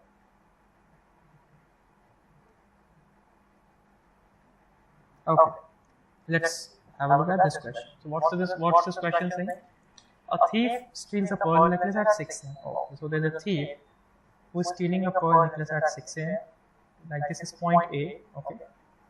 And he takes off on the highway at 40 km per hour. At 8 am, police realized. So after 2 hours, police realized, right? Okay. So 8 am, police realized, and suppose till 8 am, the thief is here at this point. Let this be B. And 8 am, police is here. This is police at this point, and this is thief at this point. Okay. And the speed of thief is 40 km per hour. This is given. And the speed of police is given as 60 km per hour. The time the police will catch with the thief. We have done the same question right now. But still, in fact, a very similar question to the very last question. But again, let's do it. So what is the distance that needs to be covered? In 2 hours, he covered a relative distance of 80 kilometers. He covered a distance of 80 kilometers. This will be covered by police at what relative speed? 60 minus 40, which is 20 kilometers per hour into time. So time that the police will take is 4 hours from 8 hours. So at what time will they catch up? 12 noon they will catch up. Now what is the distance covered by chief till the time of meet? Again very easy, because they are meeting after 4 hours, right? So what is the distance covered by team? Yeah, the chief total, he travelled for 6 hours at a speed of 40 km per hour. How much distance will be covered? Simply 240 kilometers. At 40 km per hour for 6 hours, distance covered will be 240 kilometers. If the thief stops at the shop for 15 minutes, now remember that question of trees that we did in a couple of videos before, in which if there is a stoppage, then I cannot apply proportionality. So what I was doing there, I was reducing the distance. Similarly, if thief is stopping at 15 minutes, for 15 minutes at 8 am, let's say he is not stopping at all. If he is not stopping, how much distance he will cover? Because the speed is 40, and if he is not stopping, he will cover 10 kilometers, right? This distance is 80 kilometers, right? Effectively, distance we have calculated. But I have assumed that suppose he is not stopping. Then what's the relative distance? 70, right? The same concept that we discussed in that question. And this relative speed is 20 km per hour. So what will the time taken in this case? 3.5 hours. 3.5 hours from 8 am. Answer is 11:30 am. I hope this is clear. Very simple question, but a very good question. Now it's simple for you because you've learned the concept. Let's go to the next question. Now please solve this question. In this question, we don't know the distance and nothing. We know nothing in this question. We don't even know the distance. We just know the time. So how to tackle these questions? Again, a very good question. Just pause the video and try it out. And if you have been paying attention, then let me give you a hint. We will use LCM method, like we did in profit loss in SICM, to make our life easy. LCM method always comes to the rescue, guys. Always. Try it. Okay, let's have a look at the solution now. What's the question? A man leaves Bombay at 2:20 and reaches Pune at 4:10. Another man leaves Pune at 2:40 and he reaches Bombay at 4:52. Right? When do they pass each other? So they need to pass each other. So what's constant? First of all, you identify the time is constant because they are passing each other. But I don't know the velocity. How to get the velocity? This is where LCM method will come to my rescue. This time is what? 110 minutes. This time is how much? 132 minutes. I can assume this distance to be LCM of 110 and 132. It is up to me, right? I can assume any distance as per that will ease my calculation. So I have assumed this distance. Let this be LCM of 110 and 132, which is 660. So I have assumed this distance to be 660. Let it be meters, kilometers, and hardly meters. Okay. So I have assumed this distance to be, let's say, 660 kilometers. Now, this much distance, 660 kilometers, B is covering in 110 minutes. So now you know the velocity of B. Velocity of B is 6 km per minute, right? Simply distance upon time. And what's the velocity of, let's say this is P. What is the velocity of P? This much distance in 132 minutes. So velocity is 5 km per minute. Right? Now what I will do? This is starting at 220. This is starting at 240. Again, is the point of reference same? No. So I will make it same. To apply proportionality, they should start together and then they should meet together. So if this is at 220 at this point, let's say heat at B dash at 240. So the speed, I know the speed now. The speed is 6 km per hour, right? So in 6 km per minute. So in 20 minutes, how much distance he will cover? He will cover 120 kilometers. So he covered 120 kilometers. What's the remaining distance now? 540. Now they are starting at 240 and they are meeting. Simple proportionality, or you can also read relative distance. What's the relative distance? 540 kilometers. Right? What's the relative speed? 6 plus 5, 11. So how much time will they take? Approximately 49 minutes. From 240. So 240 plus 49, answer is 329 PM.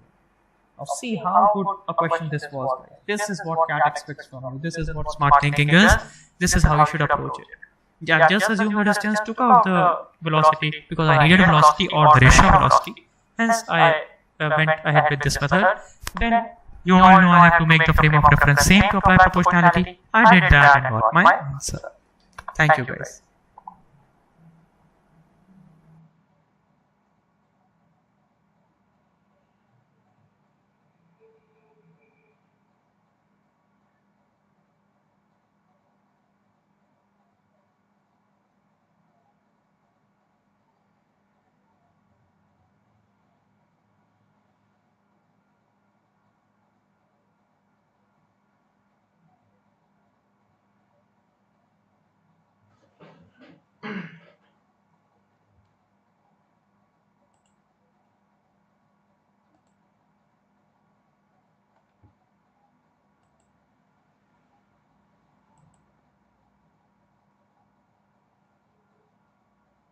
Hello everyone.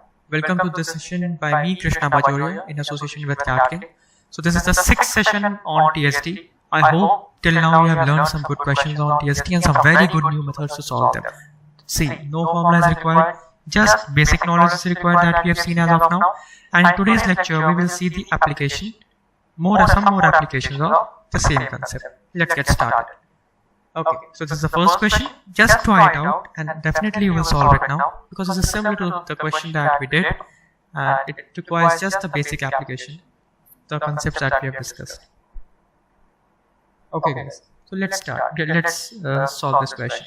Also, I want your entire concentration during the class guys because the concept TST is a very long topic, right? Although I am not teaching you a formula based approach, I am teaching you more of a concept based approach that will help you out whenever you will tackle any question in TST anywhere. That should make it really interesting for you, and that should leave what can I say, a specific method of proportionality and relative speed to solve any question apart from 10 formulas. Okay, starting for this question, there are two trains that start from A and B and head towards each other. Train from A starts at 11 p.m. and reaches B at 5 p.m. Okay, so 11 p.m. to 5 p.m. this is how much? 18 hours. And this train starts at 10 p.m. and reaches at 6 a.m. This is how much? 8 hours, right? So again, the distance is not given, but I need velocity, so I can assume distance to be LCM of 18 and 8, or I can simply assume it to be 18 into 8, which is 144 kilometers. It's up to me.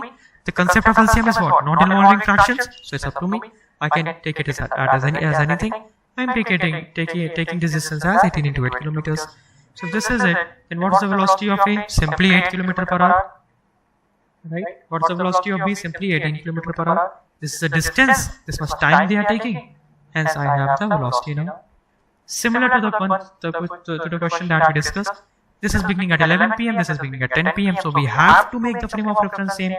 After 1 hour, because this velocity is 18 km per hour, this will cover how much distance? 18 km per hour, right? So 144 was the total distance. It covered 18.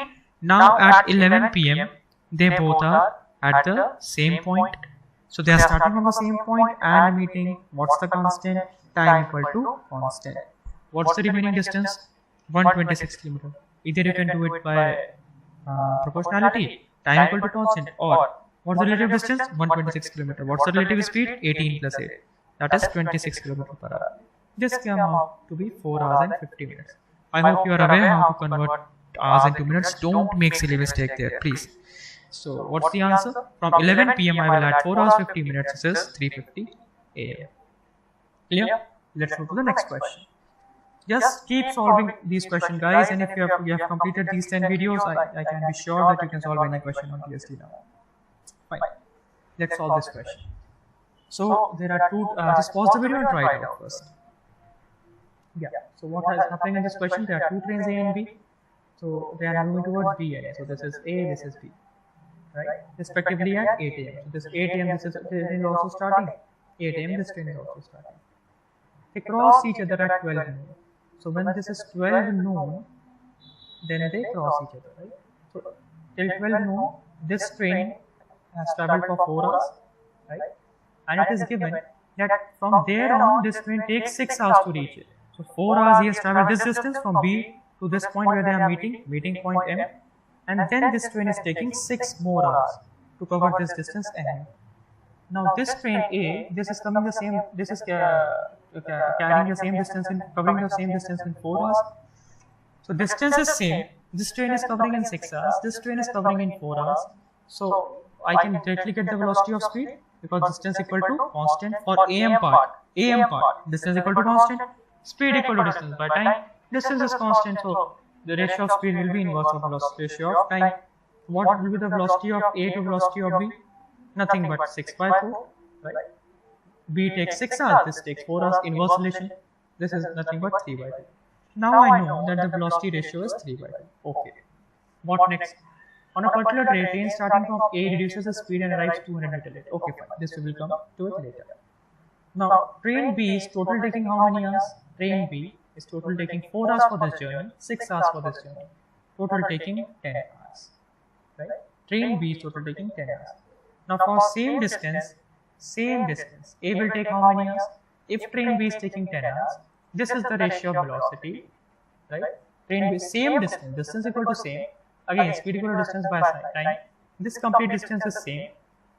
One is so the speed and time will be again in inverse relation. So if one is taking 10 hours, other will take how much? Very simple, 6 hours and 40 minutes, right? How I have got this 6 hours and 40 minutes? So B is covering, when B is covering for 6 hours, A is covering for 4 hours, or I can simply say 4 by 6 into 10 hours by this proportionality concept. Right? 4 by 6 into 10 hours, which is nothing but 2 by 3 into 10 hours, which is nothing but 40 by 6 hours. Right? So this goes out to be 6 hours plus 4 by 6 hours. 4 by 6 hours is how much? 40 minutes. So 6 hours and 40 minutes. I hope till this much it is clear.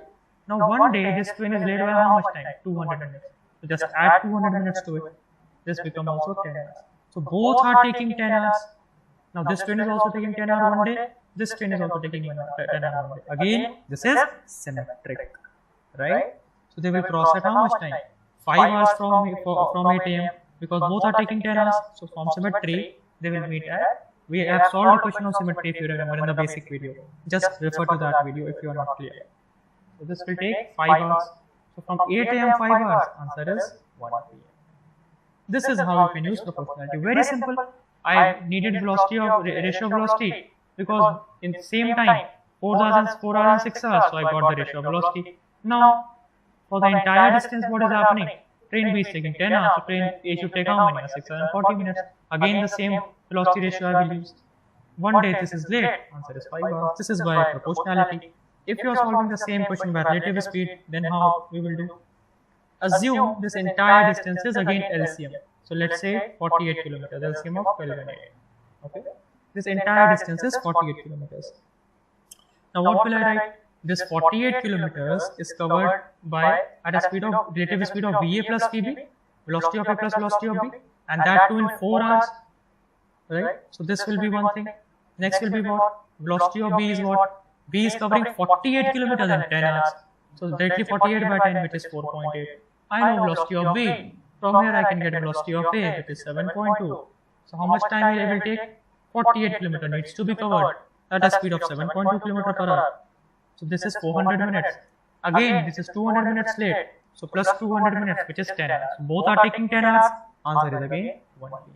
You can either do it by proportionality or by relative speed, as I have repeatedly told you. Let's move to the next question. Take your time. Again, a very interesting question, guys, and again an oral question. Just take your time and solve it. Okay, so let's have a look at this question. So there's a bird which is sitting on the top of a ball. So this is a, let's say this is train which is approaching, and this is a bird which is sitting here. Okay, there is a bird here.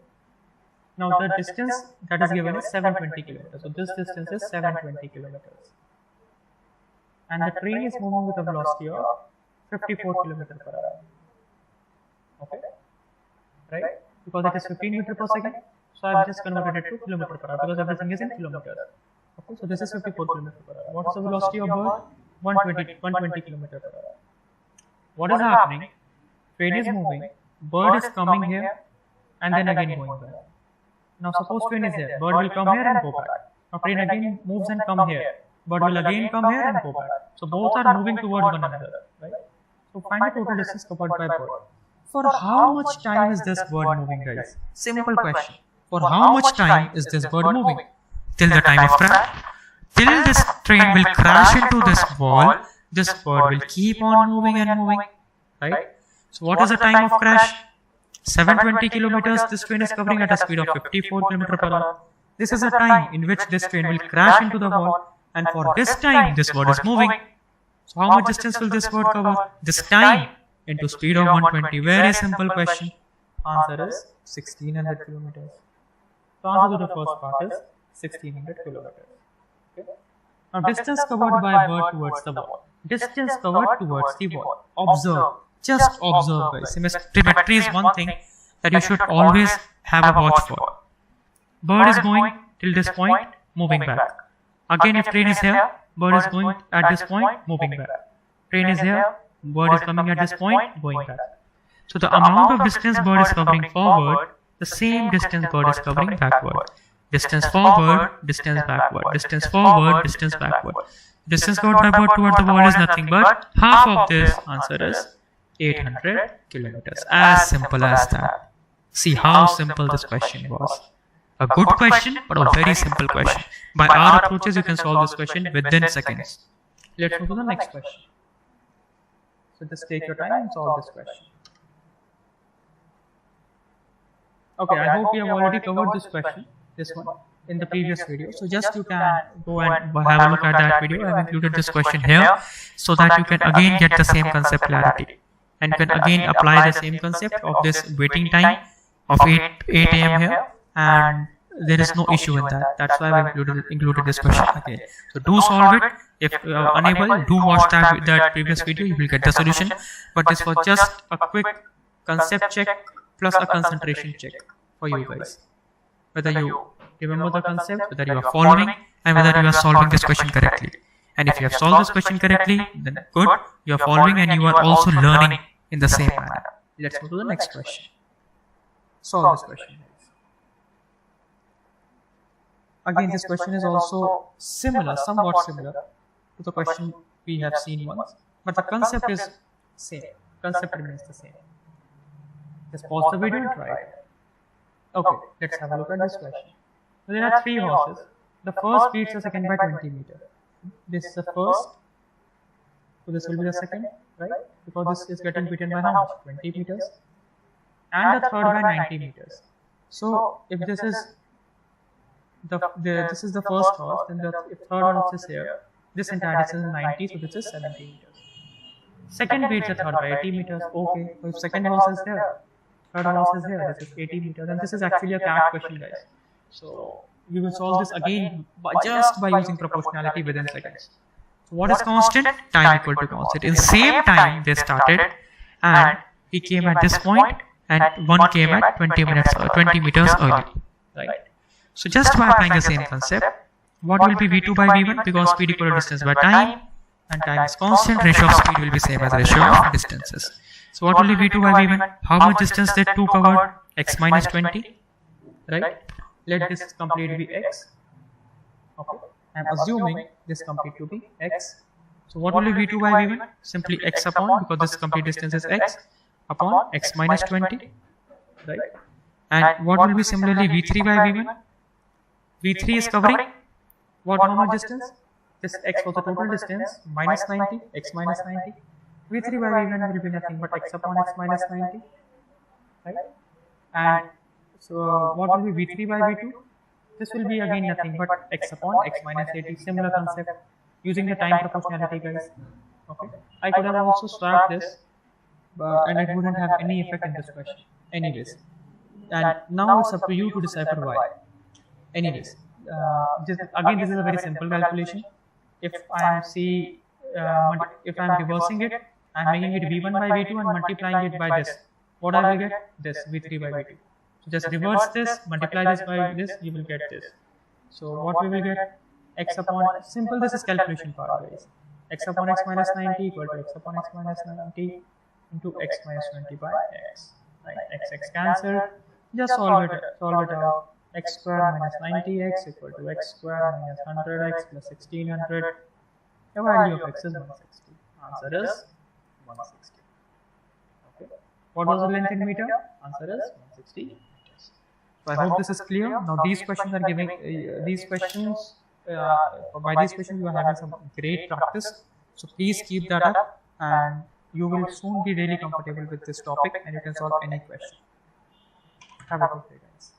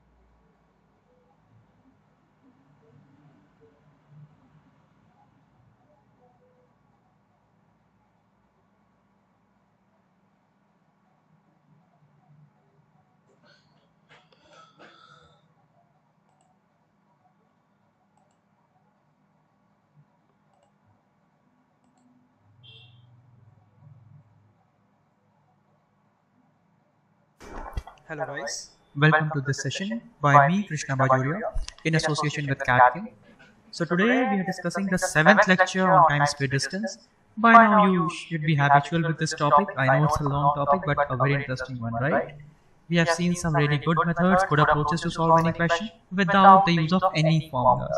So if you will just follow me, just follow the questions that we are doing, I'm pretty sure that you will sail through CAT and there won't be any question which you couldn't solve in 30-second time frame in CAT. This is one topic on which many students they feel afraid of this topic, but I assure you that once we have completed this topic, you can do any question on it. Let's start the today's lecture. So the very first question today we will be discussing about meetings, right? So I've segregated the lectures so as we can cover most of the concepts in single lecture. Today we will cover meetings. Just solve this simple question. Pause your screen and try it out. Okay, so I think most of you would have done it. Congratulations. I have faith in you. Those who have seen my previous videos, you would have nailed this question. Distance is given of point AB. This is nothing but 110 kilometers, right? Now, Manu starts running from A at a speed of 60 and Ravi at a speed of 40, right? And they meet at X. So the first point that we identify is constant. So what is the constant here? Time is equal to constant. So I have identified the constant time. Now if time equal to constant, speed equal to distance by time, the ratio of speed is same as the ratio of distances. So the ratio of distances will be nothing but 6:4 or 3:2. Right? So what is AX is to BX? Nothing but 3:2. Very simple question, right? Now let's complicate it. I love these things. Now let's complicate this question. Solve this question. Just pause your video. Those who are already aware of this concept, solve it. Those who are not, I will cover it, don't worry. Okay, let's have a look at this question. What's the question? There are two friends who are starting from two opposite ends A and B, right? There is one friend at end A and there is one friend at end B. This is a linear track and they keep running between, okay, fine. They meet for the first time at point X, 60 meters from point A. This is 60 meters, this is point X. And this is 100, so this is 40 meters, right? Okay. Now, what is the point of the fourth meeting? So here I am going to give you a concept. Please listen carefully. The two friends, they are starting from opposite ends, right? So this is one end, this is another end. They are starting from opposite ends. And they are meeting. So what is the relative distance that they are traveling on the first meet? Suppose he traveled 60, he traveled 40. So the complete length, the distance is equal to, let's say the complete length is d. So on first meeting, they are covering a distance which is equal to the complete the track length d, right? Which is, let's say, 100 meters in this case. What will happen in second meet? In second meet, B will go in this direction, A will go in this direction, right? B will reach at this point, A will reach at this point, correct? Again they will reverse the direction and meet. So effectively they will cover how much distance relatively? 2d distance relatively. See, a very simple concept, guys. First time relative distance was d, from the next time relative distance becomes 2d of going to other ends and coming back. So another third time what will happen? Same thing will get repeated, again relative distance is 2d. Fourth time, again relative distance is 2d, and so on, right? So first time relative distance was d, and from the very next time the relative distance is 2d. So this becomes a simple formula for relative distance if they are at opposite ends.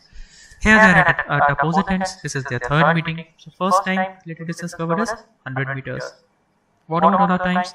Other three times the relative distance covered is 200, 2 times d, right? So 3 into 2 times 100.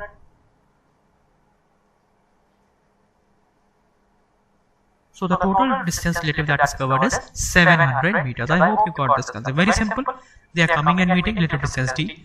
They are going back, again coming and meeting, relative distance 2d, right? So total relative distance 700. What is the question asking me? Meeting of the fourth point. Okay. So when they were meeting at first time at x, what was constant? Time was constant, right, guys? And I know speed equal to distance. By time I have always used this simple formula. So the ratio of speed will be same as the ratio of distances. Ratio of speed is what? A upon BB is same as the ratio of distance is nothing but 3:2, right? Now again when they cover relative distance of 700 meters, this will again be divided in this ratio only, right? Again I will divide this 700 and 3:2 only, obviously, right? So if I want to calculate from point A, what will happen? If I want to calculate from point A, what will happen? It will be simply the velocity of A, 3 upon 5 into 700 meters, right? Why? Because when they cover the relative distance total equal to 5 meters, A covered 3 meters. So when they covered relative distance of 700 meters, then A covered how much meters? A covered 420 meters. I hope this is clear to everyone. This is 420 meters. So as track length is 100, so 100 plus 100 plus 100 plus 100 plus 20. Answer is strictly 20 meters from point A. Now after this 420, let me make calculation very easy for you. Just spectate at the top left corner. This is 420 meters, right? There is a trick that I am telling you. Just have a look. In order to calculate this 20 much easily, what you have to do is 420 minus x into 100. 100 is the track length, okay? 420 minus x into 100. You have to take the nearest even value of x, okay? Nearest even value of x. What the greatest even value, so that this complete thing is positive. What is that value? X equal to 4, right? If x equal to 4, this is 400. 420 minus 400 is 20. So answer is 20. Suppose if this would have been 520 meters, then what would have been the answer? 100, 200, 300, 400, 520. Answer would have been 80 meters from point A, right? Let's use this formula. 520 minus x into 100, right? X should be what? The largest value, even value. 6 it cannot take, it can take 4 only. So this becomes 120. Hence 120 meter from A. 120 meter from A is same as saying 80 meters from A. Correct? Because 100, 20 back, that is 80 meters from A. Right? So this is a very easy formula. You can apply to calculate this type of questions. I hope this is clear. Let's move to the next question. Yeah. Now I urge you guys to solve this question. You will solve this question, don't worry, without any issue. Just try it.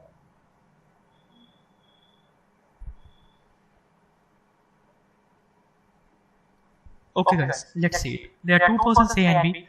Their speeds are given. They start from same end A. Now in this question, they are not starting from different ends, but they are starting from same ends, A and B. Okay. The velocity of A is 30, velocity of B is 20, and this is a linear track AB. They keep running. Okay, this length is given as 100 meters. What is the point of the third and fourth meeting? Now what is happening? Just understand this. Suppose A is going and B is going. A will go, B will also go. Then B will return back and he will meet A. Right? So effectively, what is the relative distance that is covered? Not D, but 2D. In first meeting only, what is the relative distance they have covered? 2D. Again, B will go in this direction, A will go in this direction. Again, they will turn back. Again, relative distance of 2D. So when they are at same point, relative distances, every time it will be 2 and D. Simple as that, right? So when it is fourth meeting, what will be the relative distance? 8D, right? Every time 2D, so 8D. That is 800 meters. Correct? Now what is the ratio of velocity? Ratio of velocity is V upon VB is 3:2. Right. So what will be the meeting point? 800 into from A. 800 into 3 by 5. Because when he covered 5, he covered 3. So when they covered 5 in together, A covered 3. So when they cover 800 meter together, A covered this much. What is this value? 480 meters. Again use my formula. Minus x into 100. 100 is the track length. X is the highest even value, 4. So this becomes 80 meter from this point, x and y. So 80 meters from x. Simple. This is simply your answer. What about third meeting? Again relative distance will be how much? 600. You will again divide it in the same ratio. Again into 3 by 5. This is nothing but 360 meters. Right guys? So 360 meters minus x into 100. The largest value it can take is 2. It cannot be 4. So this becomes 160 meter from A. 160 meter from A is same as 100 and 60. Right? That is 40 meters from A.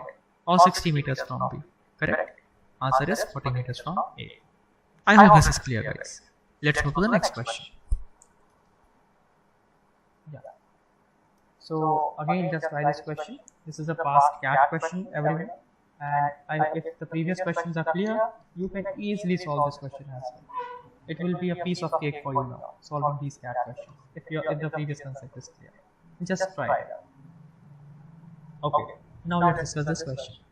So there are 2 points P and Q, and there are 2 persons A and B, right? And this distance is 1400 kilometers. Now speed of A is 50 and speed of B is 20. Now what is the meeting? They are asking for 20-second time. Okay. If they are asking for 20-second meeting, then again similar concept, relative distance every time will be, because they are at the same point, relative distance every time will be 2D. So 20-second time different distance will be 22 into 2D, right? And distance is 1400. This will be 2 into 22 into 1400. Correct guys? Right? Again, when they will, what is the ratio of speed? Ratio of speed is nothing but 5:2. Same concept. What will be the answer from point P? This 5 divided by 7 into this value. 1400 into 22 into 2. This is nothing but 44,000. Again apply my concept. So 44,000 minus x into 1400. What is the highest value x can take? How to calculate it? Divide 44,000 by 1400. You will get 31.42. Hence the maximum even value x can take is 30. Correct? Maximum value that this can take is 30. So what will be this difference now? This will be 2000 from point P. If I am saying 2000 from point P, what does that mean? 1400 going this direction, 600 returning. Hence answer is 600 from point Q, because it is asking from point Q. Answer is 600 meters from point Q. See, this was a CAT question, but we solved it so easily using our concept. And while applying these concepts, just note one thing, that the ratio of speeds which is given here of A and B, this should not exceed 2 times, because if this they will exceed 2 times, then this concept of relative distance will not hold. If it is happening, then you will use a simple concept of proportionality that we have discussed in the past. But in CAT, you will get these type of questions only. This is also a past CAT question. Happy learning, guys. I hope this is clear. See you in the next video, where we will discuss AMGM concept. And this is a very important concept, guys. You can solve complex questions really easily with that question, that concept. Do attempt it. Thank you.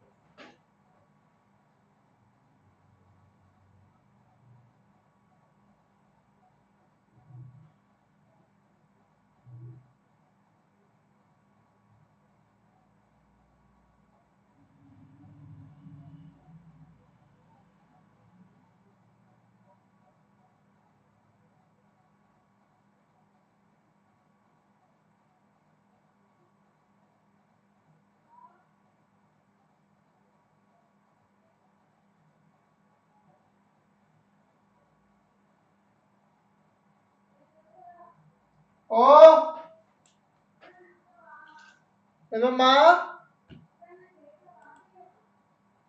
వస్తున్నా ఇంకా నేను చూస్తున్నా.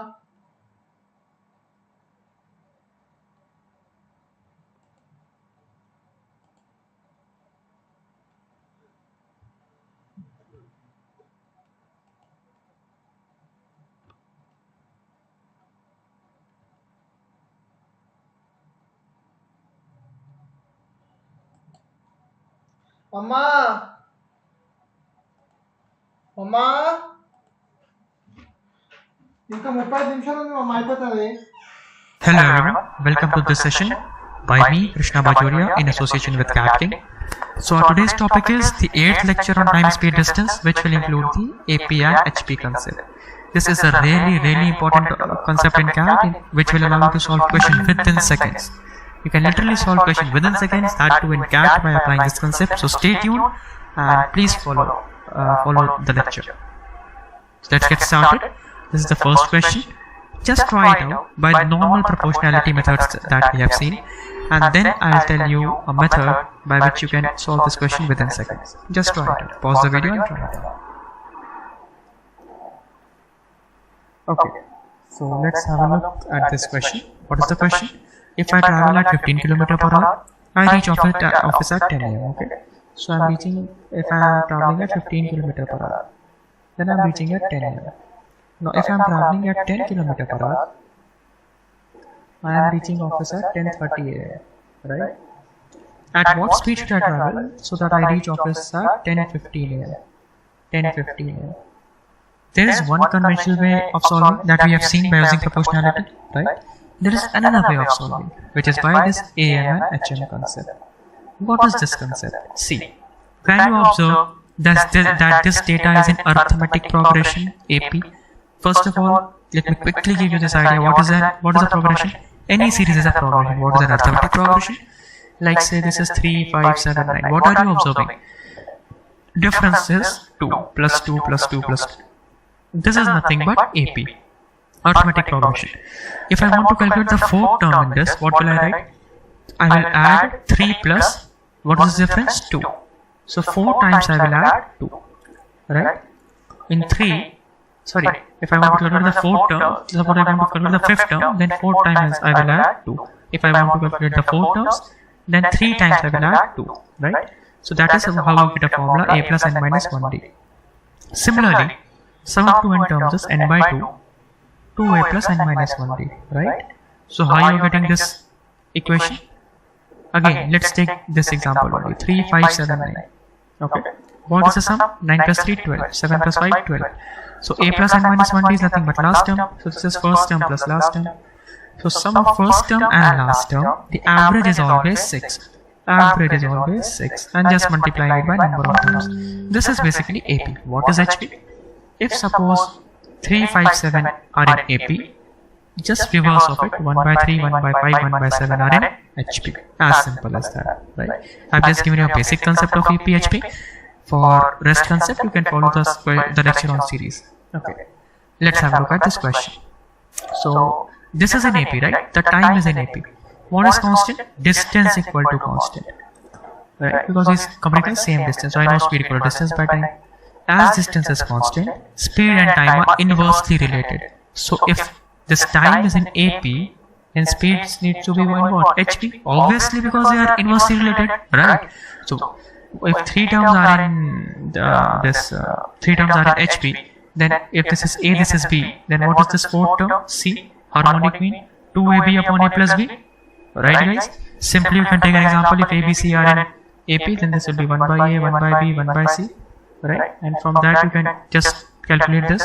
Okay, so this will be what? C equal to 2AB upon A plus B. This will be nothing but 2 into 10 into 15 upon 25, which is nothing but 12 km per hour. So see, just by looking at this question that this is an AP, how easily you solved it and said that this has to be in HP. Answer is directly 12. This is the beauty of this concept, guys. Let's solve another question. Solve this question, write out, you will get this answer within 10 seconds. I promise you will get this answer within 10 seconds. Just try it out. Okay, let's have a look at this question. So what is this question saying? A man cycles at the speed of 10 and reaches office at 1. Okay, his speed is 10 km per hour and he is reaching office at 1 p.m. Okay. However, when he cycles at 15 km per hour, if he cycles at 15 km per hour, he is reaching at 11 am. Right. So, what should be the speed if you want to reach office at 12 noon? This is what the question is saying. Right. Observe, what is it? Is distance constant? Yes, distance is constant. First thing. Is this in AP? Yeah, this is in AP. So this should be in what? HP? Obviously. Answer is again 2 into 10 into 15 upon 10 plus. So this is a CAT 2004 question, guys. See, we have solved CAT 2004 question within seconds. Not even lifting of pen and paper is required and we can solve this question. Answer is 12 p.m. Okay. Right? I hope this is clear to you. Okay. Yeah, not 12 p.m. sorry. Answer is 12 km per hour. Okay. So also, if I want to do this question, say by proportionality, if I wanted to try out this question by proportionality, then how I would have done? What would have been constant? Distance would have been same, constant, right? So speed equal to distance by time. What is the ratio of time? T1 by T2 is nothing but 10 km per hour T1 and 15 km per hour T2, which is nothing but 2 by 3. Now, the ratio, if distance is constant, the ratio of time and speed, they are what? Inversely related. Let this time be equal to 2x, let this time be equal to 3x. Okay? I have taken this time as 2x, I have taken this time as 3x. Now, I know that if he is traveling at 10 km per hour, he is reaching office at 1 p.m. If he is traveling at 15 km per hour, he is reaching office at 11 am. So what is the difference? 2 hours is the difference, correct? So what is the difference? X is the difference. The value of x is nothing but 2 hours, right? Right? So this is what? He is reaching office at 1 p.m. and if he is traveling at this, he is reaching office at 11 am. Correct, guys? Right? And as they are inversely related, so 11 minus 4 is 7 am, 1 minus 6 is 7 am. So reference point becomes 7 am. Okay? From 7 am, I will increase this and I will get this. From 7 am, I will increase this and I will get this. Again, by applying proportionality, if say he's reaching at 12 noon. If he is reaching at 12 noon from 7 am, so what is the difference then? 3 hours, right? The difference of time is 3 hours because I have taken 10 as a reference. Okay. Now, what should be the speed? If when speed was 10, okay, then let's say now speed is x. So what should be the speed? Difference will be this will be equal to 5 by 6, right? Why 5 by 6?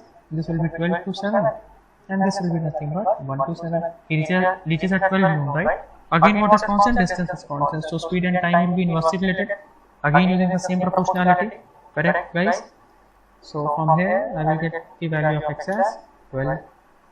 As simple as that. That's why I said, because what is the reference point I am getting? 7 am is the reference point I am getting. Or you can also say something like this, that velocity is 3 by 2 times, so time will be 2 by 3 times, like we did it in the first video, and difference is equal to 2 hours. So t by 3 equal to 2 hours, t equal to 6 hours. Hence again I will get the reference as 7 am. And once reference is 7 am, answer I will get it as 12 km per hour. Clear? So this is by using proportionality if I would have done this question. But why to use proportionality when I have a very great concept at hand, which is the AMHF concept. This is the conventional way that we have done. Distance equal to constant, so time ka ratio then was speed ka ratio. I calculate the reference point. Again time ka ratio is equal to speed ka ratio, because this is the time ka ratio from 12 to 7, 1 to 7. This is the speed ka ratio, speed is 12. This is a normal way. This is the smart way, AMHF way. Let's have a look at the next question. This is again CAT 2006 question, guys. Just try this out. Again, you will solve this question with fair ease. You won't have any issues. Try it out.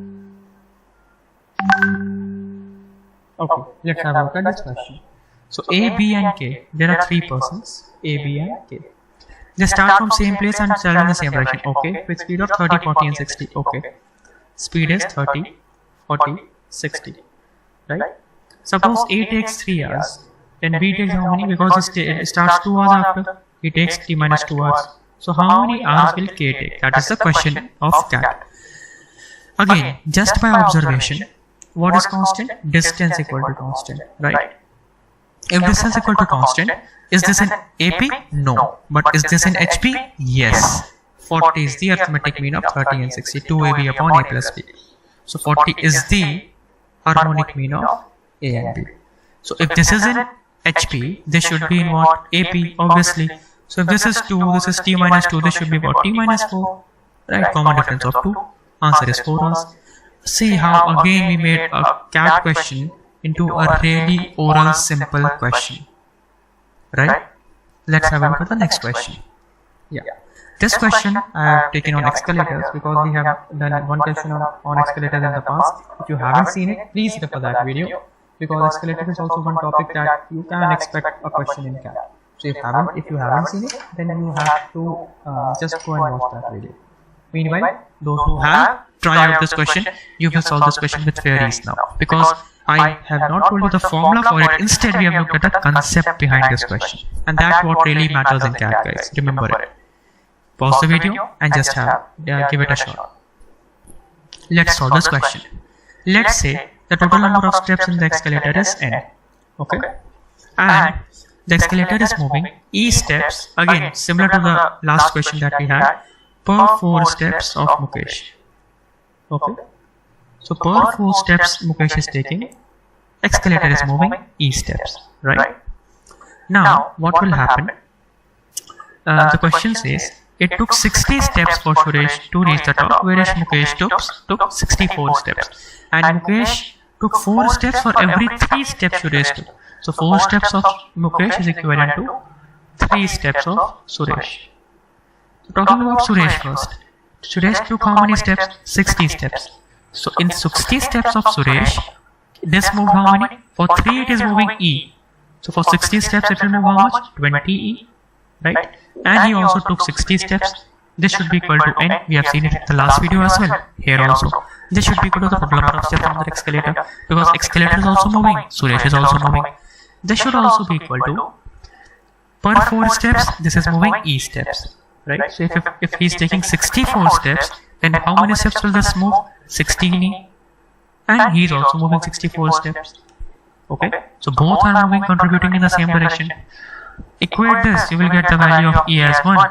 If E is 1, answer of n is 80. See how simple this question became. Right? This is by sheer logic without any formulas how you can tackle any question of TST and with such ease. So if you haven't watched our previous videos, I urge you guys to please watch that because we have just seen one simple formula, speed equal to distance by time, and solved CAT question within seconds using this same formula. Okay, thank you guys, have a nice day.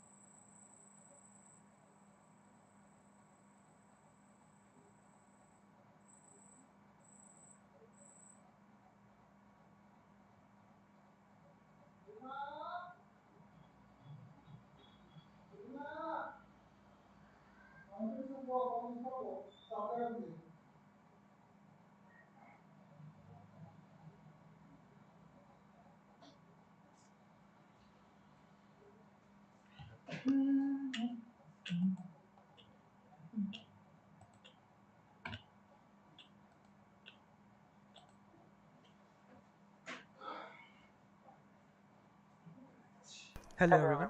Welcome to this session by me Krishna Bajoria in association with Cat King. So this is our 9th session on time, speed and distance, and today we will be covering race. Till now in the first 8 sessions we have seen variety of topics. I have given you very good examples. We have also solved some cat questions and you would have seen how easily we are dealing with time, speed and distance. Same we will do today also. Let us begin with the first question. Just try it out on your own first. You just have to use the basic proportionality everywhere. Okay. Just pause the video, try it out. Let's have a look at this question. Question says that there is a 200 meter race. A beats B by 10 meters or 2 seconds. Okay, what does that mean? So this is a 200 meter race. This total track is of length 200 meters, right? This is 200 meters. Now A is beating B by 10 meters. What does that mean? What does that mean? If A is reaching here, then B is here because A is beating B by 10 meters or by 2 seconds. So I can directly say that B will cover these 10 meters in 2 seconds, right? Because he is beating B by 10 meters or 2 seconds. So B will cover this 10 meters in 2 seconds. The speed of B is 5 meters per second. Directly, I got the speed of B as 5 meters per second. What about velocity of A? C. Again, what I will use is simple proportionality. Or, in this question, even that is not required.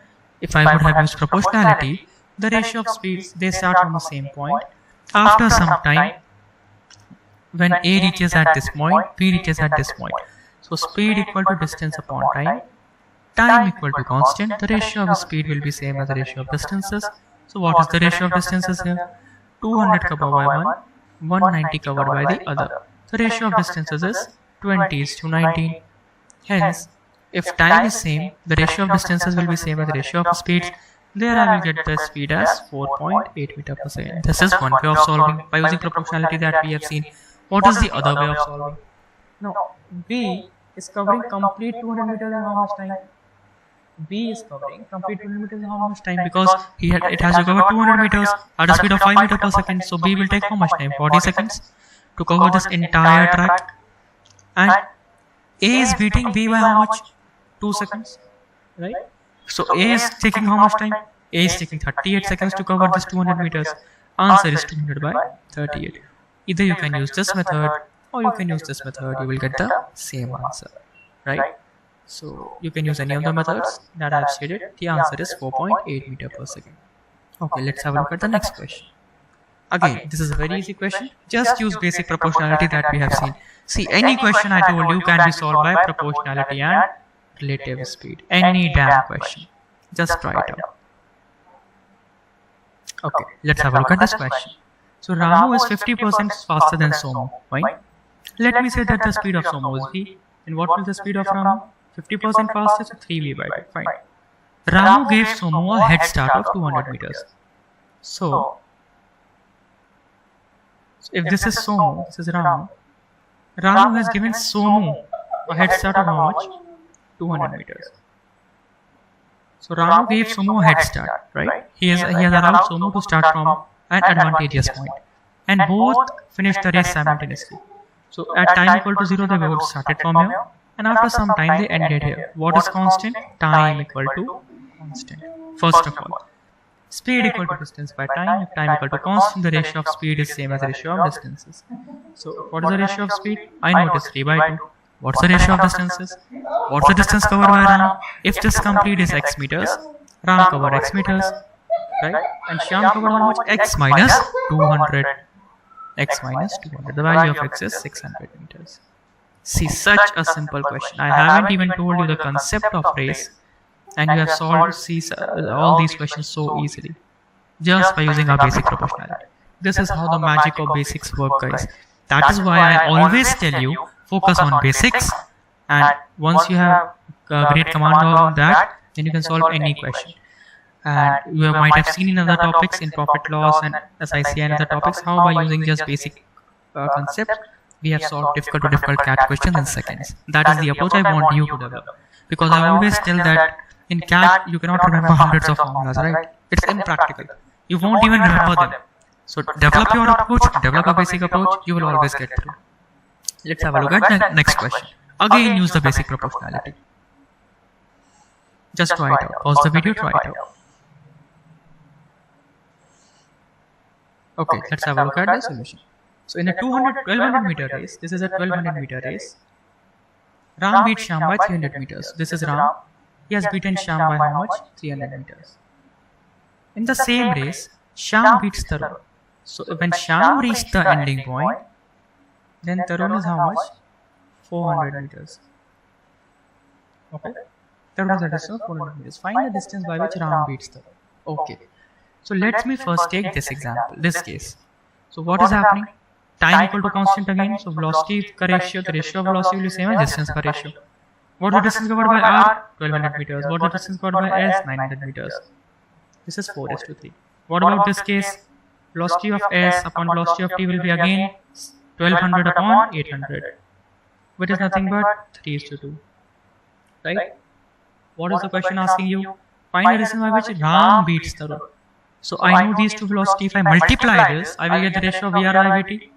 The ratio of VR upon VT is nothing but 2:1. Just multiplying these two. So 4 by 3 into 3 by 2. 3 cancel. That is 2:1. So if time equal to constant, Ram will cover twice the distance that Tarun is covering. Hence, Ram is beating Tarun by how much? 600 meters. Right? Because Tarun will cover 600 meters. Ram will cover the entire track, 1200 meters. He will beat Tarun by 600 meters. As simple as that. See how simply we are solving questions just by using the basic proportionality. Let's move to the next question. Just pause the video and try it out. Now I want you to solve this question. That's a good question, interesting question, and just use the basic proportionality. Just solve it, guys. Try it out. Okay, let's have a look at this question. There's a 600 meter race. P gives Q a start of 200 meters. Okay, what is the meaning of start? Start means that P is saying Q that okay, you take 200 meter advantage. So here I am giving 200 meter advantage to you. Okay, it's a race. P has given Q a start of 200 meters. Ratio of speeds of P's to Q is 5:4. Okay, who wins the race? That's the question. Now, at t equal to 0 that they start from this point, someone would have reached earlier, right? And someone would have managed to reach at this point, let's say any point A dash, and someone would have reached the end A, right? Okay. Now the question says that it is a 600 meter race. So this complete length is 600 meters, right? Ratio of speed is given. So ratio of speed Vp by Vq is nothing but 5:4. Okay. Q has to cover how much distance, guys? To win, Q must cover 400 meters, right? So let me just see, when Q will cover 400 meters in the same time, how much is P covering? Right? So I'm making T equal to constant. Ratio of velocity is same as ratio of distances. Ratio of velocity is this. Ratio of let P cover X distance when Q is covering how much? 400 meters. When Q is covering 400 meters and reaching the end, then P is covering how much? That is the question. So the value of X is nothing but 500 meters. So P covers total of 500 and say comes here. Okay, and Q has already finished the race. So who is the winner? Q is the winner. By how much meters? By 100 meters. Again, see, by using proportionality, we have solved this basic question. Let's move to the next question. Now this question is on circular motion. By this question, I introduce to you guys the circular motion concept. Post this video, you will find that we will have a look at the circular motion concept, number of distant points, where they will meet, and all these type of questions. This introduces to the concept of circular motion. Just try it out. Even if you are unable to solve it, no issues. Just try it out. Okay, let's have a look at this question. On a circular track of 1800 meter length, this is a circular track, and the length is 1800 meter, right?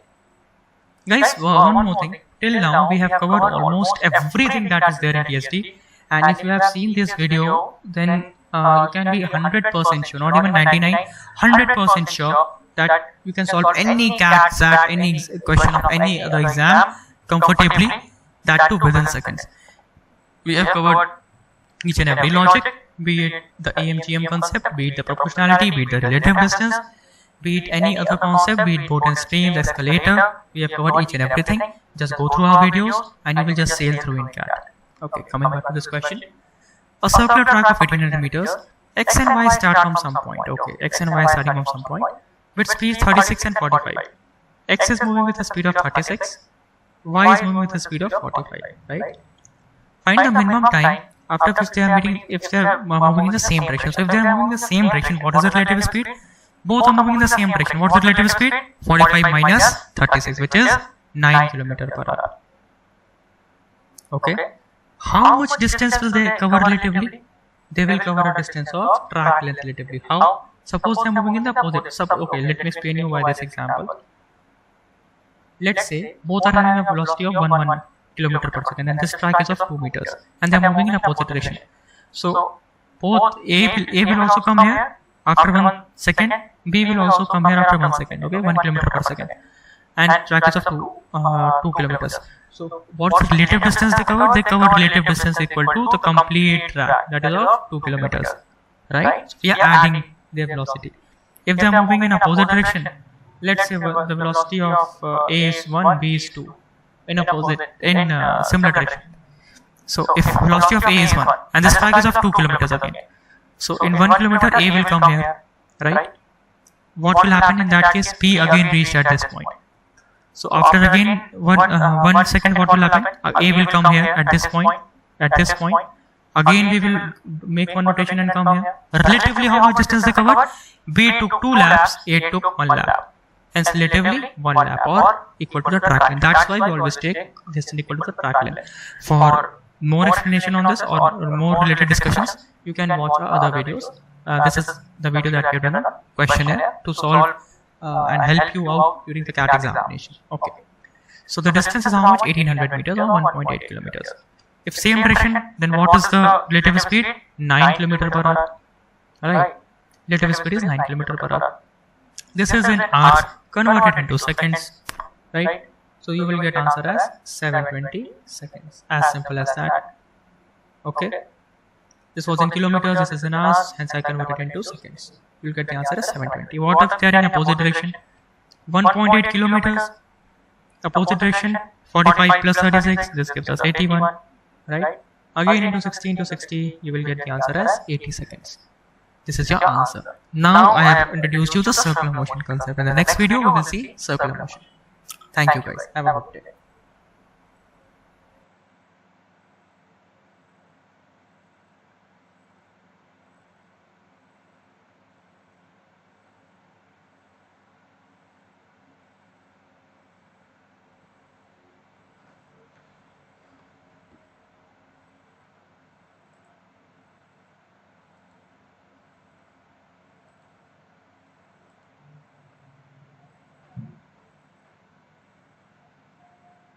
Hello everyone, welcome to this session. This is me, Krishna Bajoria, in association with CAT King. So this is our 10th class on time, speed and distance, and today we will be discussing circular motion. Let's get started. This is the first question at hand. Please try this question out by pausing the video. Again, in circular motion also you have to use relative speed concept only and you will solve the question really easily. Just try it. Okay. So the question is as follows. Krishna moves with a velocity of 20 meters per second. Okay, so this is a track. And I am right here, Krishna. And I am moving with a velocity of 20 meters per second. And Shubham is following me in the same direction with a velocity of 10. So I am moving with a velocity of 20.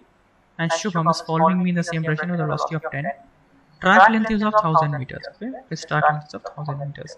Number of distinct meeting points. Now, what is the number of distinct meeting points? You already know the concept of it, I hope. The number of, if there are two velocities A and B, the number of distinct meeting points will be in case of same direction A minus B, making A and B co-prime to each other. That is how it works. What's the concept behind it? That we also explain in class. That what's the concept behind this formula, why it is coming, and you should know it actually. That what actually is the number of meeting points in a circular track. What is the number of meeting points in a circular track? You should actually know why SCF LCMs are getting involved. See, as I always have told you that please know the concept, guys. If you do not know the concept, then okay, fine. You can solve some questions by using formulas, but you cannot solve every question. Like number of meeting points is nothing but time to meet at the starting point Suppose it takes 10 seconds to meet at the starting point, divided by time for the first meeting. Why? Because everything is symmetric in circular track. Anyways, let's come back to this question. I just mentioned it in a gist so that once you have heard this, your concepts would have been devised. Okay. So yeah, find the number of distinct points and the time after which they meet for the first time. So what is the number of distinct points? One speed is 10 meter per second, other speed is 20 meter per second. The number of distinct points will be C. Yeah. So what are the number of distinct points? The number of distinct points will be simply 2 minus 1, which is one distinct point. Right? They will meet at one distinct point. Now, if they are meeting at one distinct point, single distinct point, what does that mean? That means that point is nothing but the starting point. Right? It simply means that that point is the starting point. So again, let me go to the question. That is the first question of circular motion. Krishna moves with a velocity of 20. Shivam follows him with a velocity of 10. If the track is of length 1000 meters, fine. So what is the track length given? Track length is given as 1000 meters. Right? Find the number of distinct points. So we have already calculated the number of distinct points. Same directions. Making them co-prime first. This was 20 and 10. How to make them co-prime? Just dividing it by 10. So I made them 2 and 1. So the number of meeting points will be 1. Now, time after which they meet for the first time. When will they meet for the first time? Tell me. When will be the first meeting point? When relatively they have covered a distance equal to the track length, right? So relatively they have covered a distance equal to 1000 meters. Then they will meet for the first time. Obviously, I explained to you with an example in the last video. These two are moving into opposite direction. They meet, say here. So relatively they have covered one circle. Or if they are moving in the same direction, one has covered say 2 laps, other has covered say 1 lap. Relatively they have covered 1 lap, and then they are meeting. We took it in the last video as well. Right. So what is the relative distance that needs to be covered? It is the track length. What is the relative velocity? 20 minus 10. This is the relative velocity because they are in the same direction. That is 10. Hence the answer is 100 seconds. Right. This was a basic video. This is a basic question. That's why I gave some time to it so that you can understand this. Let's move to the next question. Yeah. Now again, try to solve this question. This is again the basics of distinct meeting points. Okay, let's have a look at this question. See, if you're unable to solve this question, or if you're having any other similar issues, then you can always contact us on CATKing, or you can also contact me personally. Because these concepts, this question that I have discussed, these questions cover each and every concept that there is in time, speed, and distance. And why I am not going into intricate details of each and every concept, because that is again for the class, right? That is the class stuff. We cannot cover everything in 10 to 15 minutes of video. But again, I have tried to cover each and everything via questions. So if these questions are clear, you are good enough and you can solve any question in CAT. Let's look at this question. A and B move in the same direction with speeds 5 and 11. So there is A, which is moving with a speed of 5, right? And there is C, which is moving with a speed of 3, which is giving the next line in opposite direction, and B in the same direction move with a speed of 11. How many distinct meeting points? What we do here, no formula is required. In fact, I have also told you in just the concept of this A minus B. So A and B will meet at how many distinct points? A and B, they will meet at 6 distinct points, right guys? Similarly, A and C will meet at how many distinct points? They will meet at 8 distinct points, 5 plus 3. Similarly, C and B will meet at how many distinct points? 14 distinct points, because everything is co-prime, so I am directly adding on the prime. A and B, they are meeting at 6 distinct points. A and C on 8 and C on B on 14. So together they will meet at how many distinct points? SCF of this, obviously. What's the SCF? 2. Why? Because see, this is a circle. Suppose A and B are moving at 1, 2, 3, 4 distinct points, right? A and C are meeting at 1, 2, 3, 4, 5, 6, 7, 8 distinct points. Each and every point needs to be equidistant because your speed is uniform. That is why we are taking SCF. Answer is 2. Let's move to the next question. Please solve this question. Okay, I hope you have paused the video and tried it out. Let's solve this question now.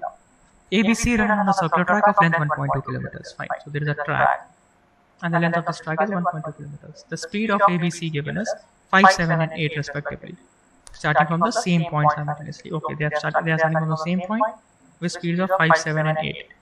While A and C run in the same direction, A run in this direction with speed of 5, C run in this direction with a speed of 8, and B run in this direction with a speed of 7. Okay. Then when will all of them meet for the first time they start the race? Now, when will all of them meet for the first time? So again, I have to take it pairwise, right?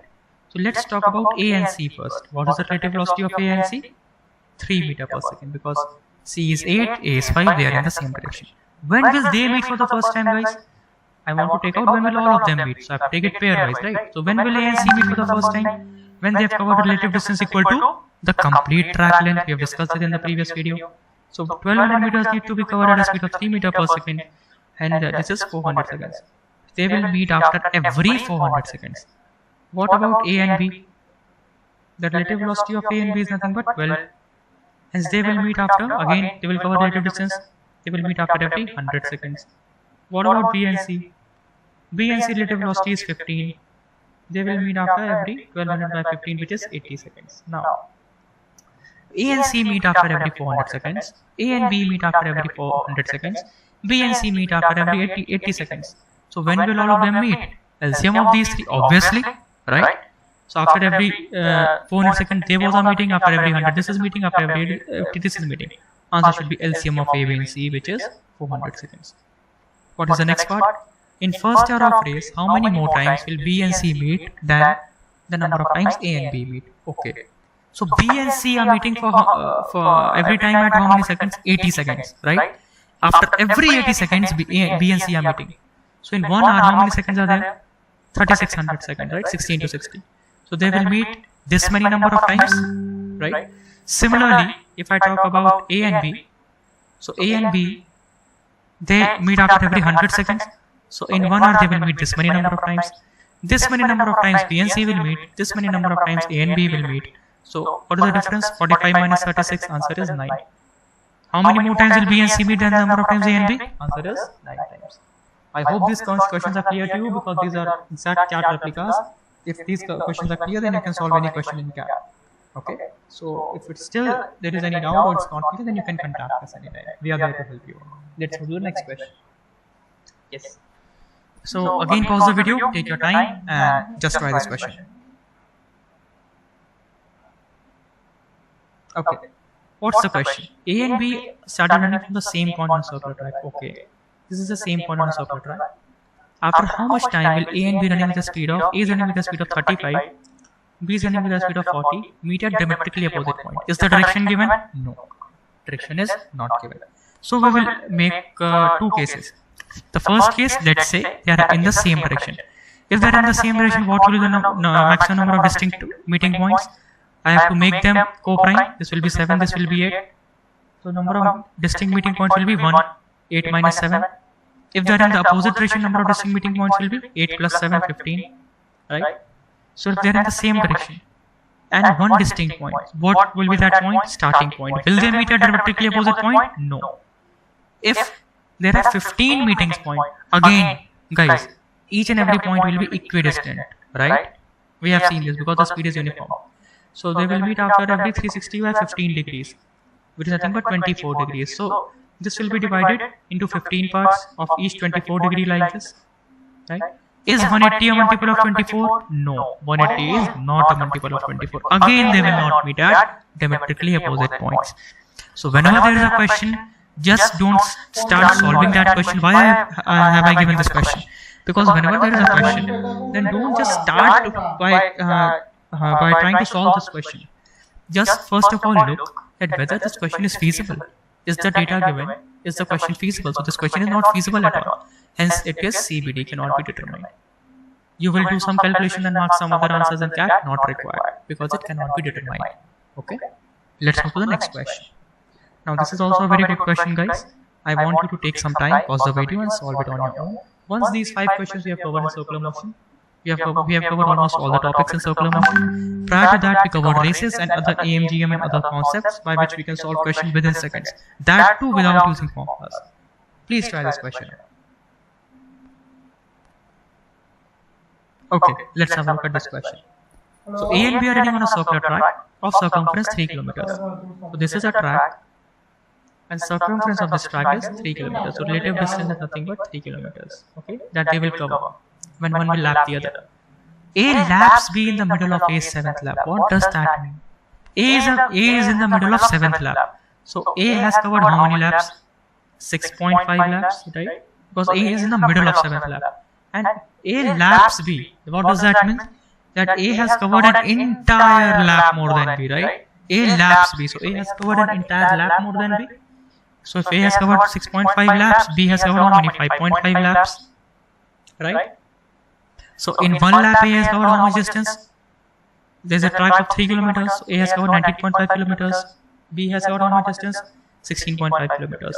Relatively, they covered how much? 3 kilometers. It is logical also because A is lapping B for the first time, right? In the middle of his 7th lap. Hence, the difference will be the relative distance only, obviously, right? So the relative distances are equal to 3 kilometers. Now, again, what we will use in any question I've told you, we will use relative distance and proportionality. So let's use proportionality. So when they are meeting, okay, when they are meeting after this much distance, what will be constant? Time will be constant. So if time is constant, speed equal to distance by time, ratio of speed is same as the ratio of distances. What's the ratio of distance? One has covered 19.5 kilometer, other has covered 16.5 kilometer, right? Which is nothing but 13 by 11. This has to be the ratio of speed. Okay, this has to be only the ratio of speed.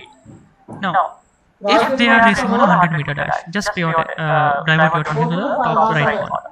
So if they are moving in a 100-meter dash, what would have happened? I know the ratio of speeds now, right? From the first part.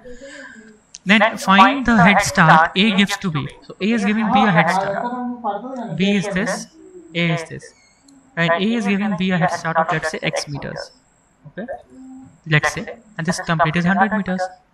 They are starting at some point, and after some point, someone has completed the race, right? Because it is given that they are finishing in the dead heat, so both of them completed the race at this point only, right? So after some time, the ratio of speed equal to distance by time again. The ratio of speed will be same as ratio of distances. What's the ratio of speed? 13 is to 11. What will the ratio of distances? A will cover complete 100 meters, right? Because B is getting a head start. A will complete 100 meters. B will cover 100 minus X meters. Very simple calculation. You will get the value of X as 15.38 meters. This is how cat can amalgamate circular and linear motion. So by solving these questions, I hope you are clear with the concept. If not, you can ping us anytime. But if you have solved these questions effectively, then you can solve any question in CAT. I'm 100% sure about that. Do give it your best. And this is the last concept video, concept question video, that is, of time, speed, distance. I hope you have learned a lot. Please keep practicing, and for any queries, let us know. We are there to help. Thank you, guys.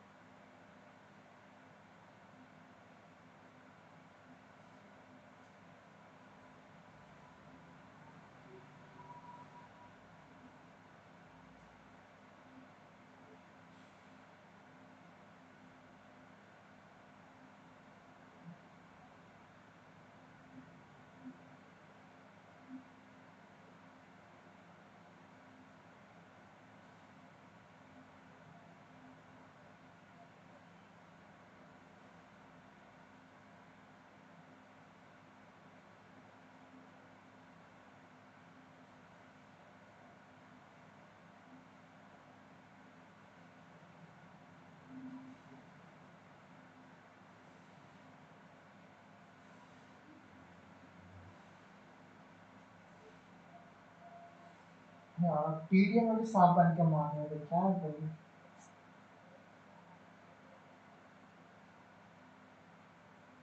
मत जाना उधर सांप बन के मार रहा है सबको तीनों को उसने ही मारा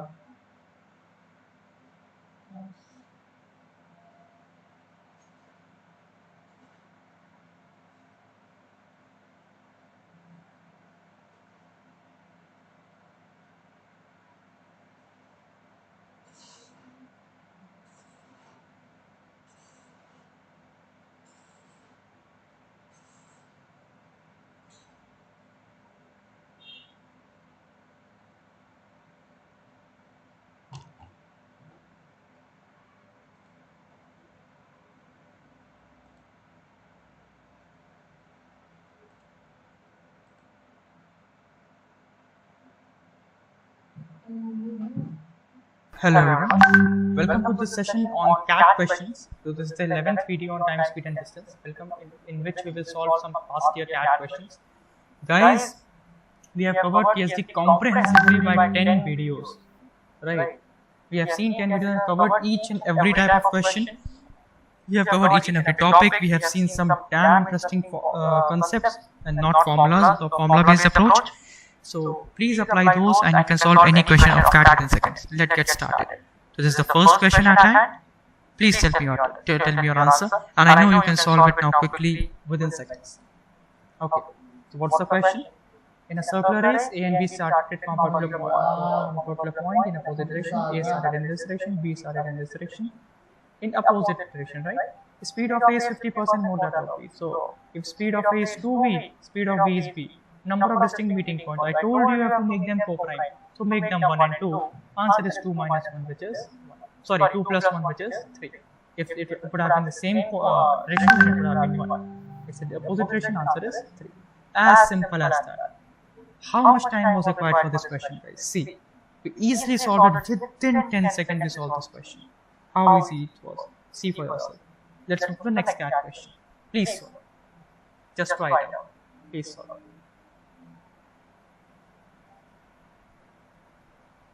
Okay, so I hope you have got this question as well. If yes, congratulations. What's the question? 3 persons start running towards a circular track at 36 km. This is a circular track and this is a 36 kilometers, right? The length, the speed is 7, 11 and 15 in the same direction. So everyone is in the same direction, 7, 11 and 15, right? How many distinct points were there where they will meet on the track, including the starting point? Again, a very easy one. We have to take pairwise, right? 11 minus 7 is 4 because they are co-prime. 15 minus 11 is 4 because they are co-prime. 15 minus 7 is 8 because they are co-prime. What is the SCF of this? 4. Why we are doing this? I have already explained you in the previous question slides. You can just refer to them, right? We see again how easy was it to solve this question? That question. How easy was it? Was it really something which was difficult, guys? No, not at all. Answer is 4. And that to a 10 second, 5 to 10 second problem just by concept. Let's move to the next question. So this is a question on boat and stream. Just try it out. Give some time and try it out.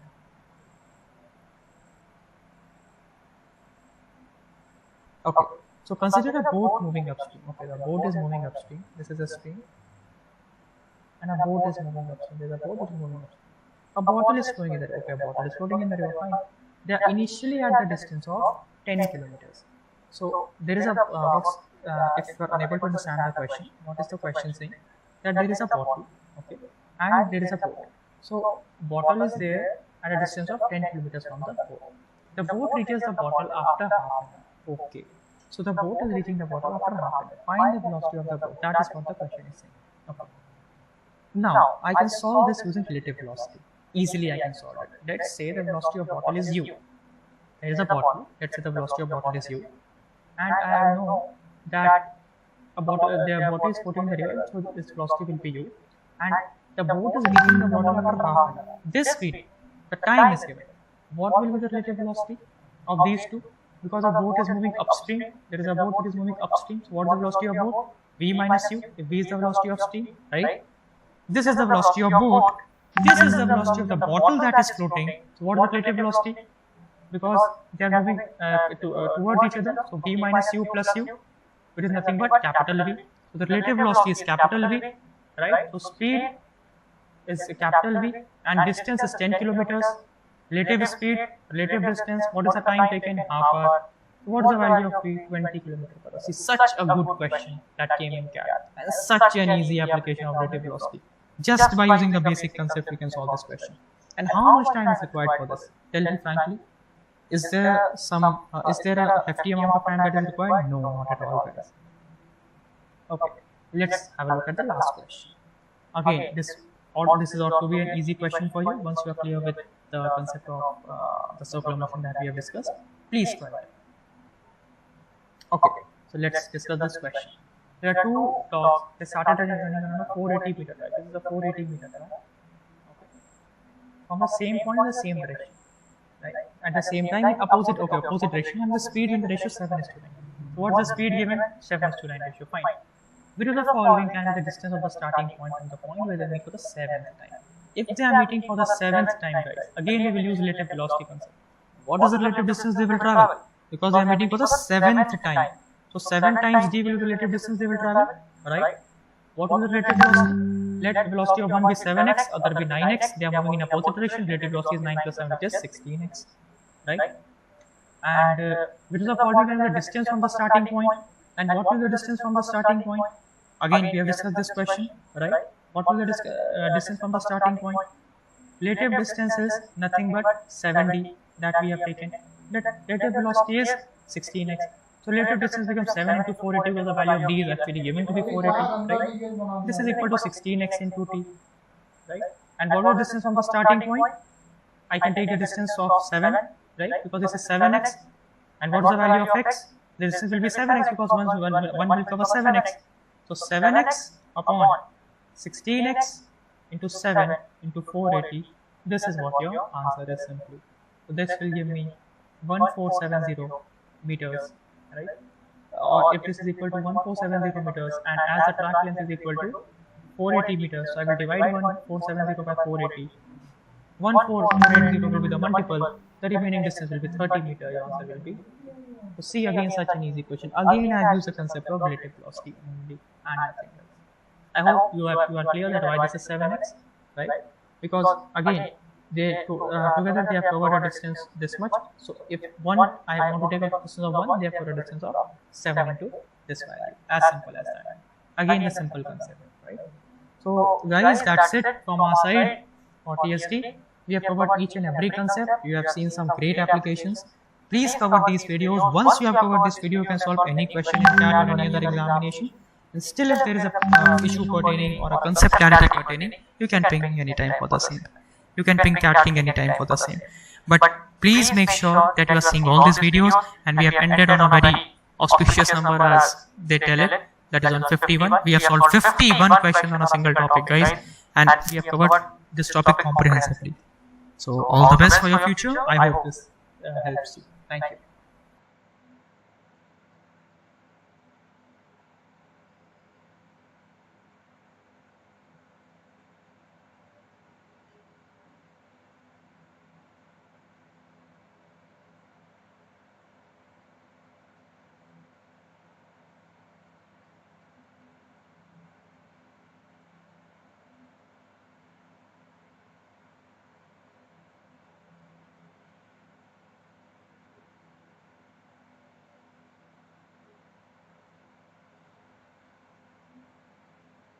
भाई तुम लोग कर क्या रहे हो यार?